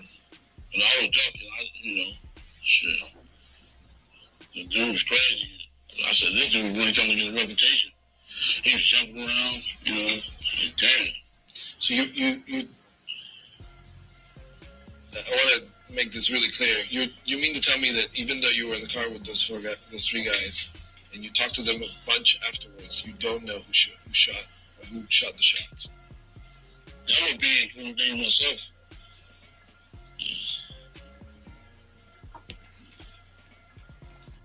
This man just said all of that he just said about being there, and said it would incriminate himself to say who shot the shot. Yo, don't become a gang member. Don't do it. Okay. Are we cool with that, right? Okay, great. Yeah, okay. Let's stop there. We don't smoke, dude. Yeah. Come back.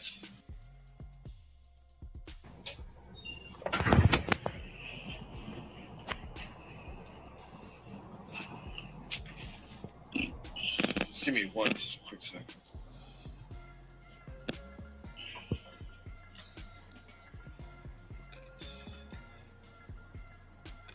So let's go back to that. Describe Tupac. What did he look? What did he look like? Did he look like he was going to pull something? Just tell me everything you remember. Okay, when we pulled up, I was in the front seat, passenger side. He went down, got his shit, and got the bussing. So shit, I ducked. All I know is shit came from the back seat and they got the bussing back. Shit, we hit the corner after the shooting. Another white car got the chasing us. They got the shooting too. Shit. Yeah, but you told me that already. So I just want to get it straight in my mind. Who's sitting in the back? My nephew and my partner Big Dre. And who's driving? My partner Bubble Up. So who? Behind the driver is Orlando, right? No, Big Dre. Big Dre. And so and Orlando's on the other side behind you. Yes. When the shots started ringing out, who's closer to the window? Oh, Big Dre was. He was the same path. He was behind the driver. Big Dre was behind the driver. Where'd the shots come from? In the back seat. Yeah, but who's closest? Who had the gun? I don't know, sir. To tell you the truth. I was ducking. And they the fact that there was a gun there, does that mean that you guys were ready for something? Or you just No, we gangsters. We're around with guns. Yeah, better be caught with it than without it.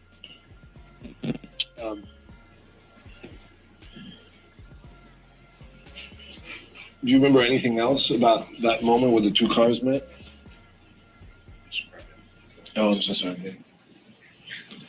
Do you remember anything else about that moment? No, not really. It was like 20 years ago. I mean, the best recollection I can remember. So let's talk about what we sort of started talking about outside. Like there's allegations by certain police detectives that you had made a statement about who shot Tupac. Not to my recollection. I'm telling you the truth. You know what I'm saying? You asked me for the truth. I'm here to tell you. 20 years, here to tell you. Get it from the horse's mouth. Right here. The horse's mouth. Was there ever any discussion about who actually did the shooting? Was it ever discussion with who? Yeah, you guys. No. That's the code of the streets. You know what I'm saying? Shit. So somebody can get out of free jail card when you tell people.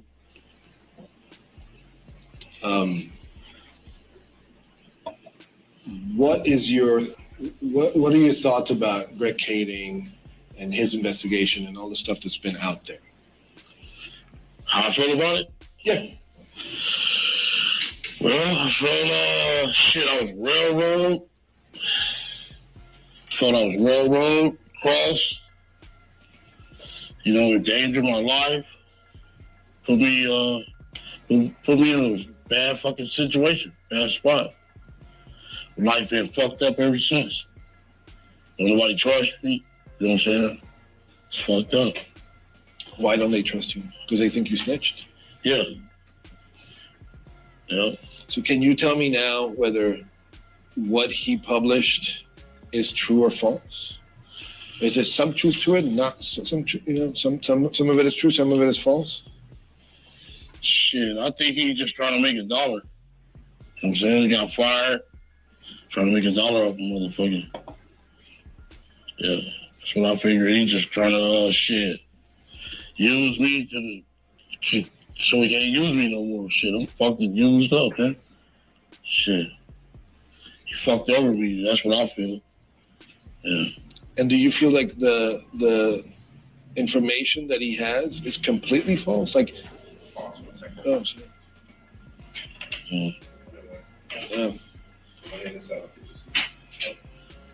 The information that you have is that he has is completely false. I mean, it's known that they had a case on you, so you talked to them. Is what'd you say? I said it's known that they had a case on you. It's known? I mean, shit. I can't, not that I can remember. Shit. I'm trying to ask him to talk about what is what is known out there. The fact that he pointed at Orlando as being the shooter, and that's been published, and that's what there are legal there are documents that have been published. The question is. My question was, how do you feel about that? Is there any truth to that? What is true? What is false? Right, what I'm saying is you didn't ask me that question. I did. You weren't here. No. Oh, really? Okay. So just ask him about, was it an investigation and there were statements made, and what is his opinion of the statements that were made? Pardon me? Can you repeat that again? There was an investigation, there were statements made, and you made certain, allegations, and, what is your opinion on those statements that this statement was made? Right. What should I say, brother? Well, you're going to comment about what the real truth is compared to what people are saying. So this is what's true, and this is what people, that's not true what people say. Okay. All right. So what of that stuff that's been made public, what is true and what is false? I'm giving you the truth right here, sir. Getting it from the horse's mouth. So, shit, can't get it no truer. Right. So what I want to know is if you were in the car and you were there with your nephew, it's pretty close to what Greg Canning is saying, right? Shit. Is it pretty close? What do you think? I think he's going to understand what he's asking.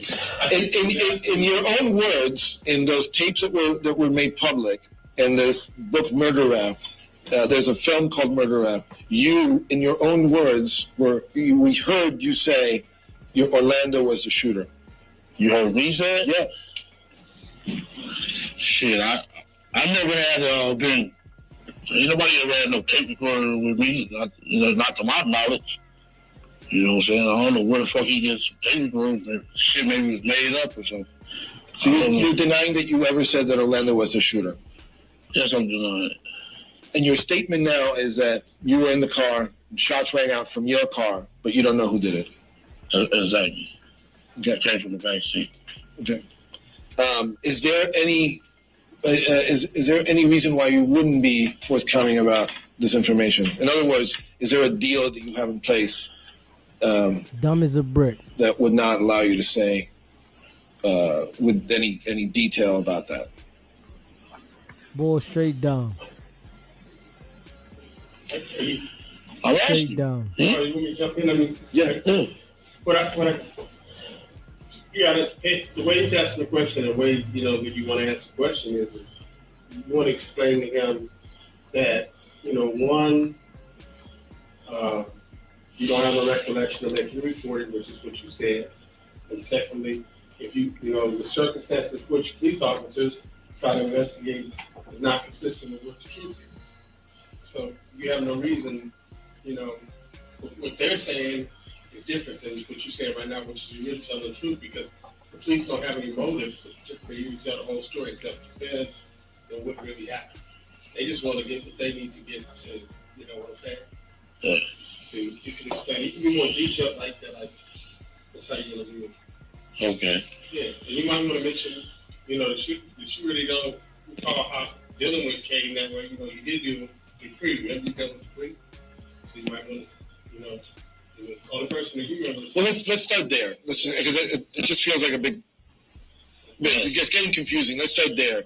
You met with police. Who did you talk to? And what was your what did they want from you? What did you tell them, etc.? Well, what did I tell them? Well, no, let's start from the beginning. You met. When did you meet with police? Who did you meet with, and what did you tell them? Why? I think he's asking in general, not that situation. Did anybody ever show up or ask you questions? Correct. Oh, shit. They been sweating me for the last 20-something years, shit. Then, okay, you ready? I am. Okay. Well, they've been sweating me for the last 20-something years, ever since that day that shit happened. Because the first news reporter came out, said, keep it in there for you. So, ever since then, I've been sweated by everybody. Compton police, FBI, fucking everybody. U.S. attorneys, fucking on my ass, man. You know? I did 5.5 years in the feds.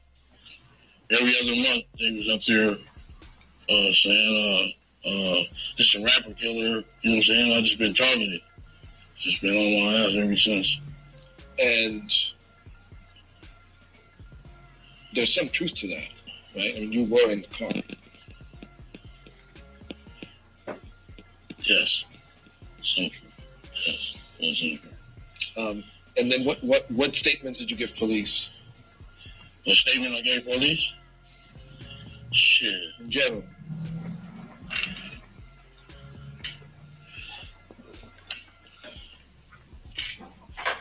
I didn't give no statements. You know what I'm saying? Not that, I ain't ever been tape recorded or nothing. But when it first happened, did they come and interview you? Did they come and interview me? Yeah. Oh, yeah, the FBI. Oh, shit. What did you tell them? I guess what I'm asking is what did I tell them? Did you tell them what you're telling me today? No. Why not? Why not? Shit. Probably go to fucking jail. So, help me understand. Why are you now telling me what you're telling me? Because I wanted to get the truth out. You get it from the horse's mouth. Well, you got the truth out, all right. One more time. Why? Is that okay? What? Oh, you got the truth out, all right. Because you go to jail, but no. You want to expect because you were innocent. You had to do that. You explain that. Oh, okay. Because I'm innocent, I didn't have nothing to do with that. You know what I'm saying? I was putting myself in I was in a fucked up situation. You know, I'm innocent. I didn't do a motherfucking thing. I want to jeopardize my freedom when I got good things going on. I was living good, you know? That's right. So you tell me that you're telling me now because you wanted the truth to come out. Why is that important to you? Because there's been several reports, and everybody just trying to make money off this shit. You know what I'm saying? Everybody. Soliciting me, hanging me out to dry, making me feel like a piece of shit, you know? Yeah. Okay. So now let's just leave that, put that on the side for a while, okay. and go back to what happened after the shooting. What did you guys do? How did you cover your tracks? Well, I got away, and I went to the hotel room. Then the next morning, woke up and took off on the rent car that I had. Me and my nephew drove home. So once we got home, the guys were like, "Man, we need to get this car fixed." I said, "Man, I don't want nothing to do with that. Y'all go get that shit fixed." You know what I'm saying? So, what was the matter with the car? Do you remember? It had bullet holes in it. Yeah. One of the little homies took the car to the shop. Had the car painted. And then Orlando, I remember I read something about him giving some statements and stuff like that. You know, did you guys talk about what happened afterwards? Did you talk to your nephew about not saying anything? That's just the code of the streets. They know not to say nothing. Everybody, you know, it's the code of the streets not to say nothing. Yeah.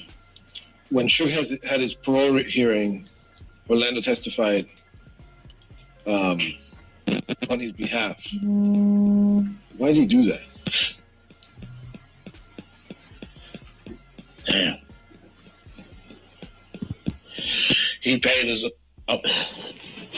Well, he paid it off. Paid us off. He the night before you want me to tell you the whole truth? Well, the night before his hearing was court date, my nephew called me saying meet him up at the lawyer's office. So I get to the lawyer's office. It's Reggie Senior, Sergeant Reynolds, and Suge Knight up to the lawyer's office. And there's two Compton police. One of them was captain and sergeant. I was like, what the fuck? You know? So I knew some fishy shit was going on there. Yeah. And he offered you how much? He gave him $60,000 in exchange for? To say that he didn't do anything. For Orlando, you'd say that? Yes. Just give me that in the full sentence. You're not gonna hear my voice. Okay. Well, my nephew asked me to come up to the lawyer's office, and I get there. Suge Knight, Reggie Wright Senior, and Sergeant Reynolds from the Compton PD was there at the lawyer's office. And he was like trying to work out a deal where nephew wouldn't say that the guy kicked him. But it didn't work because the next day the judge said, I can see him kick you in the head right fucking now. You know what I'm saying? Yeah. Did Orlando regret that? What's that? Did he regret it? Did he regret what? Like going to court and saying this stuff that wasn't true. It's the code of the streets, man. Shit. What's interesting about this is that does Suge know that you guys, at this point, does Suge know that you guys were in that car? Not that I know of. I don't know. Just give me not that I know. You understand where I'm coming from, right? Yeah, because the newspaper article came out and said, Keefe nephew. You know what I'm saying? And I just want to know why the fuck he say my fucking name. You know what I'm saying? When I figured his strategy was to kill the head of the snake. You know what I'm saying? Chop off the head of the snake, the rest of the body will fall. Right, but I'm talking about paying you off to go to court and say that Suge had nothing to do with the, he's the victim, right? You're paying him off. We're the victim. No. What I'm saying is Orlando's the victim. Yes. Yeah. He was the one who got beaten up. Beat the fuck up. He goes and says that Suge didn't beat him up, which is clearly not true. Yeah. Right? Yeah. But on top of it, you guys had shot at him. Does he? And he doesn't know that. I couldn't tell you because he's the only one from his crew really that know me. And the newspaper article came out saying Keefe nephew. So I figured he said it from day one, Get rid of Keefe. You know what I'm saying? Shit. So he had it out for you. I thought we was fucking friends. I really did thought we was friends, man. He really was biting off the hand that fed him, you know what I'm saying? He didn't know that we did the groundwork, that I did the groundwork for his record company. Like, this mother was going to beat him, a nephew, a kid. You know what I'm saying? Something I wanted to ask you before, and I forgot to ask you, was the day before the fight, when you saw him. Yes. What did you guys talk about? You just said, what's up? What's up, big dog? So what's up? Yeah. We two major players in the game, but we got the same balls. You know what I'm saying? Shit. He just had the music industry and I had the streets. That's all. But you guys were cool. Yeah, we was cool. We was played football since we was little kids. No, but I mean in that moment, like when you saw him the day before the fight. Yeah, that's cool. Shit. Yeah. The other another question that I remember that I wanted to ask you is who shot the Cadillac? Because you had to get. It was Pop. I don't know why they didn't even test me for powder burns. I don't know why. Sorry, I talked in the middle of it. Tell me again, please. I don't know why the police didn't check him for powder burns because he got the shooting and everything. I just ducked. Car was all shot the fuck up. Yeah. Okay. Hey, just moving on. We got like 15 more minutes. How much time do we have on those cards? Are we good? 11. Okay, cool. Just give me a second. Just pull this up. You know what he said about Reggie threatening me the next day? I thought that was for you. You said you wanted to keep that to you? Yeah, of course. Okay, all right. We're rolling. Yeah, go for it. Okay, well, the next day I got home.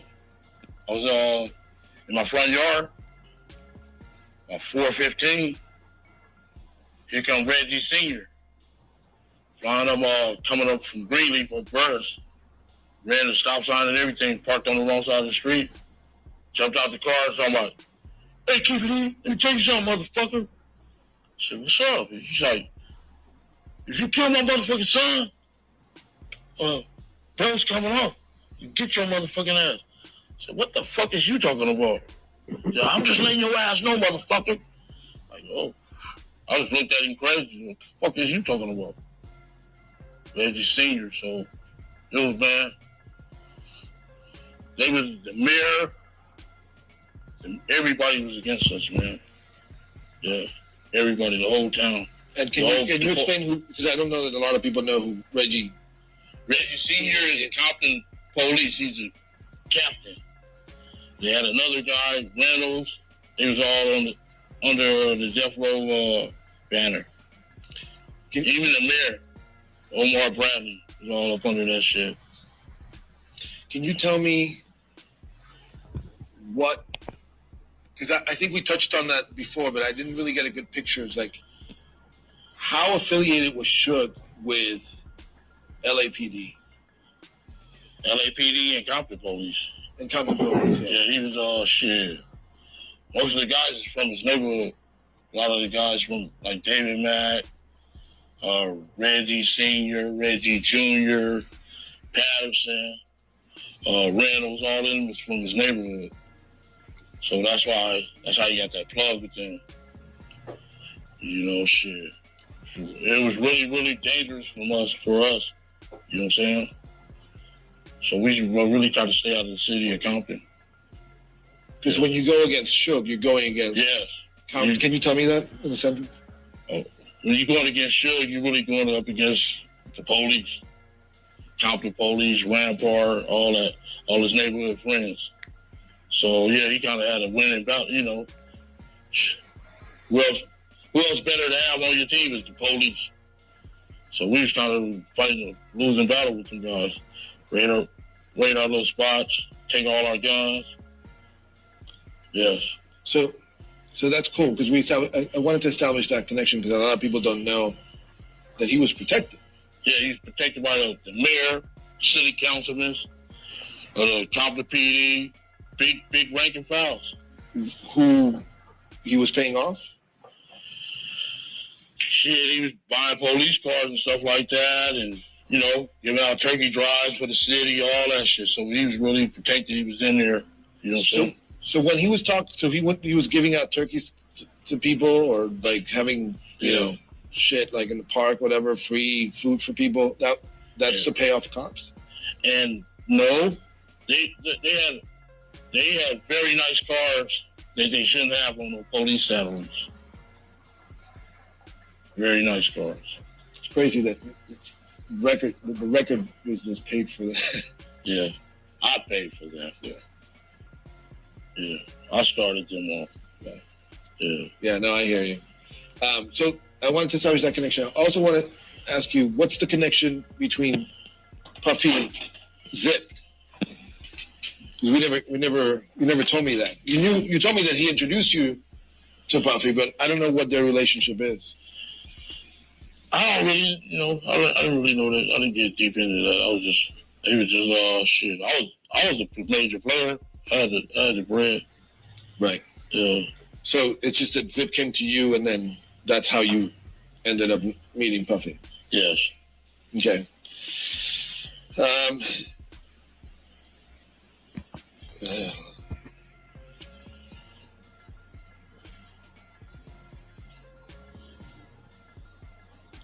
Sorry, I think 3 minutes. 9 more minutes. Okay. Yeah, I think we went over a bunch of shit. So. Oh, let's go back to Chris. I want to take Chris Brown out of there though. Who's? Remember I said about the dudes being blood? Oh yeah. Take Chris Brown out of there because my niece. You have to tell me the whole thing again then, so I can use it. Okay, my niece. Sit back. Okay, sit back. Yeah. All right. Go ahead. About the Chris Brown? Yeah. Okay, well, these guys went around here claiming blood. These little entertainers like Justin Bieber, Bow Wow, and what's the guy's name? On Love and Hip Hop. We had the same question last time. Somebody came up with it. What's the guy's name? Was it? Soldier Boy. Okay. Oh, let me start over again. All right. Well, as far as the guys claiming blood, this Justin Bieber, Bow Wow, and Soldier Boy. Well, it's just a fab. Y'all need to stop that stuff out. You know what I'm saying? People from our background is trying to get up out of that stuff. You know what I'm saying? You guys wait to get $1 million and want to be a blood. That's wrong. Y'all doing it backwards. You know what I'm saying? You guys not from here. You get caught up in that bullshit. But you guys doing it backwards. You guys should be trying to lead for examples. Set example for kids. Don't try to game, man. You told me that last time. You gave me a really good quote. You were like, you're doing it the other way around, right? You're doing it backwards. It's not that you don't want to. You're supposed to be getting out of the hood. Okay. You're supposed to be getting out of the hood, not coming back $1 million going into the hood. Our object is to get out the hood. You know what I'm saying? Get out of gangs. You guys doing it backwards. You guys need to cut that bullshit out. So is that because we talked about Tupac? Is that how you felt about Tupac? Yeah, I felt all these guys, entertainers, you guys fake it. Tupac specifically, what was it about him? What was it about Tupac? That you didn't like? Because you told me you didn't like him last time. I didn't ever say I didn't like him. Yes, you did. You thought he was a punk-ass gangster wannabe or something, you said. Oh, yeah, he going around jumping sets. First, he was with the Outlaws. He's from New York, Baltimore, Oakland. God damn. You know, that's against the code, man. You can't be jumping sets, homie. Stick to one set, homie. You tripping. Yeah, and that ain't the way to go. You don't supposed to join the gang. Supposed to be getting out of the gang. 25, become a grown man and get up out that shit. Shit ain't about nothing. It's either the prison or the fucking graveyard. So, you know, best thing to do, Justin Bieber and them, stay the fuck up away from that bullshit. So they ain't right. Yeah, I'm telling you from an OG. Right. Yeah. Did you how long? Okay, how the threats, Mike Tyson, you like that too? Yeah, go for it. Okay, yeah, I got threat. A few people threatened me on the internet. Mike Tyson, Tretch, Spice One. Stick to rapping and boxing. You guys ain't about that life, man. You don't want to do life in prison. You know what I'm saying? You need to cut that bullshit out, man. Well, so you're telling all these people not to do this? Oh, go for it. I'll just give you the question while he changes that. Okay.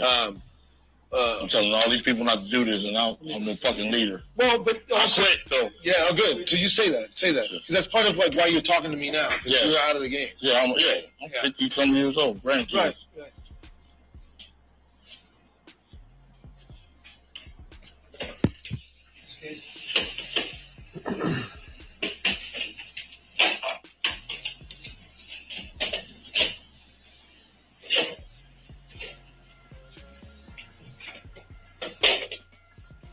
I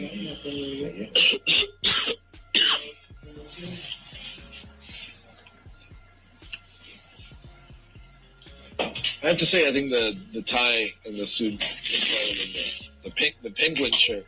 My daughter and them said I look like a swap meet bomb. So, Daddy, if you let them put, I swear to God, that's that shit from the swap. They know. Huh. Tell the truth, homie. That's just what. It was like a bird. It was like a bear. Told me the bird on your chest is what it had. Yeah, I mean, but I know it's long though. Yeah. So this Versace, homie. Yeah. You know what I'm saying? Yeah, man. Gave the belt 1,400, shoes 2,200. Just balling, man. That's right. Yeah, if it wasn't for me, shoes wouldn't have never had a record company, homeboy. All right, we're gonna do 4 or 5 more and then we're done.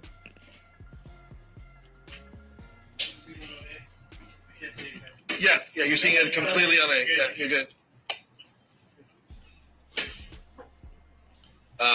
So I just want to pick that up. So you were telling all these people not to go back, right? Yes. But that was your life. Yes. I'm trying to tell them not to make the same mistake I made. You know what I'm saying? Get up out that shit, man. It ain't worth it. I'm 54 years old. Got 7 grandkids. You know what I'm saying? It ain't about that, man. What did you learn that you want to make sure these guys don't? What mistakes did you make that you don't want people to make? What mistakes I made? Well, as far as the drug game? Yeah, whatever. Yeah. That was a mistake. Well, yeah.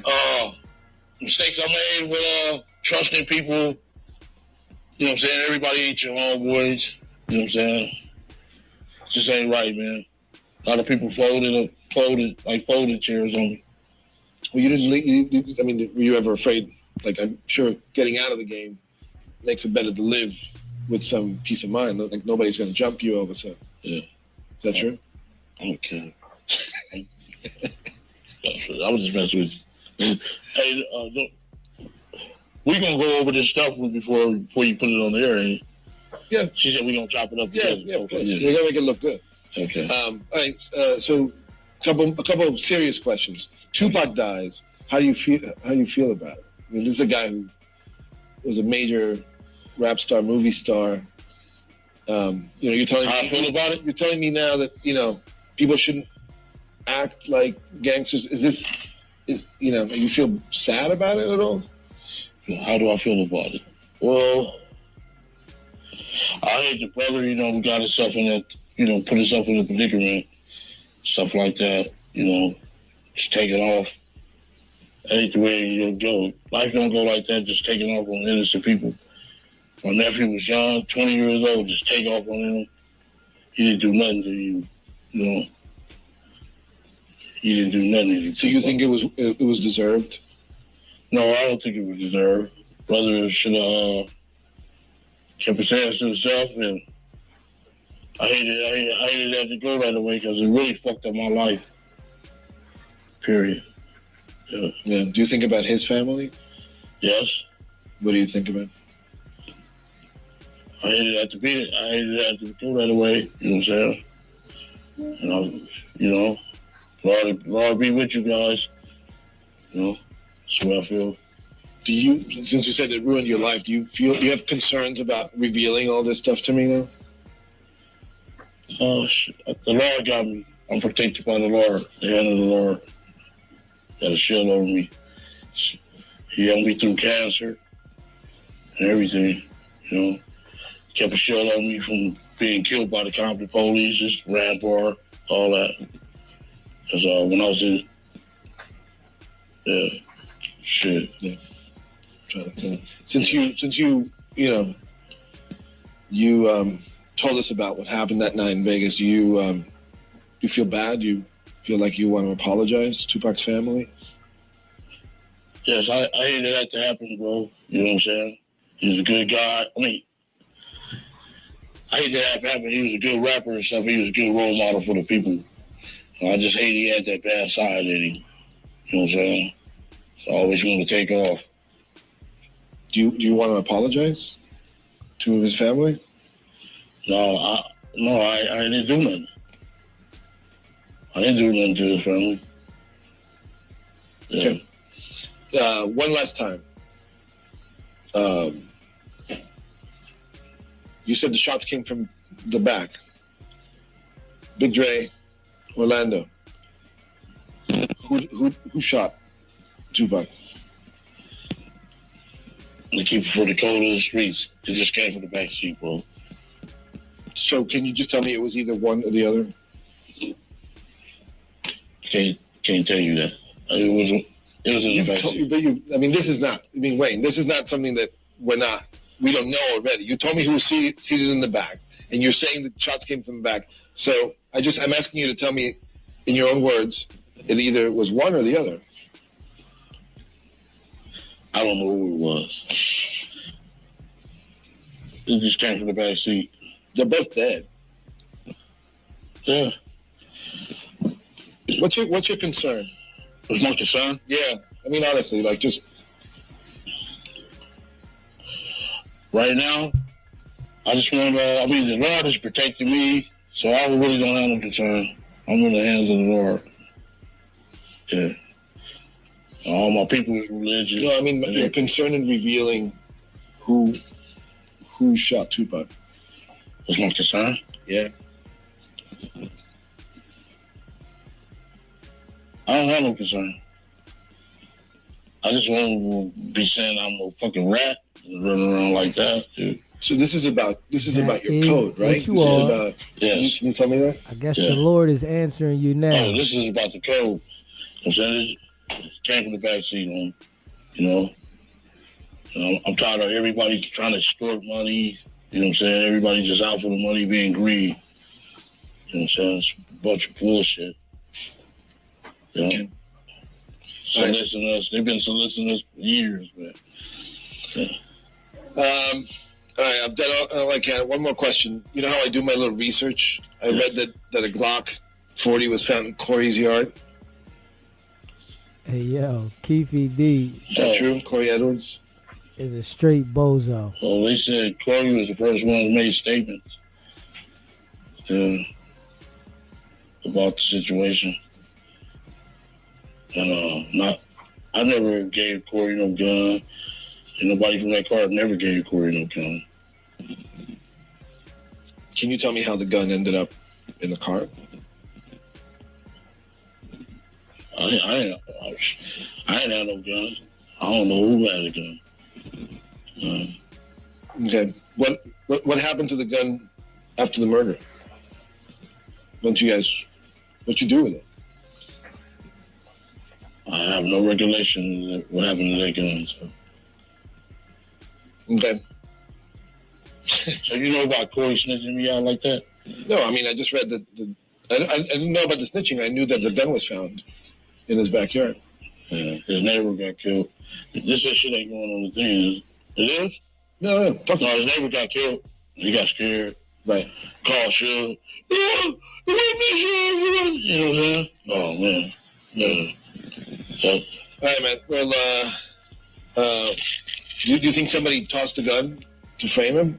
The one that was found in the backyard? That was bullshit. Yeah. Corey was just trying to get out of trouble. Right. Yeah. We'll pick it up in Vegas then, okay? Yeah. That's what he said. Told you. That's what Tara wants, too. It's not just me. Thanks, man. Corey.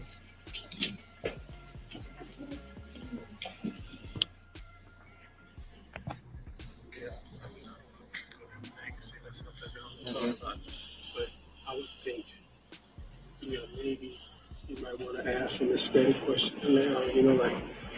Was it sunny? Was it clear? The windows up and down? You might now. Oh yeah, let's get that real quick. Yeah. Just in terms. It's actually it's nighttime, so. Yeah, but you might want to mention it. They say it happened at night. Right. Yeah. Let's just do it real quick. Just sit down. Just a setting. 3 minutes. My sister gonna kill me, man, if I don't cook that food. It's your lawyer who's asking. Just setting. Let's do super quick. I'm saying it when we leave. Because it helps the description. Yeah, let's keep rolling. Sorry, guys. Randy, do you have anything? I have something else, so you can tell me. Okay. I'm just gonna stand right here. Okay. just so that we can sort of paint a picture about that night. Just tell me, like, was it cold? Was it warm? It happened in. It was warm. It was kind of warm. September 7th. It was warm. It was warm and shit. It wasn't. What else? Was it? Were you guys drunk? Because you. No, we weren't drunk or nothing. You knew up our eye. For the fuck up our eye. We was gonna go get high. Drink bottles and smoke some weed and stuff. You knew what you were doing. Okay. You weren't under the influence.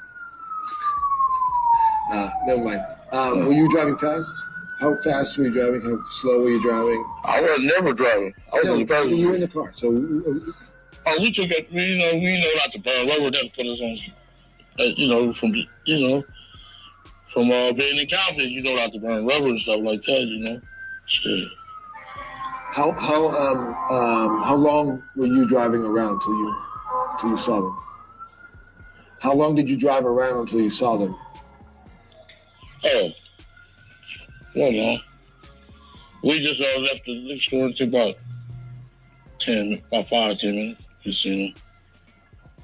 And what were you doing before that? You just driving around? Just tell me that. No, we was going back to we was leaving the liquor store, going to the hotel, to our hotel room.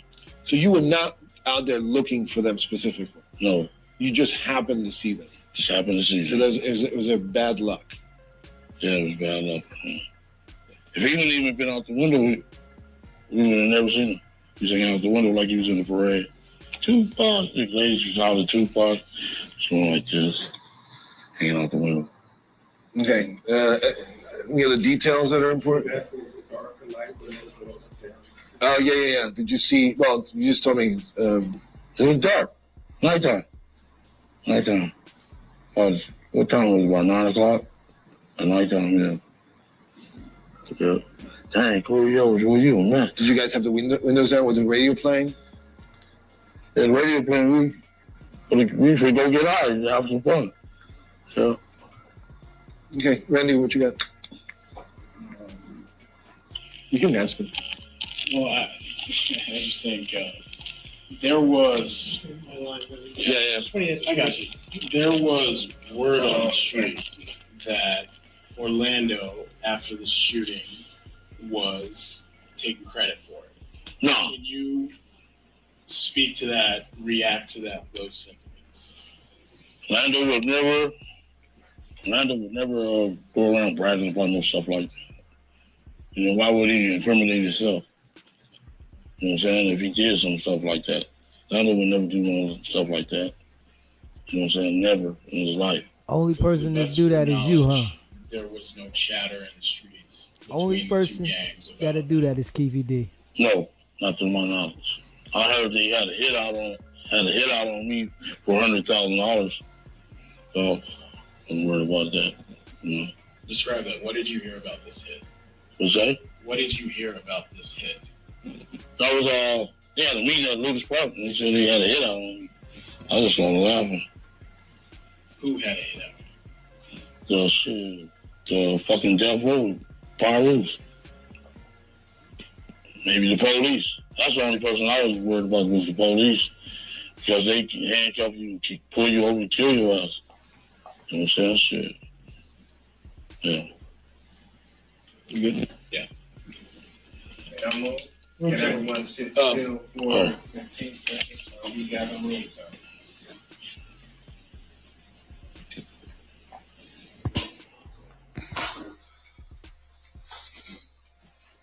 Mr. Dorsey, those were the two conversations we listened to in 2017, correct? Yes. And then in 2018, the finished product the jury saw yesterday, that was Mario Diaz's finished product. Yes, February of 2018 is when the show premiered. At some point, did you become aware of a book written by Mr. Davis and Joseph Yella? Yes, I was maybe late 2018 when I think a Twitter account popped up under Keefe's name, and they were starting to promote it and put excerpts from the book up. that's when I knew for sure the book that he had mentioned during his interview with Death Row Chronicles that was actually happening. And then in 2019, did you actually get a copy of the book? Yes, as soon as the book was published, like the first day, I got a copy and read it. Did you read it? I did. I read it immediately in one sitting. Subsequent to that, have you seen Mr. Davis hold the book up and claim ownership of this book? Yes, when he did his first Vlad TV interview, Vlad TV is a channel on YouTube that's a really popular interview channel. That was in, I think, the summer of 2019. He, at one point, held up a copy of his book and told people that they should read it and that it was the real truth.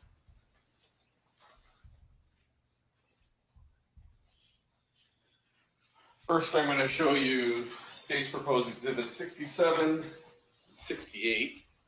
I should take a look at those. Yep.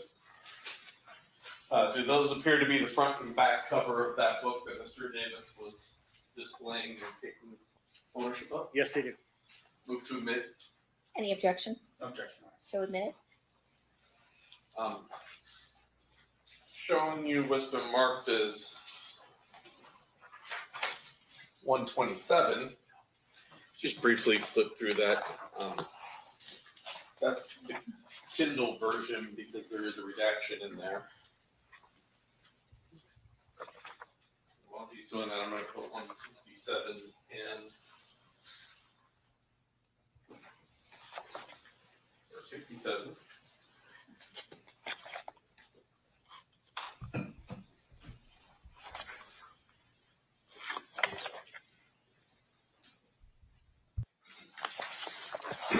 Yes, it appears to be the Kindle version of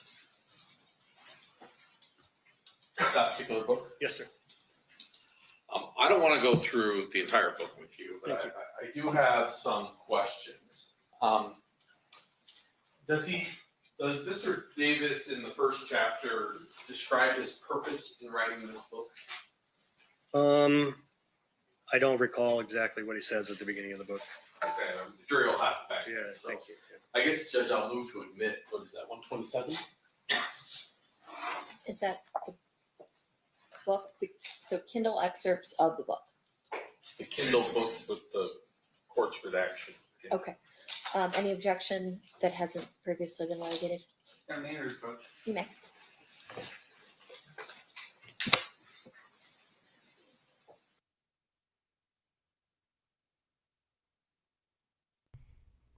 Keefe D in trouble. He in trouble. Yeah, he could try to say he lied, but he in trouble. He said he written the book. The book was his. Everything was truthful. He said he was in the car. The shots came from the car. And he was there. If you look at Keefe D's face, you can see, you know you done fucked up now, right? Yeah.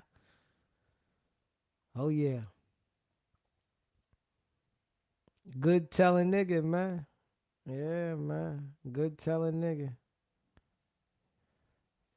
Thought he was going to tell his way out of this shit. Yeah. This what happened. Sidebar. Sidebar. Straight up. Objection, Your Honor. Can I approach the bench? Why Keefe D sit there? Objection, Your Honor. Approach the bench. Keefe D sitting there, sick. Yeah. I keep telling y'all this is their game. That will This be is their admitted. game. Within this book, does the defendant well, let me ask you this. Do you know who Michael Giroux is? Yes, Michael DeRoe Jr., street name was Little Owl. He was Orlando Anderson's best friend. I understand going back to when they were toddlers. And in the book, does Mr. Davis claimed that he had some little homies in Las Vegas, and that's how he learned about the 662. Yes, he said that there were people that were locals there that had heard the advertisements that the concert was happening that night with Tupac. Judge, I'm going to ask you to take judicial notice of State of Nevada versus Michael Duro, 96C 13644 in the 8th Judicial District Court of Nevada. That Michael Duro was bound over to district court on June 13th of 1996 for trafficking in a controlled substance and transporting a controlled substance, pled guilty, and on August 20th of 1996 was remanded to boot camp and was in boot camp at the time of the homicide. Give me the case number again. 96C 136488. 13649. 96C 136488. 488. Okay, perfect. Give me 1 second. Durrogh, Durrogh. Yes, ma'am. Let me check judgment of conviction.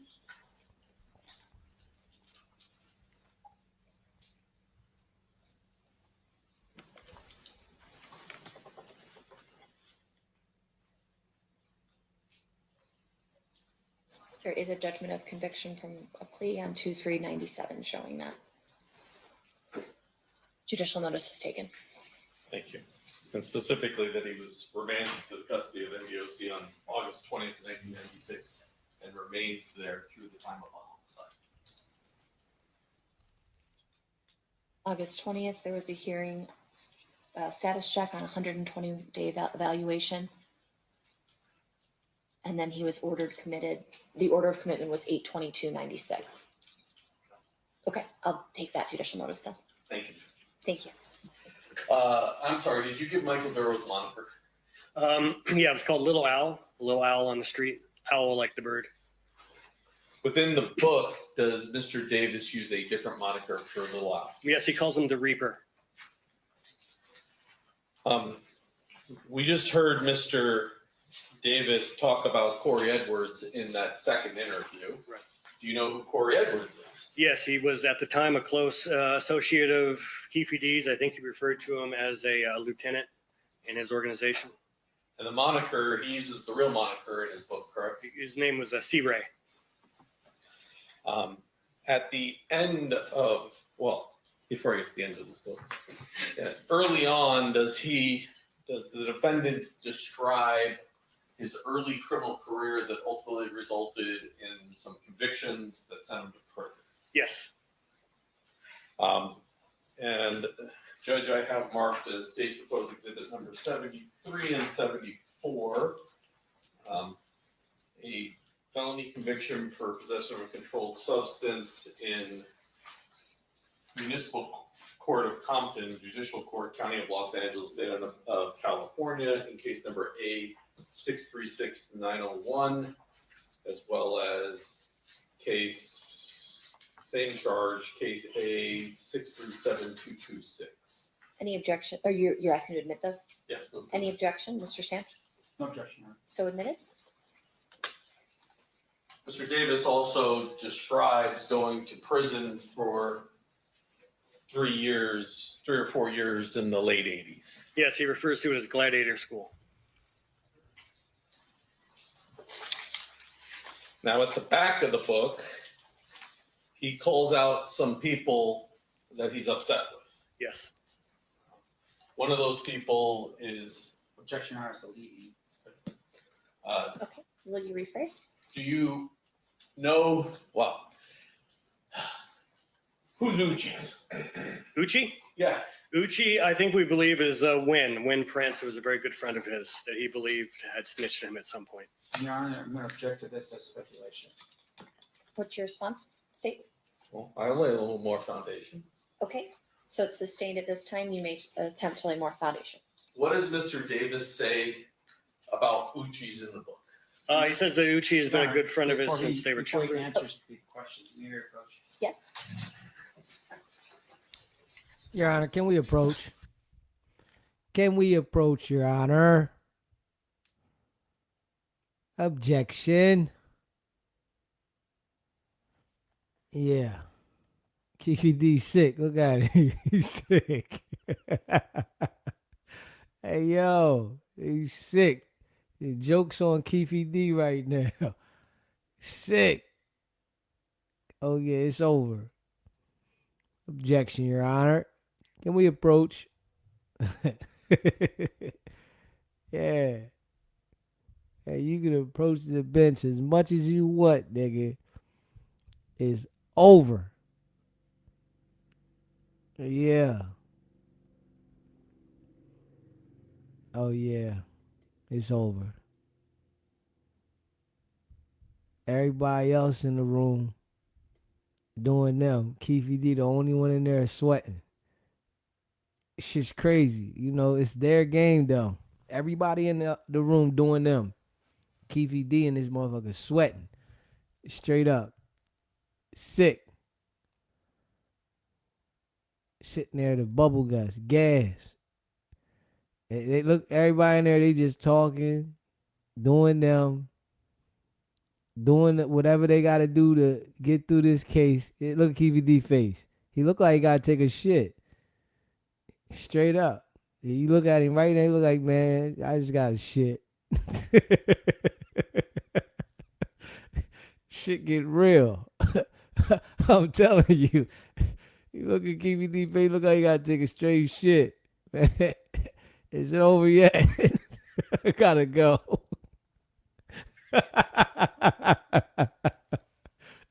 Hey, yo. This nigga told these people he was in the car and they did this shit. And this what he get. Yeah, he said, nobody want to mess with me now. Everybody look at him like, you know, he a snitch, right? Nobody want to mess with him. Okay, all right, yeah. That nigga is sick. Smash that like button, hit that subscribe button. Sick. You hear me? Keefe D, sick. Straight up. It's over. You know what I mean? I know he wish he could do this shit through Zoom in the cell. Fuck it. I gotta sit here at the table for this shit. You know what I mean? Why I gotta sit there through the table this shit? He's sick, man. You can see that. Decisions. Keefe D had a decision, right? And his decision was to implicate himself in telling everybody that he thought wasn't here. And this shit here backfired. Yep, it backfired. Yeah. It backfired, man. And the whole world laughing at it. Damn, nigga. You done sat down all these times and talked about your involvement. Man, the whole world laughing at this nigga. I can't even hold you. Yeah. But you know, hey, listen, this is how the universe works, though. It'll get at you. It'll get at you when the time is right. Smash that like button, hit that subscribe button. A sidebar. Yep. All right. Who posts the You bench? to disregard Post the the last bench. answer to the incomplete question. State you may proceed. Thank you. Can you describe to me what the defendant describes about Uchi's in the book? Sure, he says he's one of his oldest friends, describes him as his right-hand man, and says that he is dead, that he's been killed. All three of those things line up with wind prints. I'm going to ask you the next question, which is, what do you know about Wendell Prince? Not a whole lot other than just he was really tight with Keefe. There's a great photo of them together. There's actually several photos of them together over the years. And I know, I think Wendell Prince was ultimately killed, I think in like a backyard over a drug deal or something like that. And I believe Keefe was listed as a pallbearer at his funeral. What does he say about Tucker in the book? He says that he is the brother of NBA player Tayshaun Prince. and there's only 2 brothers of Tayshaun Prince, and only one of them is involved in any of the street business, which would be Thomas Lamar Prince. And I'm not sure what else he says about Prince as far as, but I think he's listing people he has grievances with. And finally, you don't know. There's a person named Menace. Right. You're unable to identify. We've never been able to figure out who Menace is. There was a Southside Crip with that street name, but we don't think that that's who it is. Now, you've been involved in this project, well, I guess it's 2012. Correct. In 2012, did you go and look at all the publicly available information there was that you could find? Yes. Did you, I'll start with Defense Exhibit A. Can you put it on me?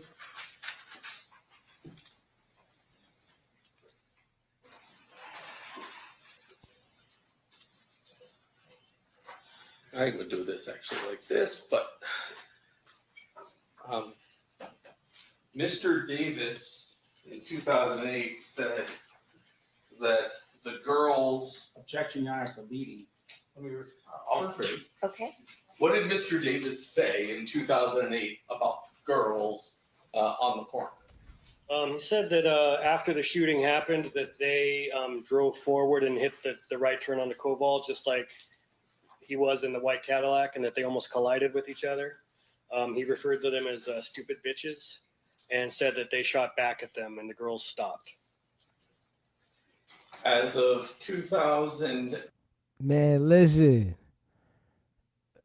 Whoever could have set him up with the book, that was all good, right? Anybody could have set Keefe D up with the book, man. The man said he was in the car. Stop. Don't get lost on what he said. You got to remember, he said this shit. You think the jury care about Reggie Wright setting him up with the book? Hell no. Jury don't care about Reggie Wright setting him up with no damn book. The jury don't care, man. The nigga said he was in the car, man. The man sat here and made multiple statements about what he did. Ain't nobody worry about him, Reggie setting him up with the book. Anybody could have set him up with the book. The nigga said he was there, man. That's his stupidity. I really don't care if Reggie set him up with the book. You know what I'm saying? I'm just being real. I don't care if Reggie set him up with the book. If WICKED100 lined him up with the book, I don't care who lined him up with the book. This nigga said he was at the scene in the car when it went down. You know what I'm saying? So all that other shit don't mean shit to me. I don't even care. I'm like, yo, if you on a jury, ain't nobody thinking about who set the man up with the book. They thinking about this man confessing to doing what he did. If he didn't do it, he said he did it. Don't think too deep into the extra shit. That's what you gotta not do. Don't think too. Don't turn into the person that you thinking about. What happened over here and there. Man, they didn't already press the line on this case. Man, this case is already going on. They don't care about Reggie Wright. Reggie Wright done got up there and testified. Yeah, man. Keefe D fried chicken, man. And 8, when that statement was made, was there any public information of a car chasing the Cadillac? There was not no public information about the girls in a Sebring chasing the Cadillac, no. Nor about them almost colliding with each other. I'm going to object, Your Honor, as the foundation. How does he know about public knowledge? Sustained. In the public information you were able to find, were you able to find any information? That's right. I've never seen that before 2008 printed anywhere that there was a near collision between the girls in the Sebring and the white Cadillac that they were fleeing. Once again, I'm going to object as to foundation. Public knowledge as to how exactly is he talking about? If you could lay more foundation about what he's reviewed to ultimately state this. Sure. What did you review? The definitive book for a long time on this case was Kathy Scott's book. the killing of Tupac Shakur, probably dozens of news articles from back then that I went back through. I went to UCLA's archives and went through their newspaper archives looking for articles about this. I read the Labyrinth book by Randall Sullivan, which was primarily about Biggie's murder, but also covered Tupac's murder to some extent. It just isn't anywhere that I could find. Now, Kathy Scott does say girls in a Chrysler sedan, correct? Correct. She does not say Sebring. She just says a Chrysler. And she doesn't say anything about them going around the corner. And once again, I'm going to object to that in terms of hearsay. How we're now getting into other people's work, and he's quoting it verbatim. I'm not quite clear how that's not hearsay. Is it offered for its truth, It's Mr. not offered for the DiGiacomo, truth. or is it? It's offered for the fact that it wasn't said, not that anything that was said. Okay, so I'm going to overrule the objection. The jury's not to consider what Ms. Scott wrote in her book for truth in any way. It's only to be considered to show that that wasn't included. This specific detail was not included in her book. You may proceed. And then finally, I'm going to put up for you Defendant's Exhibit B. Don't worry about the Cadillac. Don't worry about if you can find the Cadillac. Don't worry. You worry about the wrong shit, Kimmy. The man said he was in the car and he did it. Nobody's worried about finding the Cadillac. The nigga said he did it, man.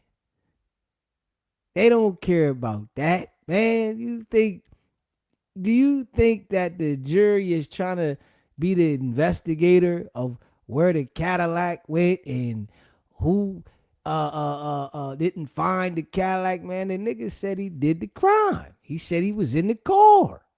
He said the shots came from the back seat. Whether he did it or not, he did it. Hey, you know what I'm saying? I mean, listen, man, you gotta think about it, man. Straight up. Hey, listen. All right, I'm gonna give you an example, Kimmy. I want you to go out there and go tell the police you committed a crime. Literally, go tell them that you committed a crime that they've been trying to solve for a long time, and see if they gonna ignore what the hell you saying. Go to the nearest police station if you know there's a crime in your area that's been committed that they've been trying to solve for a long time. Tell them that you did the crime and see if they care about finding where the other shit is that you talking about. They gonna lock your ass up. He gonna lock you up. You know what I'm saying? When you make a confession, even if you didn't do it, by the time they, if Keefe D didn't do it, by the time they come to the, understanding that he didn't do it, he gonna be in the ground somewhere. Just leave it in the chat right now. Leave it in the chat. Leave it in the chat, Kimmy. Leave it in the chat. Leave it in the chat. I'm talking to the chat right now. And if I could figure out how to zoom, because I never use these. So here we go. I want you to read that to yourself.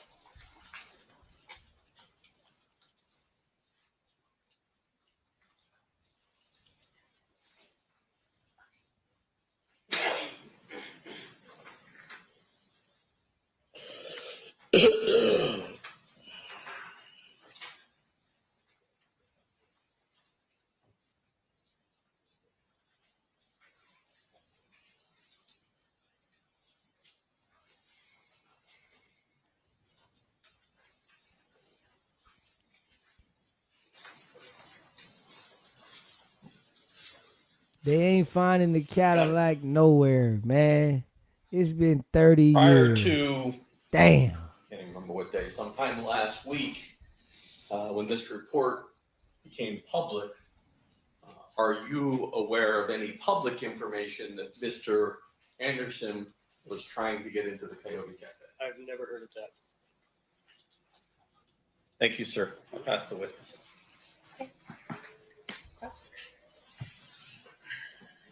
Mr. Dorsey, Are you a detective with Metropolitan Police Department? Nope.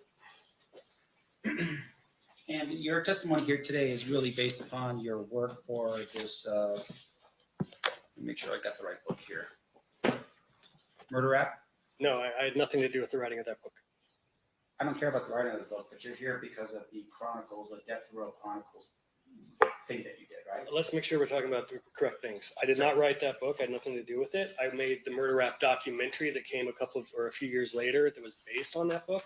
And then I was a consultant on Death Row Chronicles series that we've been playing Andrew from here. Do you recall when the state asked you that you were first involved with this in 2012? Yes. In what way were you involved in this in 2012? Yes, in late 2012, I came across an article about Greg Kading's Murder Rap book, and that's what first alerted me that the book even existed. And I reached out to Greg, asked if he wanted to make a documentary. He sent me a copy of the book and said, read it, and if I'm still interested, he's interested. Okay. And your job really was, for the next couple of years, was to, do your own independent research? Combination of doing my own independent research and also having Greg explain to me, a 3-4 year long investigation that he had conducted. Your testimony to the jury was that you spent a couple of years doing that. Correct.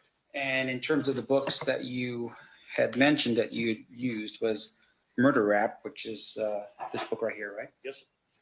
Written by Greg Kading. Correct. And then you also used Kathy Scott's book, right? That's correct, yes. This book right here? Yes. You know what version of her book that you used? I'm not sure what version I used. And then you used another book. And what was that final book? There was one called Labyrinth by Randall Sullivan. Did you say that before? I said it just a minute ago, yes. Okay. What other books besides that one? I'm not sure. Any other books? Not that I can think of off the top of my head, but there might have been some others. How about Welcome to Death Row by Lee Savage? No, I've seen the docuseries that you produced, though. How about this book here by Frank Alexander, who was present on the night of the shooting? I've read excerpts from that. Excerpts? Yes, sir. Not the whole thing? No. Okay. How about this book here? I think you'd mentioned this before, Original Gangsters? Yes, I've read that book. That's the one you said before. No, I don't think I've mentioned that one yet, but I have read that. I know the author. And then how about this book here? Looks like it's an autobiography, Only God Can Judge Me by Jeff Crow. Yes, I've read that. All right. Now, fair to say that when your job here and what you've done is talk to us a little bit about you or your work in the documentary, right? That's what you're doing here today. Sure, and what I learned in the process of making a documentary, yes. Right, and what you learned in the process of making a documentary. And I just want to make sure we're clear for the jury. Documentaries really is a business, right? Sure. It's not a very good business, but yeah. Yeah.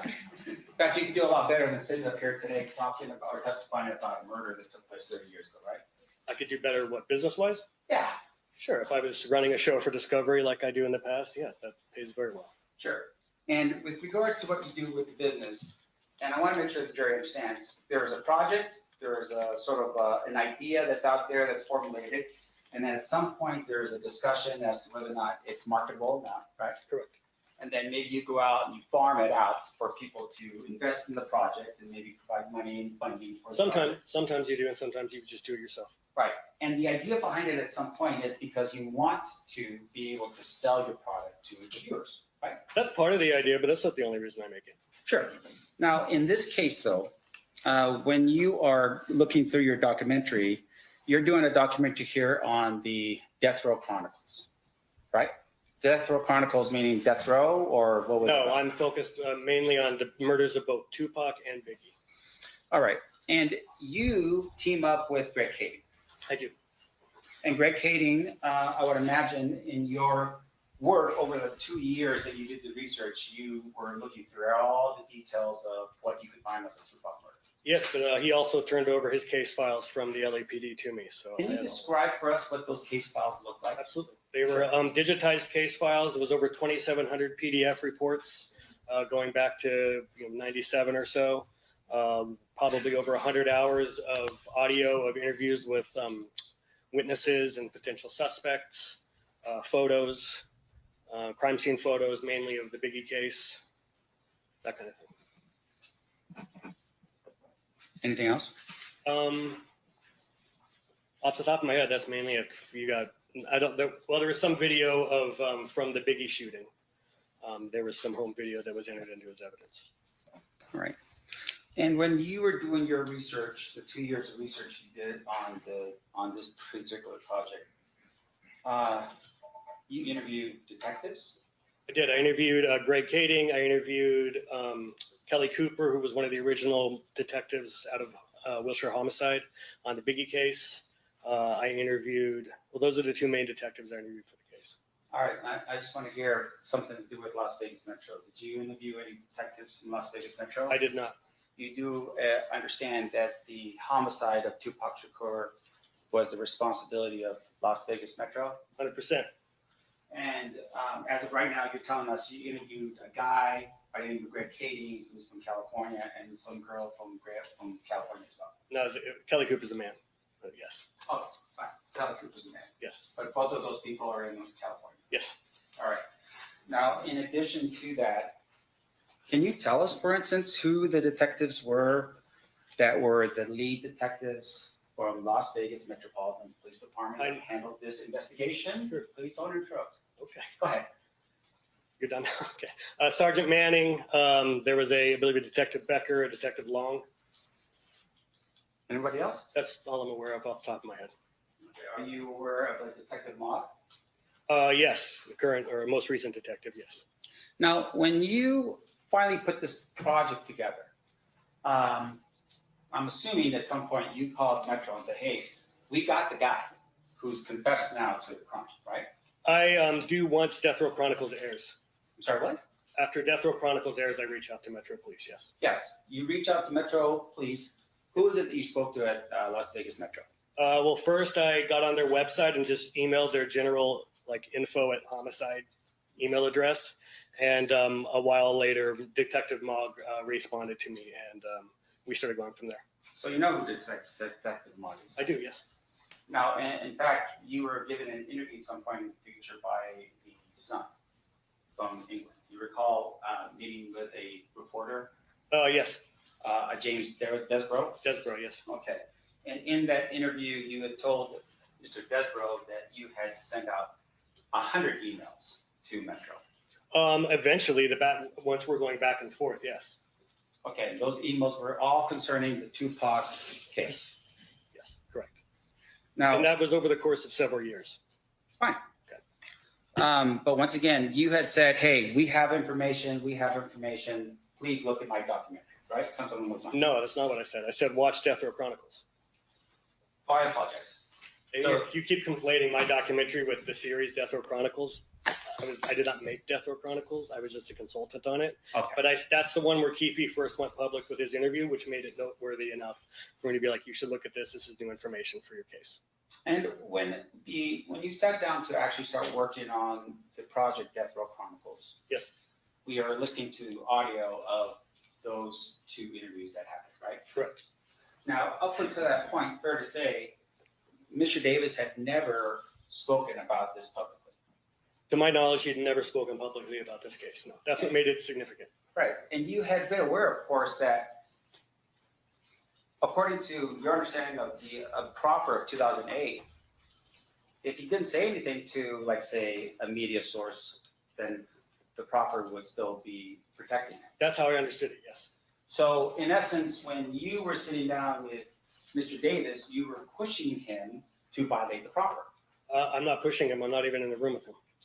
I know. We're going to talk about that in a second. Okay. But in essence, you are on a little earbud or something along those lines in another room, and you're telling the interviewer to keep pressing on Mr. Davis. I was not thinking at all about him violating his proffer. I honestly didn't think the proffer would ever be used. I didn't understand that's how that worked. I thought he's giving a public confession. That public confession can be used, absolutely. Now, in addition to that, you are in another room, and you do not want to be seen by Mr. Davis. That's correct. In fact, Mr. Kading, Detective Kading, former Detective Kading, is also not present because he does not want to be seen by Mr. Davis. That's correct. And so, in essence, as you're sitting there listening to the conversation, you're telling the person information that's specific to the 2008 report.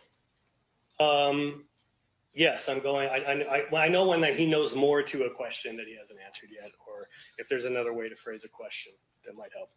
Now, in But I addition, can tell you sorry to cut you off, but most of the questions were written in advance. I only offered up maybe a half dozen total across 2 interviews of additional questions. yeah, so let's make sure we understand, because we're not in the room and there's no cameras. As we're listening to the recording, there's another voice that's on the recording, sometimes talking about getting a Diet Coke or something to do like, oh, this is great. Is that you? No, there were a couple other, it depended on when. People came and went from that office, and there was different people in there on different days. It was just employees of the production company or other contractors that were on that show.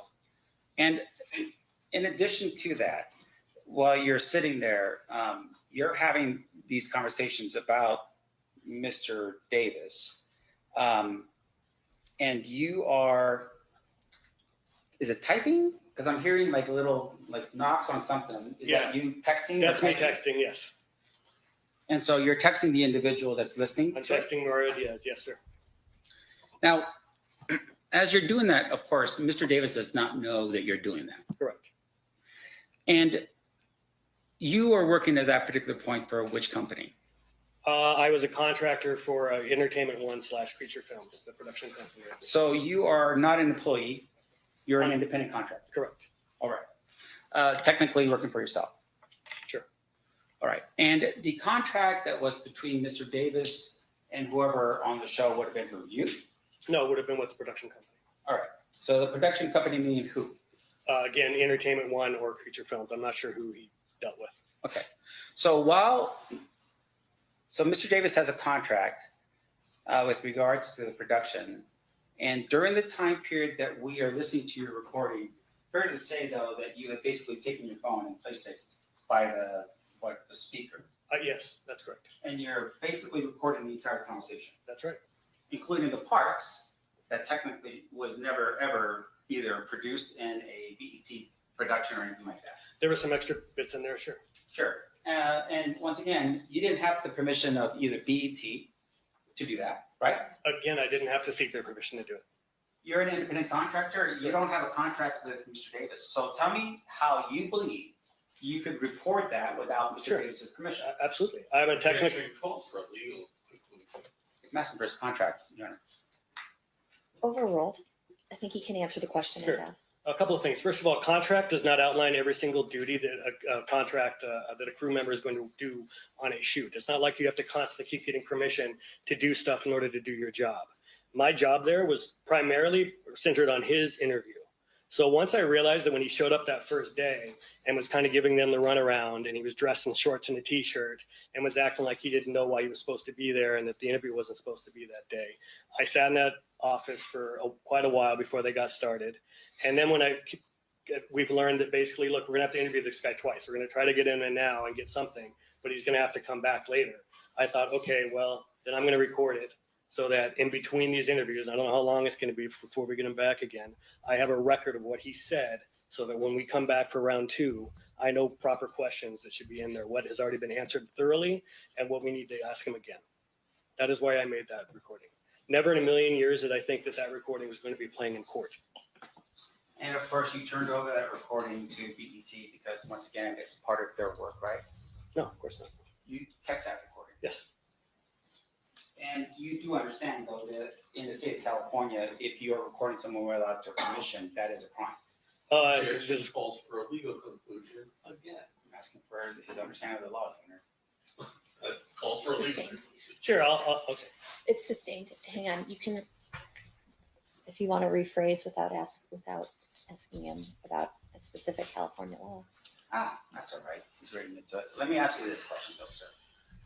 When you are recording this conversation, yes, did you at that particular point turn it over to Las Vegas Metropolitan Police Department? I did not. You kept that recording, yes, and then you created your project with that, right? No, I've never used that recording for anything. What project are you talking about? Let me ask you this, though, sir. In terms of who's responsible here to solve the Tupac murder, that's not your responsibility, right? It can be anybody's responsibility. Okay. You're saying that it's not Metro's? It could be theirs as well. Of course it is. Any How- citizen can investigate a crime if they want to. Right, and we're going to get into that a little bit, but in terms of how you go about doing your job, fair to say that a detective would be the one that would handle that investigation. Sure. Right? At some point, sure. Right, and it's not like, say, the FBI, it's not LAPD, right? Compton PD. In this case, the Tupac murder was the responsibility of Metro. To some extent, except that I know LAPD made the argument that if the crime was planned in the city of Los Angeles, that they could also take ownership of the case. And you I wish Keefe D's lawyer would get, to the point or ask some different questions. He's asking this man about why is he investigating the situation, and he's saying that it should have been the Las Vegas detectives, but Keefe D admitted this shit talking to this guy. So, I mean, that's enough for them to go ahead. All right, I'm gonna get this to the police. If you with your homies and you admit to a crime and they record you and give it to the police gonna use that. They not gonna ignore that you told your homies and they not the detective, and because you said it to your homie, it ain't valid. He said it to him. It's just like talking to your homie and your homie to turn the evidence into the police. can ask Greg Kading about that if he comes up here. I don't even know what you just said. I'm just asking you this question. Let me just ask you this question, sir. So you send over notice to Metro and you say, hey, we solved this thing. You send over 100 emails to Metro. And they didn't do anything about it, did they? No, because they were. No, that's a yes or no answer. They didn't do anything about it. What didn't do anything about it. Define didn't do anything. They were working the case as far as I was concerned. They were responding to me. I was sending them because he kept talking. He started doing YouTube interviews. So every time he would do an interview, I'd send it to him. Be like, hey, here's a new interview. Hey, this clip, he says this for the first time publicly. He says this, and there was back and forth going on with me and Detective Mogg. So I got the sense that he was absolutely working that case. And it's detective work 101. If your suspect is talking, you let him talk. And he was talking, so every interview he did was additional evidence to use against him. Okay, so what was he talking in? What was he talking in? Sure, what was the information that he was talking in? Are you talking about your documentary at this particular point? No, I'm talking about he's going on YouTube. He's going on Vlad TV. He went on, I think he ended up doing a total of 9 interviews on YouTube over a 4-year period. Did you verify any of the information that he gave you? What do you mean? Well, the information that you learned in this case, right? Who gave me? Well, the information that you learned from either the listing of the 2008 proper or in the interview with Mr. Davis. Did you go out and conduct your own investigation to verify the information? Sure, I went through, well, again, I had unfettered access to the case files, and there's lots of corroborating evidence in those case files. Now, when you say the case files, and I want to make sure I'm clear here. Sure. You're talking about Greg Kading. Yes. And you're talking about Greg Kading, who's former LAPD. Well, I'm not just talking about Greg Kading. I'm talking about every detective that came before him. Question, I am. You're trying to phrase it in a certain way. Not just Greg Kading. It's not just his files. In fact, the majority of them are from detectives that came before him, including Las Vegas police files. All right. What detectives are you talking about before Greg Kading? Sure. A lot of the biggie detectives had gathered evidence. Don't shake your head. A lot of biggie detectives gathered evidence. Jeez, man. A lot of biggie detectives that gathered evidence that pertained to the Tupac case because the two cases it became known or believed were connected. So they had informants coming forward to them on the biggie case that were saying, hey, these two things are connected. Okay. So once again, evidence or information that would have gone to the detective, right? Eventually to Greg Kading and his team of detectives, yes. Once again, you got to understand, Greg Kading was not responsible for the investigation of the Tupac murder. Correct. He was part of the task force specifically for the Biggie Smalls murder. That's correct. And you are aware at some point he's removed from that task force, right? Yes. And one of the things he does is he steals the Tupac file. I object to the word steals. I'm sorry, he borrowed. I don't mean in like a legal sense I object, but this is a person I object to. I'm not wagering an objection. I take issue with. The Okay. word steal. Okay. Any detective can take case files with them when they leave the department. It happens all the time. It's extremely common. In fact, I just did a series on Ted Bundy last year based on the same exact thing. One of the lead detectives on the Bundy case in the 70s took a box of files with him, and we were able to obtain those files, and we made a show about Ted Bundy based on his files. Are you a detective, sir? No. So you can't sit here and tell us what a detective can and cannot do. Fair? You're not a detective. Like legally, I can't say that. I can say based on my experience as a true crime producer for the past 20 years, it's very common in my line of work to come across files that detectives have taken home with them. So I want to make sure I'm clear. You're telling us that Detective Kading took a file that he wasn't even part of the investigation on? You're saying that that's what happened here? Well, Judge, I assume the fact, not the evidence. No. I think he mentioned that, Judge. What do you mean? He took a file that was not a case he didn't work? Yes. As soon as Keefe confessed to the Tupac's murder, they took ownership of that case. And again, you're going to have to ask him that question because I was not there for that. So once again, that's something you're saying that Greg Kading should come here and testify to. If he wants to, sure. And once again, based upon your research of this file for the 2 years prior to the documentary or the project that you were working on. Yes. Apologize for that. Murder rap, yes. You learned, of course, that Greg Kading was basically had issues with credibility. Objection, Judge. We approach. Yep. Objection, Your Honor. Can we approach? All right. I'm going to go to the bathroom while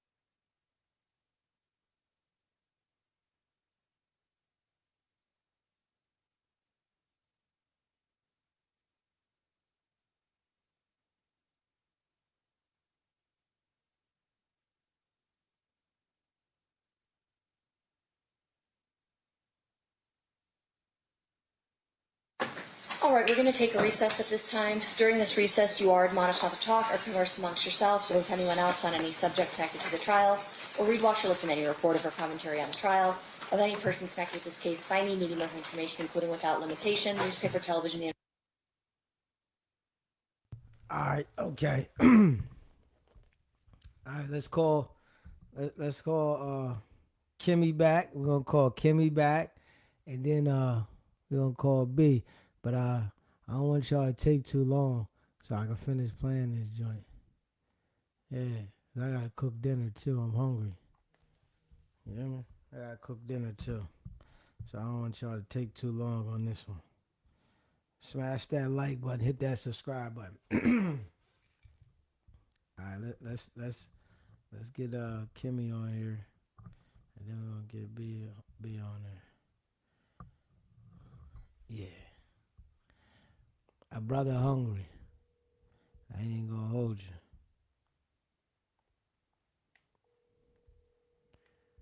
Smash that like button, hit that subscribe button.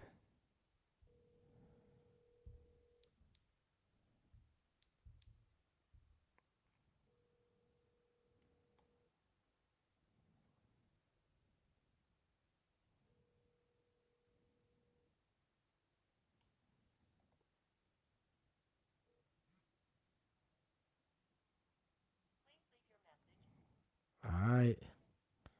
Now, if you miss it, you miss it. All right, let me hit bro.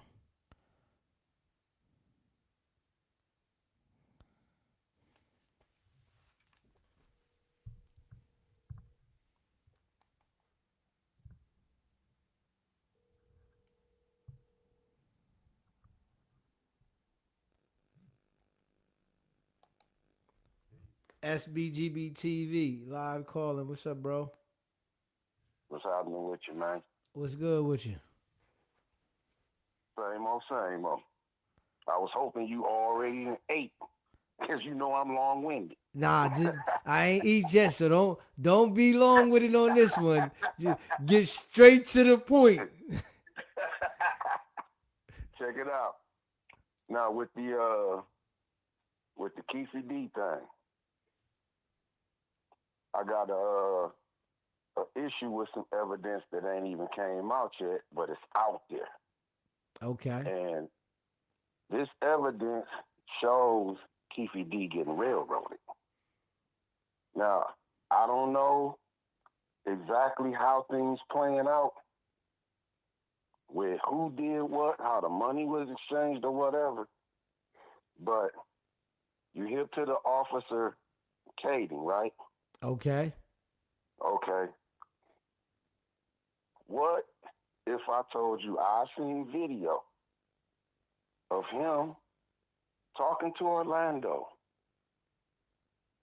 before the shooting, right before the Las Vegas police talked to him? During the time the Las Vegas police was talking to him, Reggie Wright Jr. went to the crowd of police, went and got Orlando Anderson, and walked him out the casino. There's video of that. Okay. Reggie Wright Jr. walking Orlando Anderson out of the casino before the shooting. Okay. There's no grand jury saying anything. And they seen Reggie all Wright this. Yeah, they had to see it. They had to see it. And you gonna see it. I'm gonna let you watch it. Reggie Wright Jr., Reggie Wright Sr., and 8 other Compton police officers out of uniform, all captured on video, leaving at the same time with Orlando Anderson. This is after he got jumped. After he got jumped. Right before he got jumped, one of the police officers is standing there with Orlando Anderson, waiting on that entourage to come through to jump him. They was waiting on it. Then they jumped him. Orlando Anderson walks off, and the casino cameras follow him all through the casino, all the way to the point to where Las Vegas police officers confront him and ask him if he want to press charges. While he's standing there telling them no, Reggie Wright Jr. walks up to him, beige suit, got his wife next to him and everything, sticks his hand up, tells Orlando Anderson to come on. And they walk out the casino together before the shooting. Okay. I'm gonna let you put your eyes on that video. All right. Because it's out there, and the algorithm is killing my man that's putting that information out there. Because he keeps trying to put it on YouTube, but it's very hard to get hold to unless you know what you're looking for. Gotcha.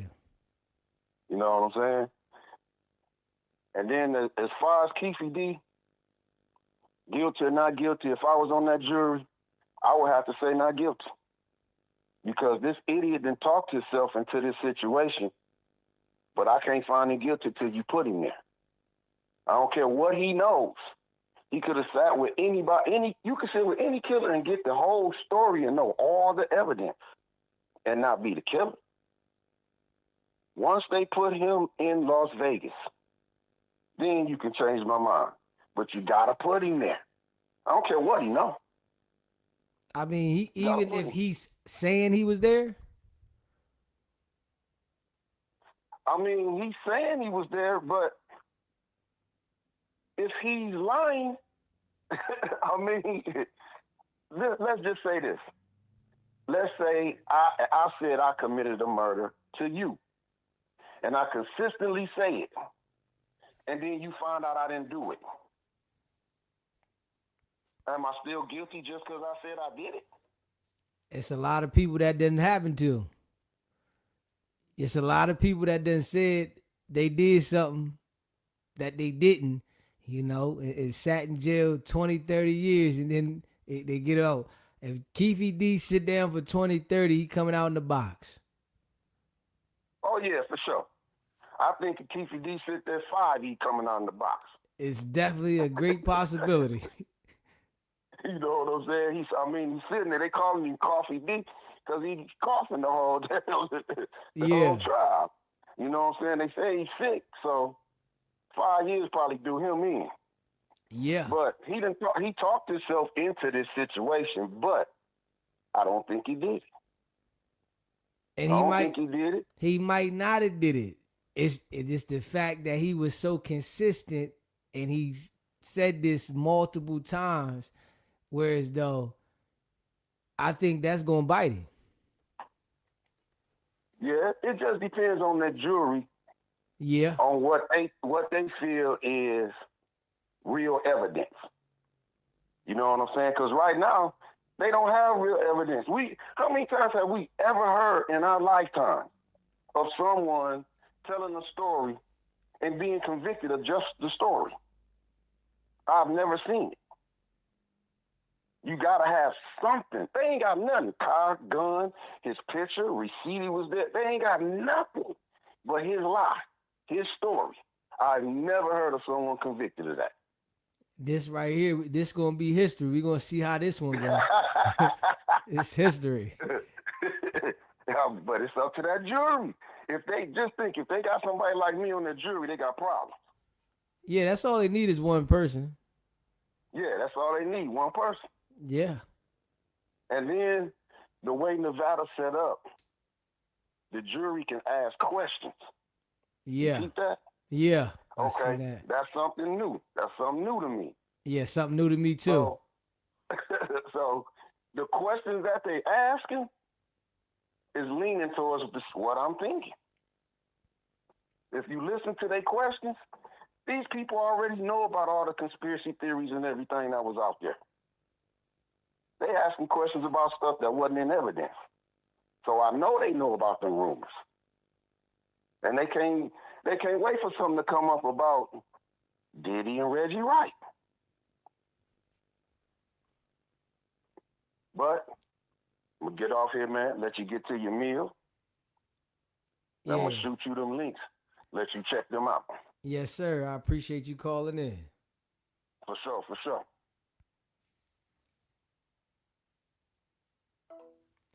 Smash that like button, hit that subscribe button. Let me see here. Hold up, y'all. I'm trying to let this thing rock. Here, hold up. Hit that like button, hit that subscribe button. Hold up.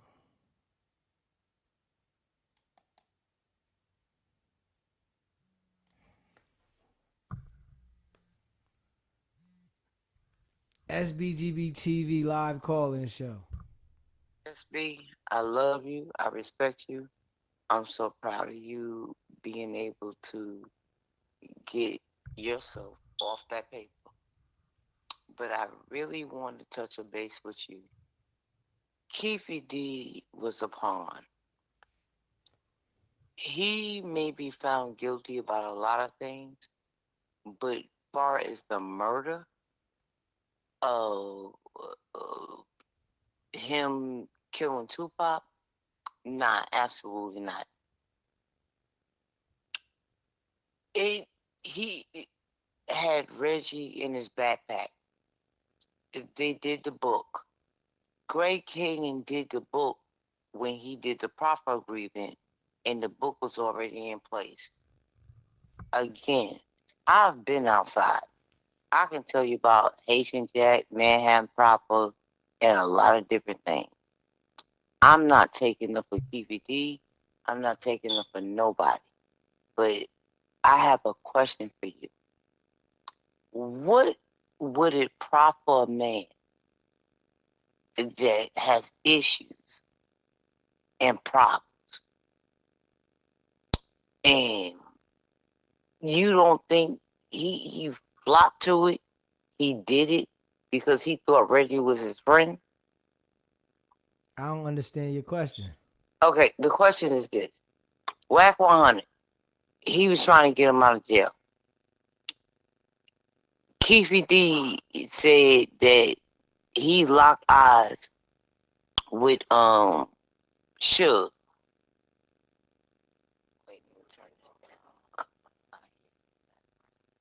He locked eyes with him. How is it possible that you know everything that happened and you really weren't there? We know for a fact the guy that got beat up or whatever the case may be, he was not there in the car because he was at the hospital. Do you remember or heard about that? That the guy was at the hospital? Orlando, the one they beat up. I didn't see facts that he was at the hospital, but Keefe D said that he was supposed to go to the hospital, his shoulder or something. Right. And after that fact, he was in the hospital. And then when the shooting was taking place, he was at the casino. He was not anywhere around the scene. A lot of this stuff is fugazi bullcrap, and it's smoke and mirrors. And like I said, I can tell you about Stevie Wonder, Buster Brown. I was there at Kwasuda when Pac got shot. I was there when he was at the Manhattan Proper when he got his fellatio. Okay? I'm outside. That's over 30 plus years ago. But a lot of this stuff goes back to Reggie Wright Jr. and his father. Why would Reggie Wright Sr. go to Keefe D and threaten him if something happened to his son after this altercation that took place before even Pop died, after he died? What would be the reason? Say that again, what you just said? I didn't Okay. hear you say it. Keefe D is supposed to be the guy that did everything. No, right? he's not supposed to be the guy that did everything. He's the guy that was in the car in the passenger seat. He said everybody in the back did it. Okay. But then it was, when you said that, I'm glad you said it. They said it was 5 people in the car. It's a white Cadillac. You mean to tell me, out of all the things in the world and all the things that had happened, only one white Cadillac was rented, but they can't find this Cadillac? Everybody that was in that car, it's no way humanly possible Orlando could have been in the car, because Orlando was at the hospital with a dislocated shoulder. After he left the hospital, he went to the casino. So he wasn't in the car. But you just saying that though. I haven't seen no proof of that. There's no. I'll send it to you. Yeah, there ain't no proof that Orlando's in the hospital and he was at the casino when the shit took place. You know, you just saying that right now. No, I'm not just saying that. I can shoot. I'll shoot you the proof.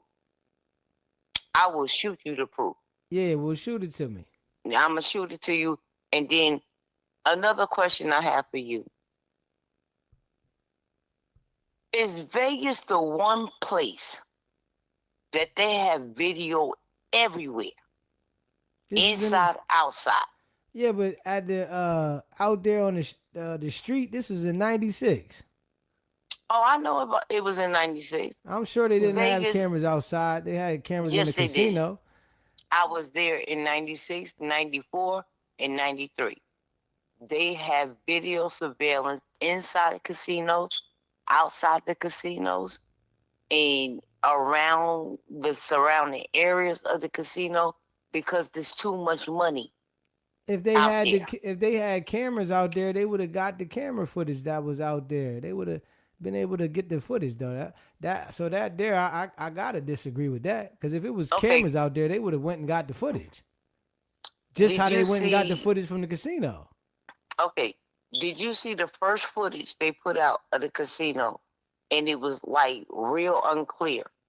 But then when they started the trial, the footage was very clear. Did you see the difference? What's the point? The point is, Greg Cannon was there in uniform when Keefe D in that incident that took place. Reggie Wright Sr. was there that day it took place. It was other people that was working with Reggie that day when it took place. But you got to think about this too. The people that you're talking about is California cops. They not Vegas cops. Okay, so if they're California cops, my question to you is, why are you in Vegas? But that's because they in Vegas, but they don't got no jurisdiction in Vegas. You got to think about this though, baby. Okay. The Vegas cops are not listening to Reggie Wright and Greg Caden. They looking at you in my area. They not listening to them niggas. So if they had cameras out there on the strip somewhere, they're not listening to the Greg Caden and Reggie Wright and what they got going on. So the people that are in Vegas, they're doing the Vegas shit. That's why they got the camera from the casino. So I can't get that. I can't agree that they going to come to Vegas and run Vegas. But Greg Cannon was actually right there in Vegas in the casino the night of the fight. Even if he's in there, it's okay. That's cool. But they don't have no jurisdiction in there though. They don't have no. They ain't running nothing in Vegas. You ain't no other cops allowing no other detectives from another state to come to their state. Now, if it's the FBI, then you know the FBI is gonna come in and trump everything. But they not allowing no cops, the Greg Caden or Reggie Wright, to come in and stomp no feet around the damn area. They feel like this my area. They'll lock them the hell up. You're absolutely right. But then here I have another question for you. Why Reggie makes a statement in saying, I would never pay anybody to hurt or harm the person securing, which we know you really didn't secure him or Pop. That meaning Suge or Pop. I can't answer why Reggie made a statement that he's made, but we still got to look at it at what you're saying. You went from the Caden and Reggie Wright in Vegas like they hold weight. They don't hold no weight in Vegas. They don't hold not one liquor weight in Vegas because his father was a cop and he was a cop turned drug dealer, and they had a lot of pull. And I will say it to the day, and I mean what I say. Man, they not holding no weight in Vegas, man. They not. You don't think so? Man, they holding weight in California, Compton. They Compton cops. Okay, so if they don't hold weight in Vegas, why is it Reggie is taking everybody down to Vegas to give statements, and you weren't even a cop?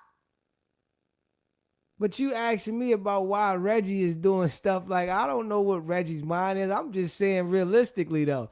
You said it was cameras outside all around. They would have got the camera footage. That's why I say in 96, they ain't had no damn cameras out there on them strips like that. It's 96. Well, when I was there, they did. 96, man, ain't had no damn. I was in 94 and 95 in Vegas. 96, man, the cameras wasn't booming like that. It was in the casinos, man. Come on, man. I just seen cameras outside. I'm just telling you what I see when I was in there. 96, the surveillance and the technology was different, man. We all know this. Yeah. We do. Yeah, we do. in 96 but it was like different. I said, I respect you. I respect the conversation. And I think the only thing we all want is the truth. Are we gonna get it? Never. We're never gonna get the truth. We all we know is what Keefe D said. Keefe D implicated himself in this situation, and he gotta stand on what he said, and he threw his nephew up under the bus. They all did though. So whoever he talked about is dead. Nobody cares about them. They care about the guy alive. And if you in the car when the situation happened, you just as guilty as everybody else. Okay, and you're absolutely right, because if I take you to the store and you go rob them, and you go and rob that store, I'm just as guilty with you robbing that store because I'm the getaway driver. Yeah. But the only thing I'm not understanding and I can't seem to get, if you thought Reggie was your first suspect, but then you got Keefe, you make him the suspect now over a postcard. I don't understand that part of it. I really don't. But then people don't remember and they don't understand.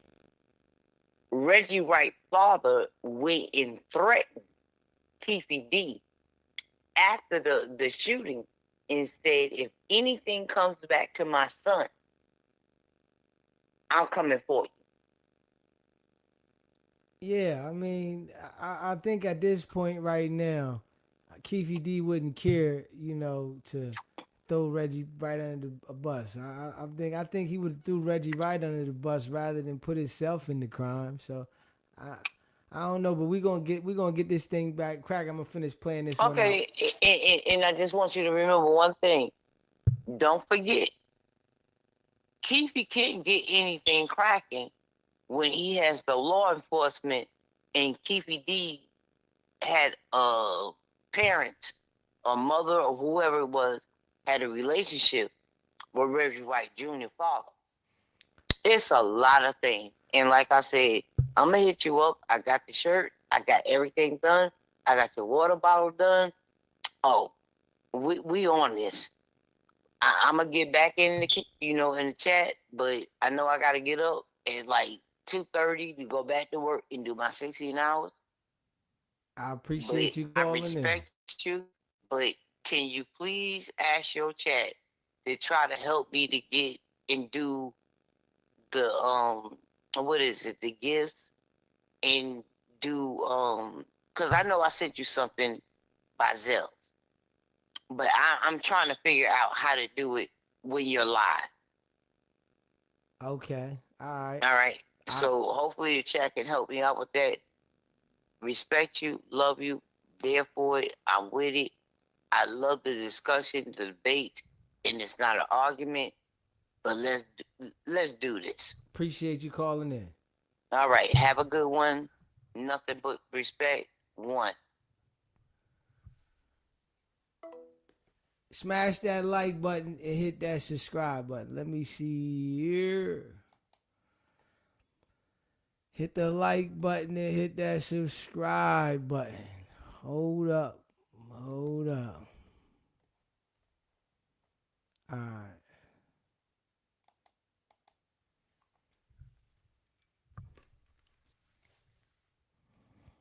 Yeah, I was trying to finish playing this, you know what I mean? Because I'm coming back on tonight. I'm coming back on tonight, y'all. So I'm trying to finish this out. Yeah.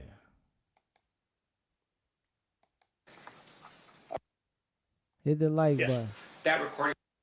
Hit the subscribe button. Seated. Mr. Dorsey, you're still under oath. Mr. Stamp, you're still on cross-examination. You may proceed. Referring you back to your previous testimony with regard to Kathy Scott, just for the jury's edification, Kathy Scott is not a detective. Correct. She is a reporter. She's a journalist, yes. She's a journalist, all right. And she wrote a book with regards to her information she had gathered as that journalist, right? Correct. Not her own investigation, but what she had heard on the street. And from detectives that she talked to, yes. Right. And so when she first published her book, fair to say what I'm holding up for you, and I want to make sure I'm accurate for the jury, this is the third edition, right? Okay. Are you aware that Kathy Scott's first edition that was published was actually in 1997, a year after? Something like that. It was very fast after the crime. I remember that. And then there was an update and another update, and what I have right here is the third edition. Okay. But with regard to that first edition, it came out a year after the shooting of Tupac. Sounds about right. All right.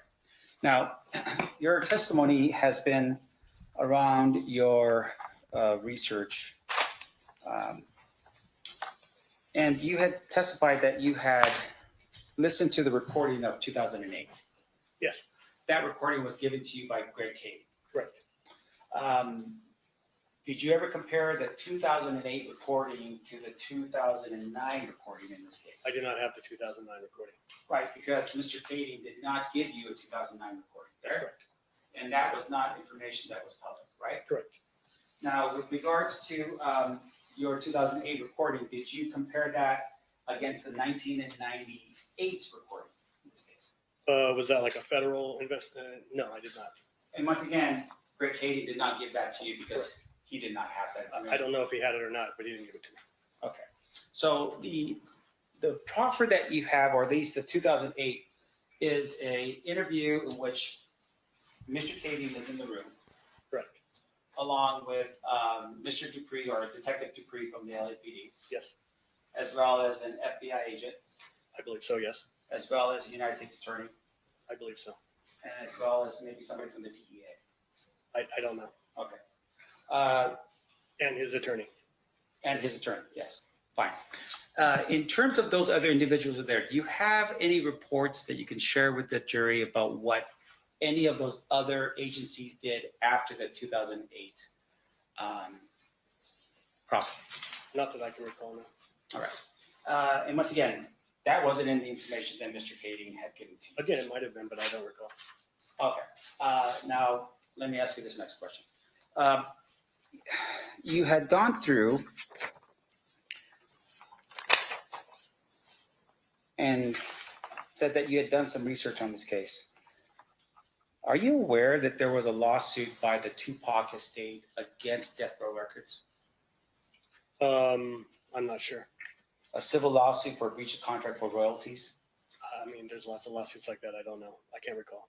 All right. So you don't have that information for us? Again, I don't know. I might. That's fair. Are you aware of a lawsuit by Orlando Anderson against the Tupac estate for injuries caused in Las Vegas? I am. All right.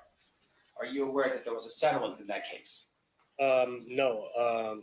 There was a counter lawsuit for wrongful death filed by the estate of Tupac against him, and I thought that all went away when he was killed. No, well, and that's what you think, right? Did you? That's what I believe, yeah. But you don't have research for that. I don't think so, no. You didn't go to the courthouse in LA County and look up the case or do anything like that?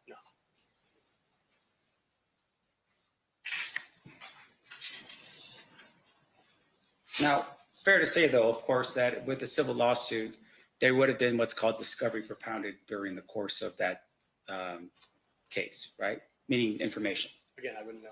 All right. You never looked into depositions taken of Mr. Orlando Anderson or anybody else for that matter. Now, in addition to that, were you aware, based upon your research, that Tupac was actually leaving death row prior to his death? That is. Assumes the fact, not evidence. What's your response? Based upon his research, Your Honor, he testified about his research for this case. I think what Mr. DeJock was saying is that's not true. No, And I'm you're saying assuming a the fact. predicate of his question is assumes the fact that has yet to be established. He's asking the witness. So in other words, it's not true, the thing he's asking. I don't know if it's true or Okay. not, but he is assuming a fact, not evidence. Can you lay more foundation? Sure. In your research of your project in this case, did you ever look into the relationship between Tupac Shakur and Suge Knight? Yes.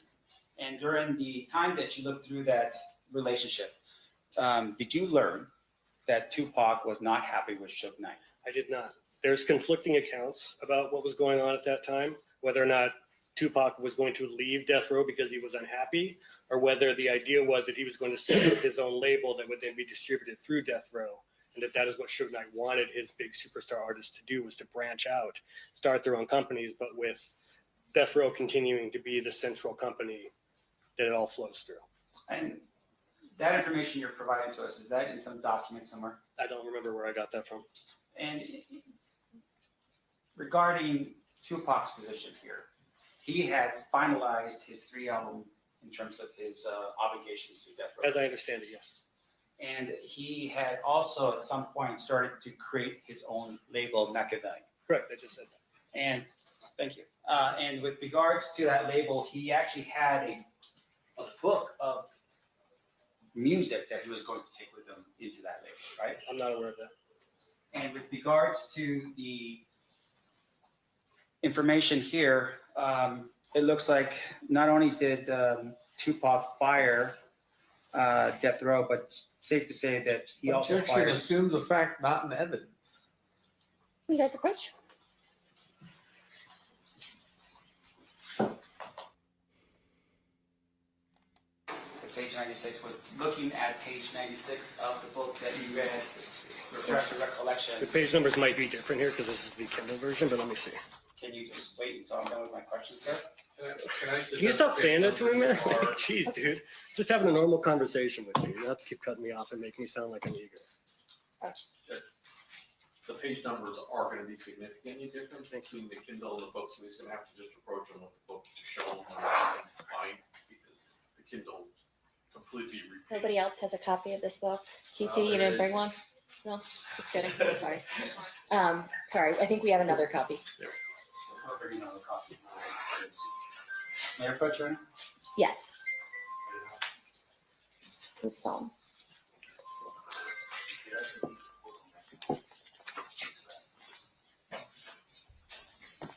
Okay, page 96. Yes. Are you aware, or to refresh your recollection, are you aware that in the book, when Baby Lane, meaning Orlando Anderson, arrives in Las Vegas, he purchases a tuxedo? Let me see, hold on.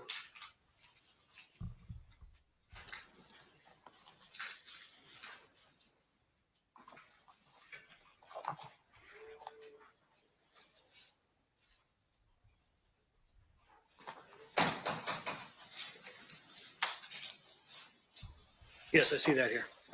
And the reason why he purchased a tuxedo is because he said he saw former Major League Baseball player Barry Bonds with a badass brown Versace tuxedo. So Baby Lane decided he wanted to buy the same tuxedo, right? Yes. Are you aware of the whereabouts of Barry Bonds on the night of or the day of September 7th, 1996? I'm not. You didn't look into that? No.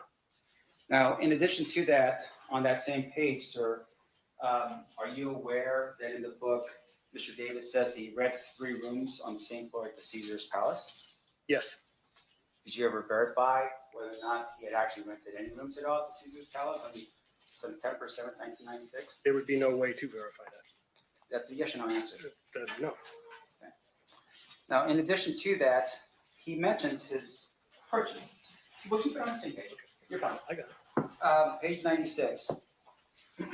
Mr. Davis says that he goes to the Versace store, and while he's there, he purchases himself a $3,000 blue suit with white pinstripes and some additional Crocs, I guess, or shoes from the Gucci store and a white shirt. Call that? Yes. Did you at any point ever determine whether or not Mr. Davis actually owned a $3,000 blue suit with white pinstripes? No. Now, page 97. Mr. Davis says he sat on the second row of the fight, not far from some of the celebrities. Do you have any proof at all in your research or your investigation as a citizen in this case indicating that Mr. Davis sat on any row in the fight? No.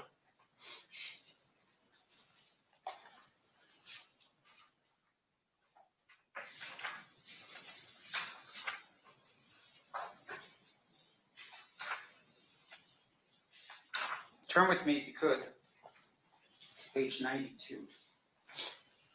There are 2 pictures that are there. You see those pictures? Yes, sir.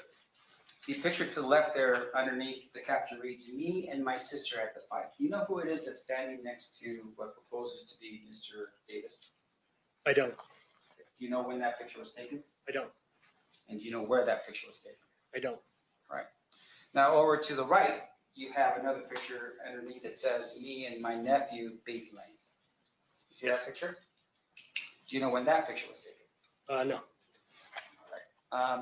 And with regard to that picture, fair to say the 2 individuals that are standing there look like they're wearing some type of overcoat. Is that right? Yes. And hats. Yes. And informal wear with suits and ties. Yes. In your review of what Mr. Keefe had sent to you, did you ever review any of the surveillance video from MGM? Yes. Did you at any point see any individuals that were dressed exactly like these 2 individuals in your review of the MGM surveillance? Not that I can recall. All right. And fair to say that once again, based upon your research, that September in Las Vegas would be a relatively hot month. Correct. Now, in addition to that, you had.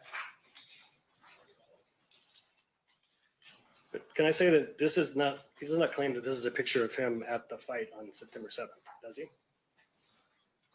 So you're the one that's, you've got the review there. It says, "Me and my nephew, Baby Lane." Correct. And just to make sure we're clear, the jury can look at that photograph later. So okay, sure. You're fine. Okay. And once again, you just didn't do any research on that at all, did you? I did. This is not how Baby Lane is dressed in the video at the MGM Grand, so that's clearly not from that night. All right. Now, in addition to that, you had also reviewed this idea that they were waiting at Club 662, and at some point they decide that they're going to leave and go back to where they were supposed to come from, right? Is that a yes? Yes. Or no? Is that back to the Caesar's Palace? They were going back to the Strip. They were going back to the Strip. Yes. And they were going back to have fun. Correct. Now, they stop, right, to get liquor, and it seems like Mr. Davis is very specific about his liquor. He wants to buy some Dom Perignon, some Dom Perignon Rosé, and Cristal. Do you know those particular alcoholic beverages? I'm familiar, yes. All right. Now, let me ask you this. Where does he go to buy the liquor? Are you talking about, do you want me to quote what's in the book? So it's on page 103. Review of the page 103 helps refresh your recollection as to where he bought the liquor. That's the worry about it is what he said in the book, yes. Liquor barn. Okay. Can you tell us where in Las Vegas in 1996 there was a liquor barn? Actually, I did do the research on this, and there was a liquor barn at Flamingo and trying to remember it's the exact place, but it was off of Flamingo, and I can't remember the exact street, but I actually did do the research on that. Are you from Las Vegas? I'm not. Have you ever lived in Las Vegas at any given moment? No, sir. And when you said you did the research, what research did you do to verify? Wait, let me finish, sir. It's all right. You're eager. I get it. What did you? Can you please stop badgering me, man? Like, Okay. it's ridiculous. It's up to him to object. I understand that you are the one. You feel upset, but it's up to Mr. DiGiacomo. To the commentary, first of all. Second of all, it sounded like to me he had finished his question, and then as soon as Mr. Dorsey goes to answer, he then cuts him off and says, well, let me finish. Mr. Staff should ask a question, allow him to answer, and we can knock off with the. We're going to strike the comments. We're going to strike the commentary. You may proceed with asking questions. Thank you. I've been trying to be very respectful to you, sir, and I would really appreciate it if you would. There's no question pending for you. Hey, I got it. Okay. No question pending. You ask questions, you answer. Thank you, guys. What research did you do to verify that there was a liquor bar in Las Vegas? I can't remember now, but I think. Once again, I'm not done with my question, sir. I'm sorry, you just asked it. You're repeating the question. I apologize. Go ahead. All right. What information did you pull or research did you conduct to indicate that in 1996 in September, there was a liquor barn in Las Vegas? As I recall, I think I looked up old news articles and looked for advertisements, and I maybe even found one that was like currently at that location to show that it was still there, that it had been there up until very recently. And it lined up with where he said it was. Did you ever conduct a investigation of the Secretary of State website to indicate whether or not there was ever a liquor barn in Nevada? No. Did you ever look up licensing in Clark County with regards to whether or not there was ever a liquor barn in Nevada in 1996? No. Just the newspaper articles? Yes. Now, in addition to that, there was some discussion here in the book, once again on page 103, about certain individuals that were in the van that Mr. Davis says that he was in at some point and then transfers over to the vehicle. You remember that? Wait, say again? There's information about individuals that were in a van that followed what is the vehicle that Mr. Davis was in. Do you recall who was in that vehicle, in the van? I'm reading from the book here.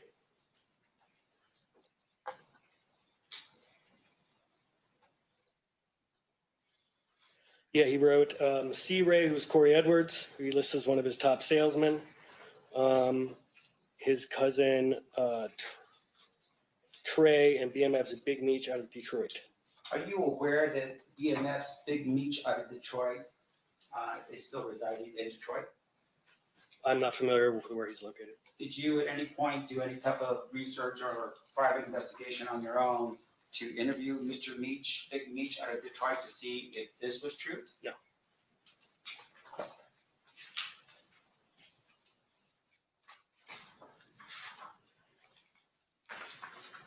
Now, fair to say that in this book, Mr. Davis talks a little bit about his exploits in Compton, right?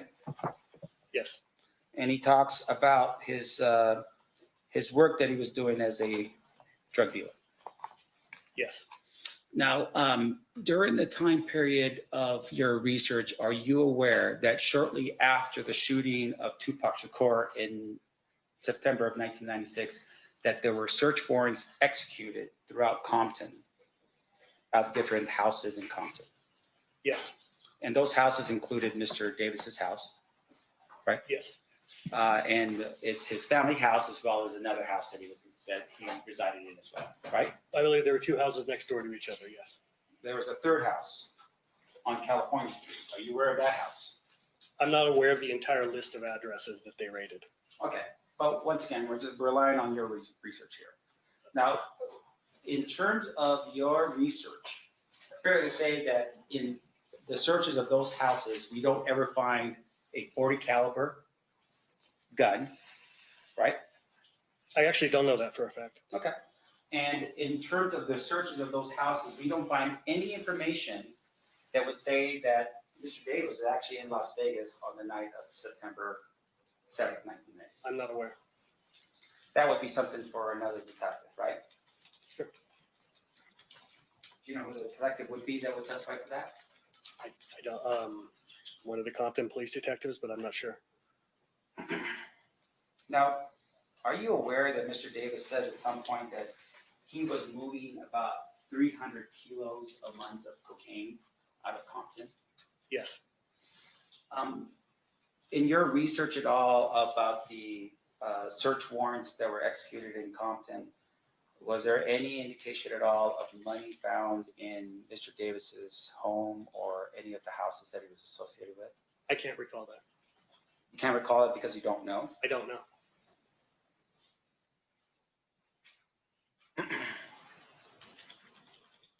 Now, in addition to that, I want to make sure I'm clear here.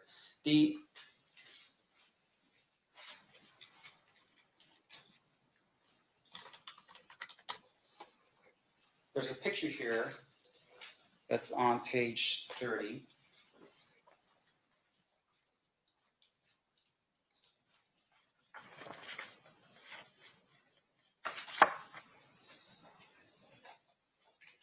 It looks like a Pop Warner picture, maybe something like that. Football picture?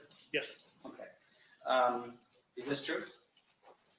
Is this true that it's a Pop Warner football picture? Well, is it a picture of Suge Knight and Mr. Davis? I believe so. I used to be able to find Suge on here, but I'm not sure if I could now. Okay, well, what about my client? Again, I don't know. Now, in addition to that, are you aware at all about the photograph that's taken on page 12 of the book?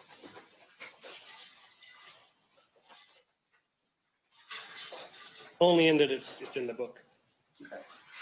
Now, page 11, once again, tells the reader of the book that he's running a multi-million-dollar nationwide drug empire. That's at the bottom of 11. Is that right?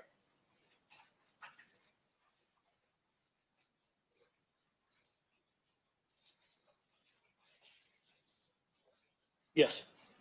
Do you have any proof of that?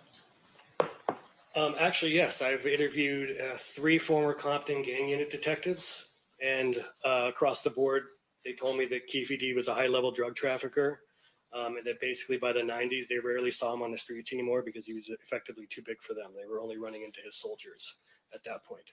Okay, so you're telling us something that somebody else said. Who are the detectives?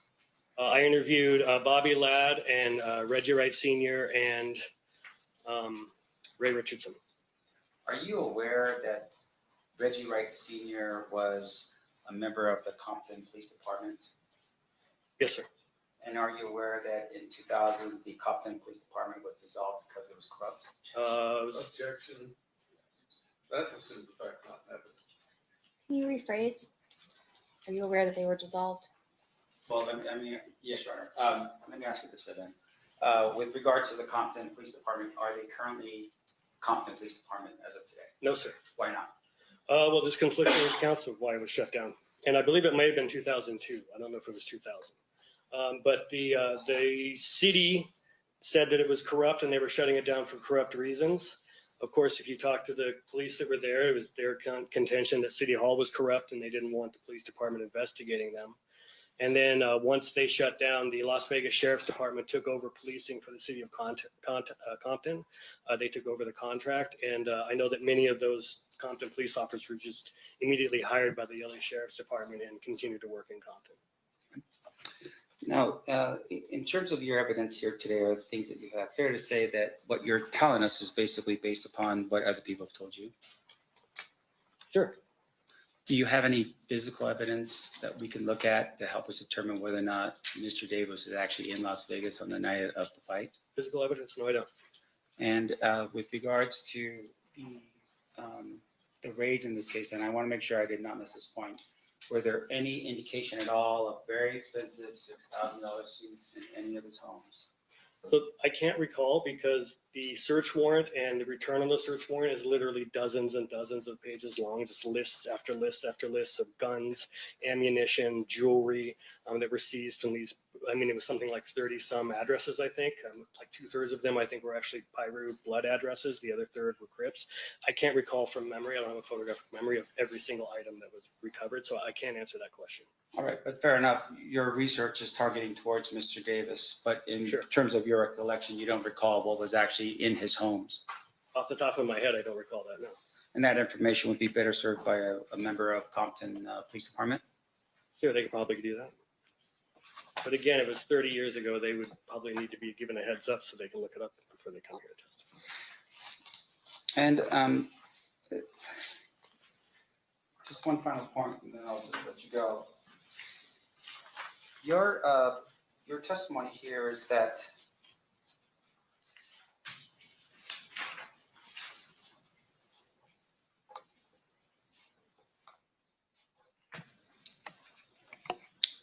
let me pick up here and make sure I'm clear.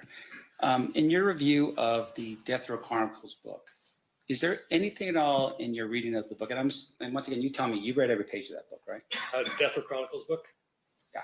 The one by Greg Kading? Murder Rap. Murder Rap book. I'm sorry, Murder Rap. Yeah, there you go. Did you read this book? Yes, sir. Cover to cover? Yes, sir. Is there anything at all in the book that says that, you know what, I don't know for sure if anything in this book is true or not, take it for, like a buyer beware or reader beware in this book? I don't recall. It's been many years since I read it.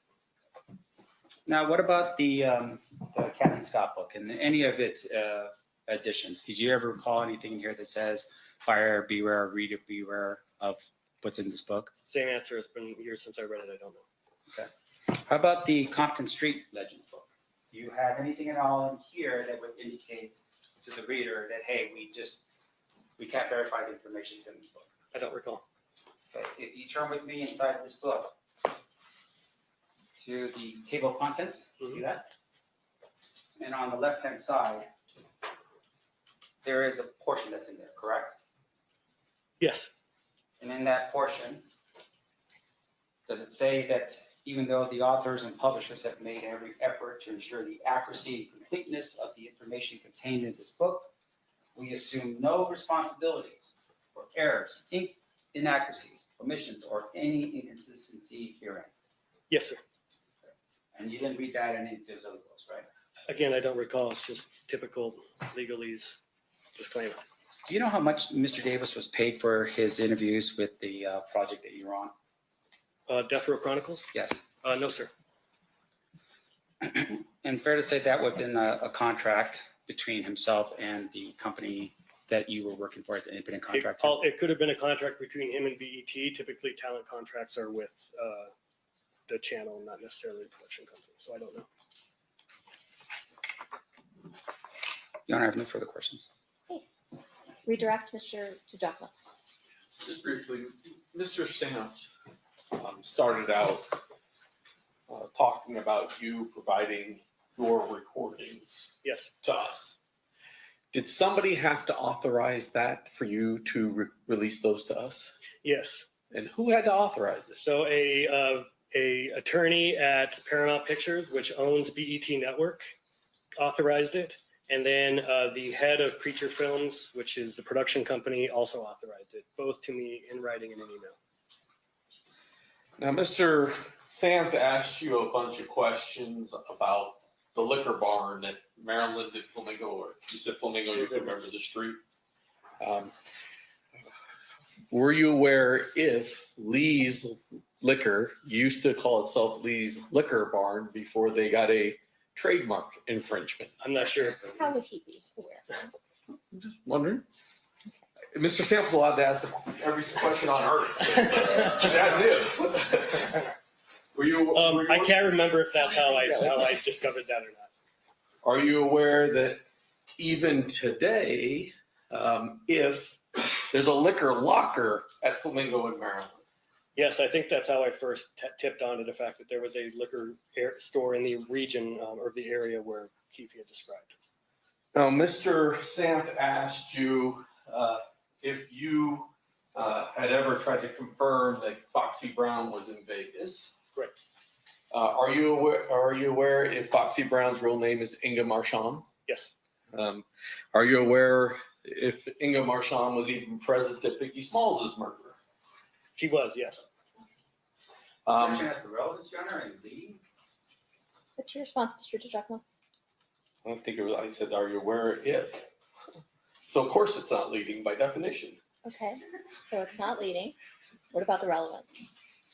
Well, I'm about to ask him a relevant question about Inga Marchand. I'll overrule. I'll give you a little bit of leeway to establish your relevance. Go ahead. Have you ever tried to interview Inga Marchand? I have not. Are you aware of how many detectives have ever tried to interview Inga Marchand? I am not aware. At least for the Tupac case, I know that they tried to reach her for the Biggie case. In the book in there, Mr. Davis, does he discuss his proffer that took place in 2008? In the book? Yes. I can't remember offhand. Go to the second to last chapter here. I can do it in Exhibit 127.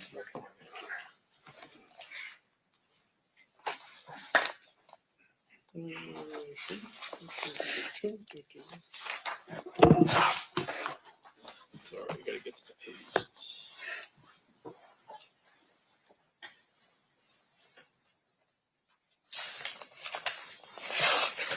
Does he have a chapter entitled "We Know"? And on this exhibit, it is page 120 out of 145. Yes. And if you briefly review, I don't know, maybe the first 4 or 5 paragraphs.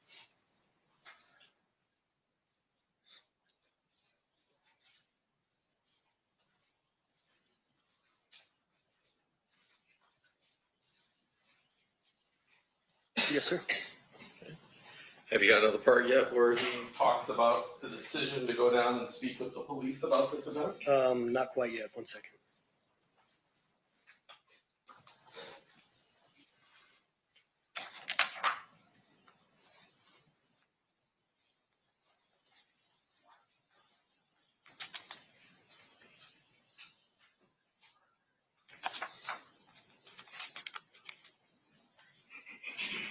Yeah, it's a few pages in, it looks like.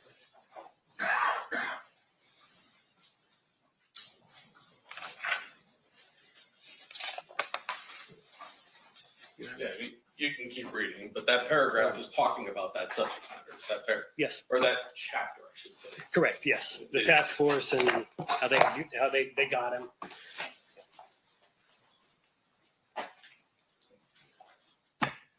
There were questions about what you could and couldn't confirm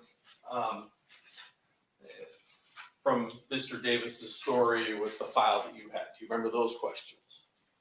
Say again? There were questions asked by Mr. Sanft about, did you confirm this or did you confirm things from the 2008? Yes, sir. Well, let me ask you this. Were many of the things he said in his proffer confirmed by the Biggie Smalls case file?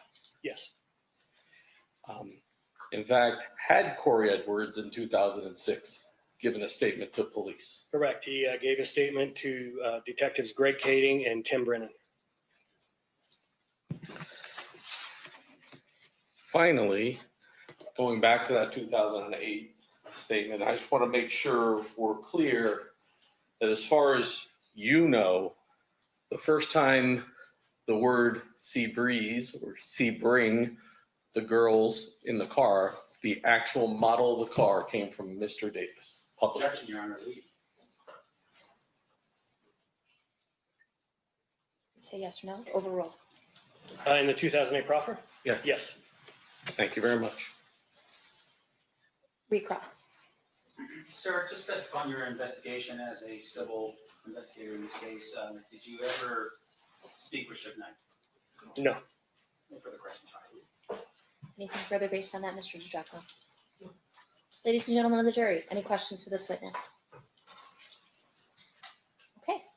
All right. Thank you for being with us for these 2 days. Mr. Dorsey, you are excused. Thank you so much. You're welcome. Will he be subject to recall, or is he released from the subpoena?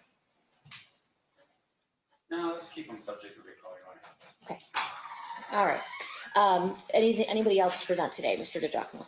No, Judge. All right. So then we are going to recess for the evening. At this time, you're admonished you are not to talk or converse amongst yourselves or with anyone else on any subject connected to the trial, or read, watch, or listen to any report or commentary on the trial of any person connected with this case by any medium of information, including without limitation, newspaper, television, the internet, and radio, or form or express any opinion on any subject connected with the trial until the case is submitted to you. We'll see you guys back here at 9 a.m. tomorrow. Please rise for the jury.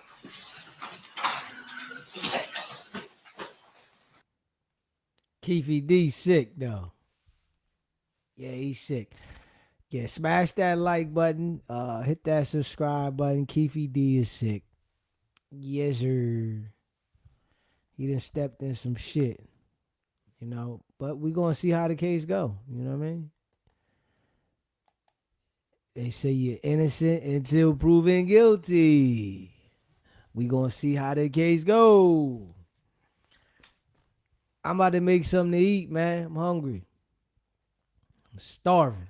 You know what I'm saying? I ain't gonna hold you. I'm starving. I'm about to make me some salmon, some cabbage, and some green beans. Might put some rice in there too.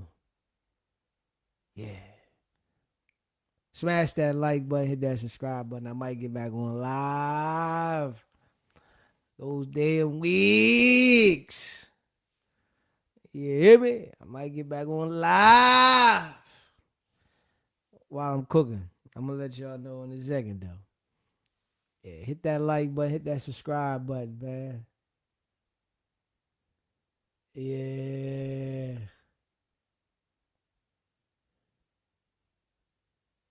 Shit get crazy, though. Yeah, man. Shit get crazy. Hey, listen, man. It's a lot of dummies in the world. It's a lot of dummies in the world. We definitely see that. Yeah. Damn. But it is what it is, man. You know, he got to stand on that shit. You know, he got to stand on that shit, man. Hit that like button, man. Hit that subscribe button. Shout out to all y'all that rock with the channel, man. I'm going to be back in a little bit. We going live, though. Late night show tonight. I'm going to make something to eat. I might jump on while I'm cooking.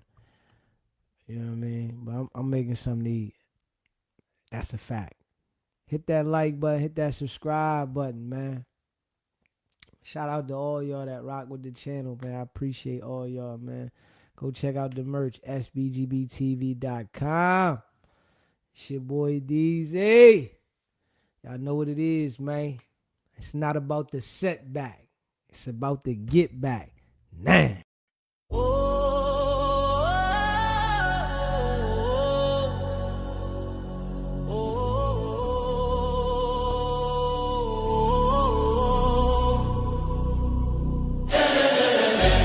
Came out the mud, now we map out the stuff. Hands on the wheel, got my life in the car. Up and down roads, they said ain't for me. Now I run routes like a wide body Jeep. Selling work out the trunk, I was freezing at lights. Eating chips for dinner, counting quarters at night. Now it's bags in the back, got them strapped to the seats. Every mile one prayer, one now police. State line after state line, I was chasing a shot at mile marker, felt like a ticking clock. Hit a rest stop shower just to rinse off the pain. Then I double that flip, did it all again. Highway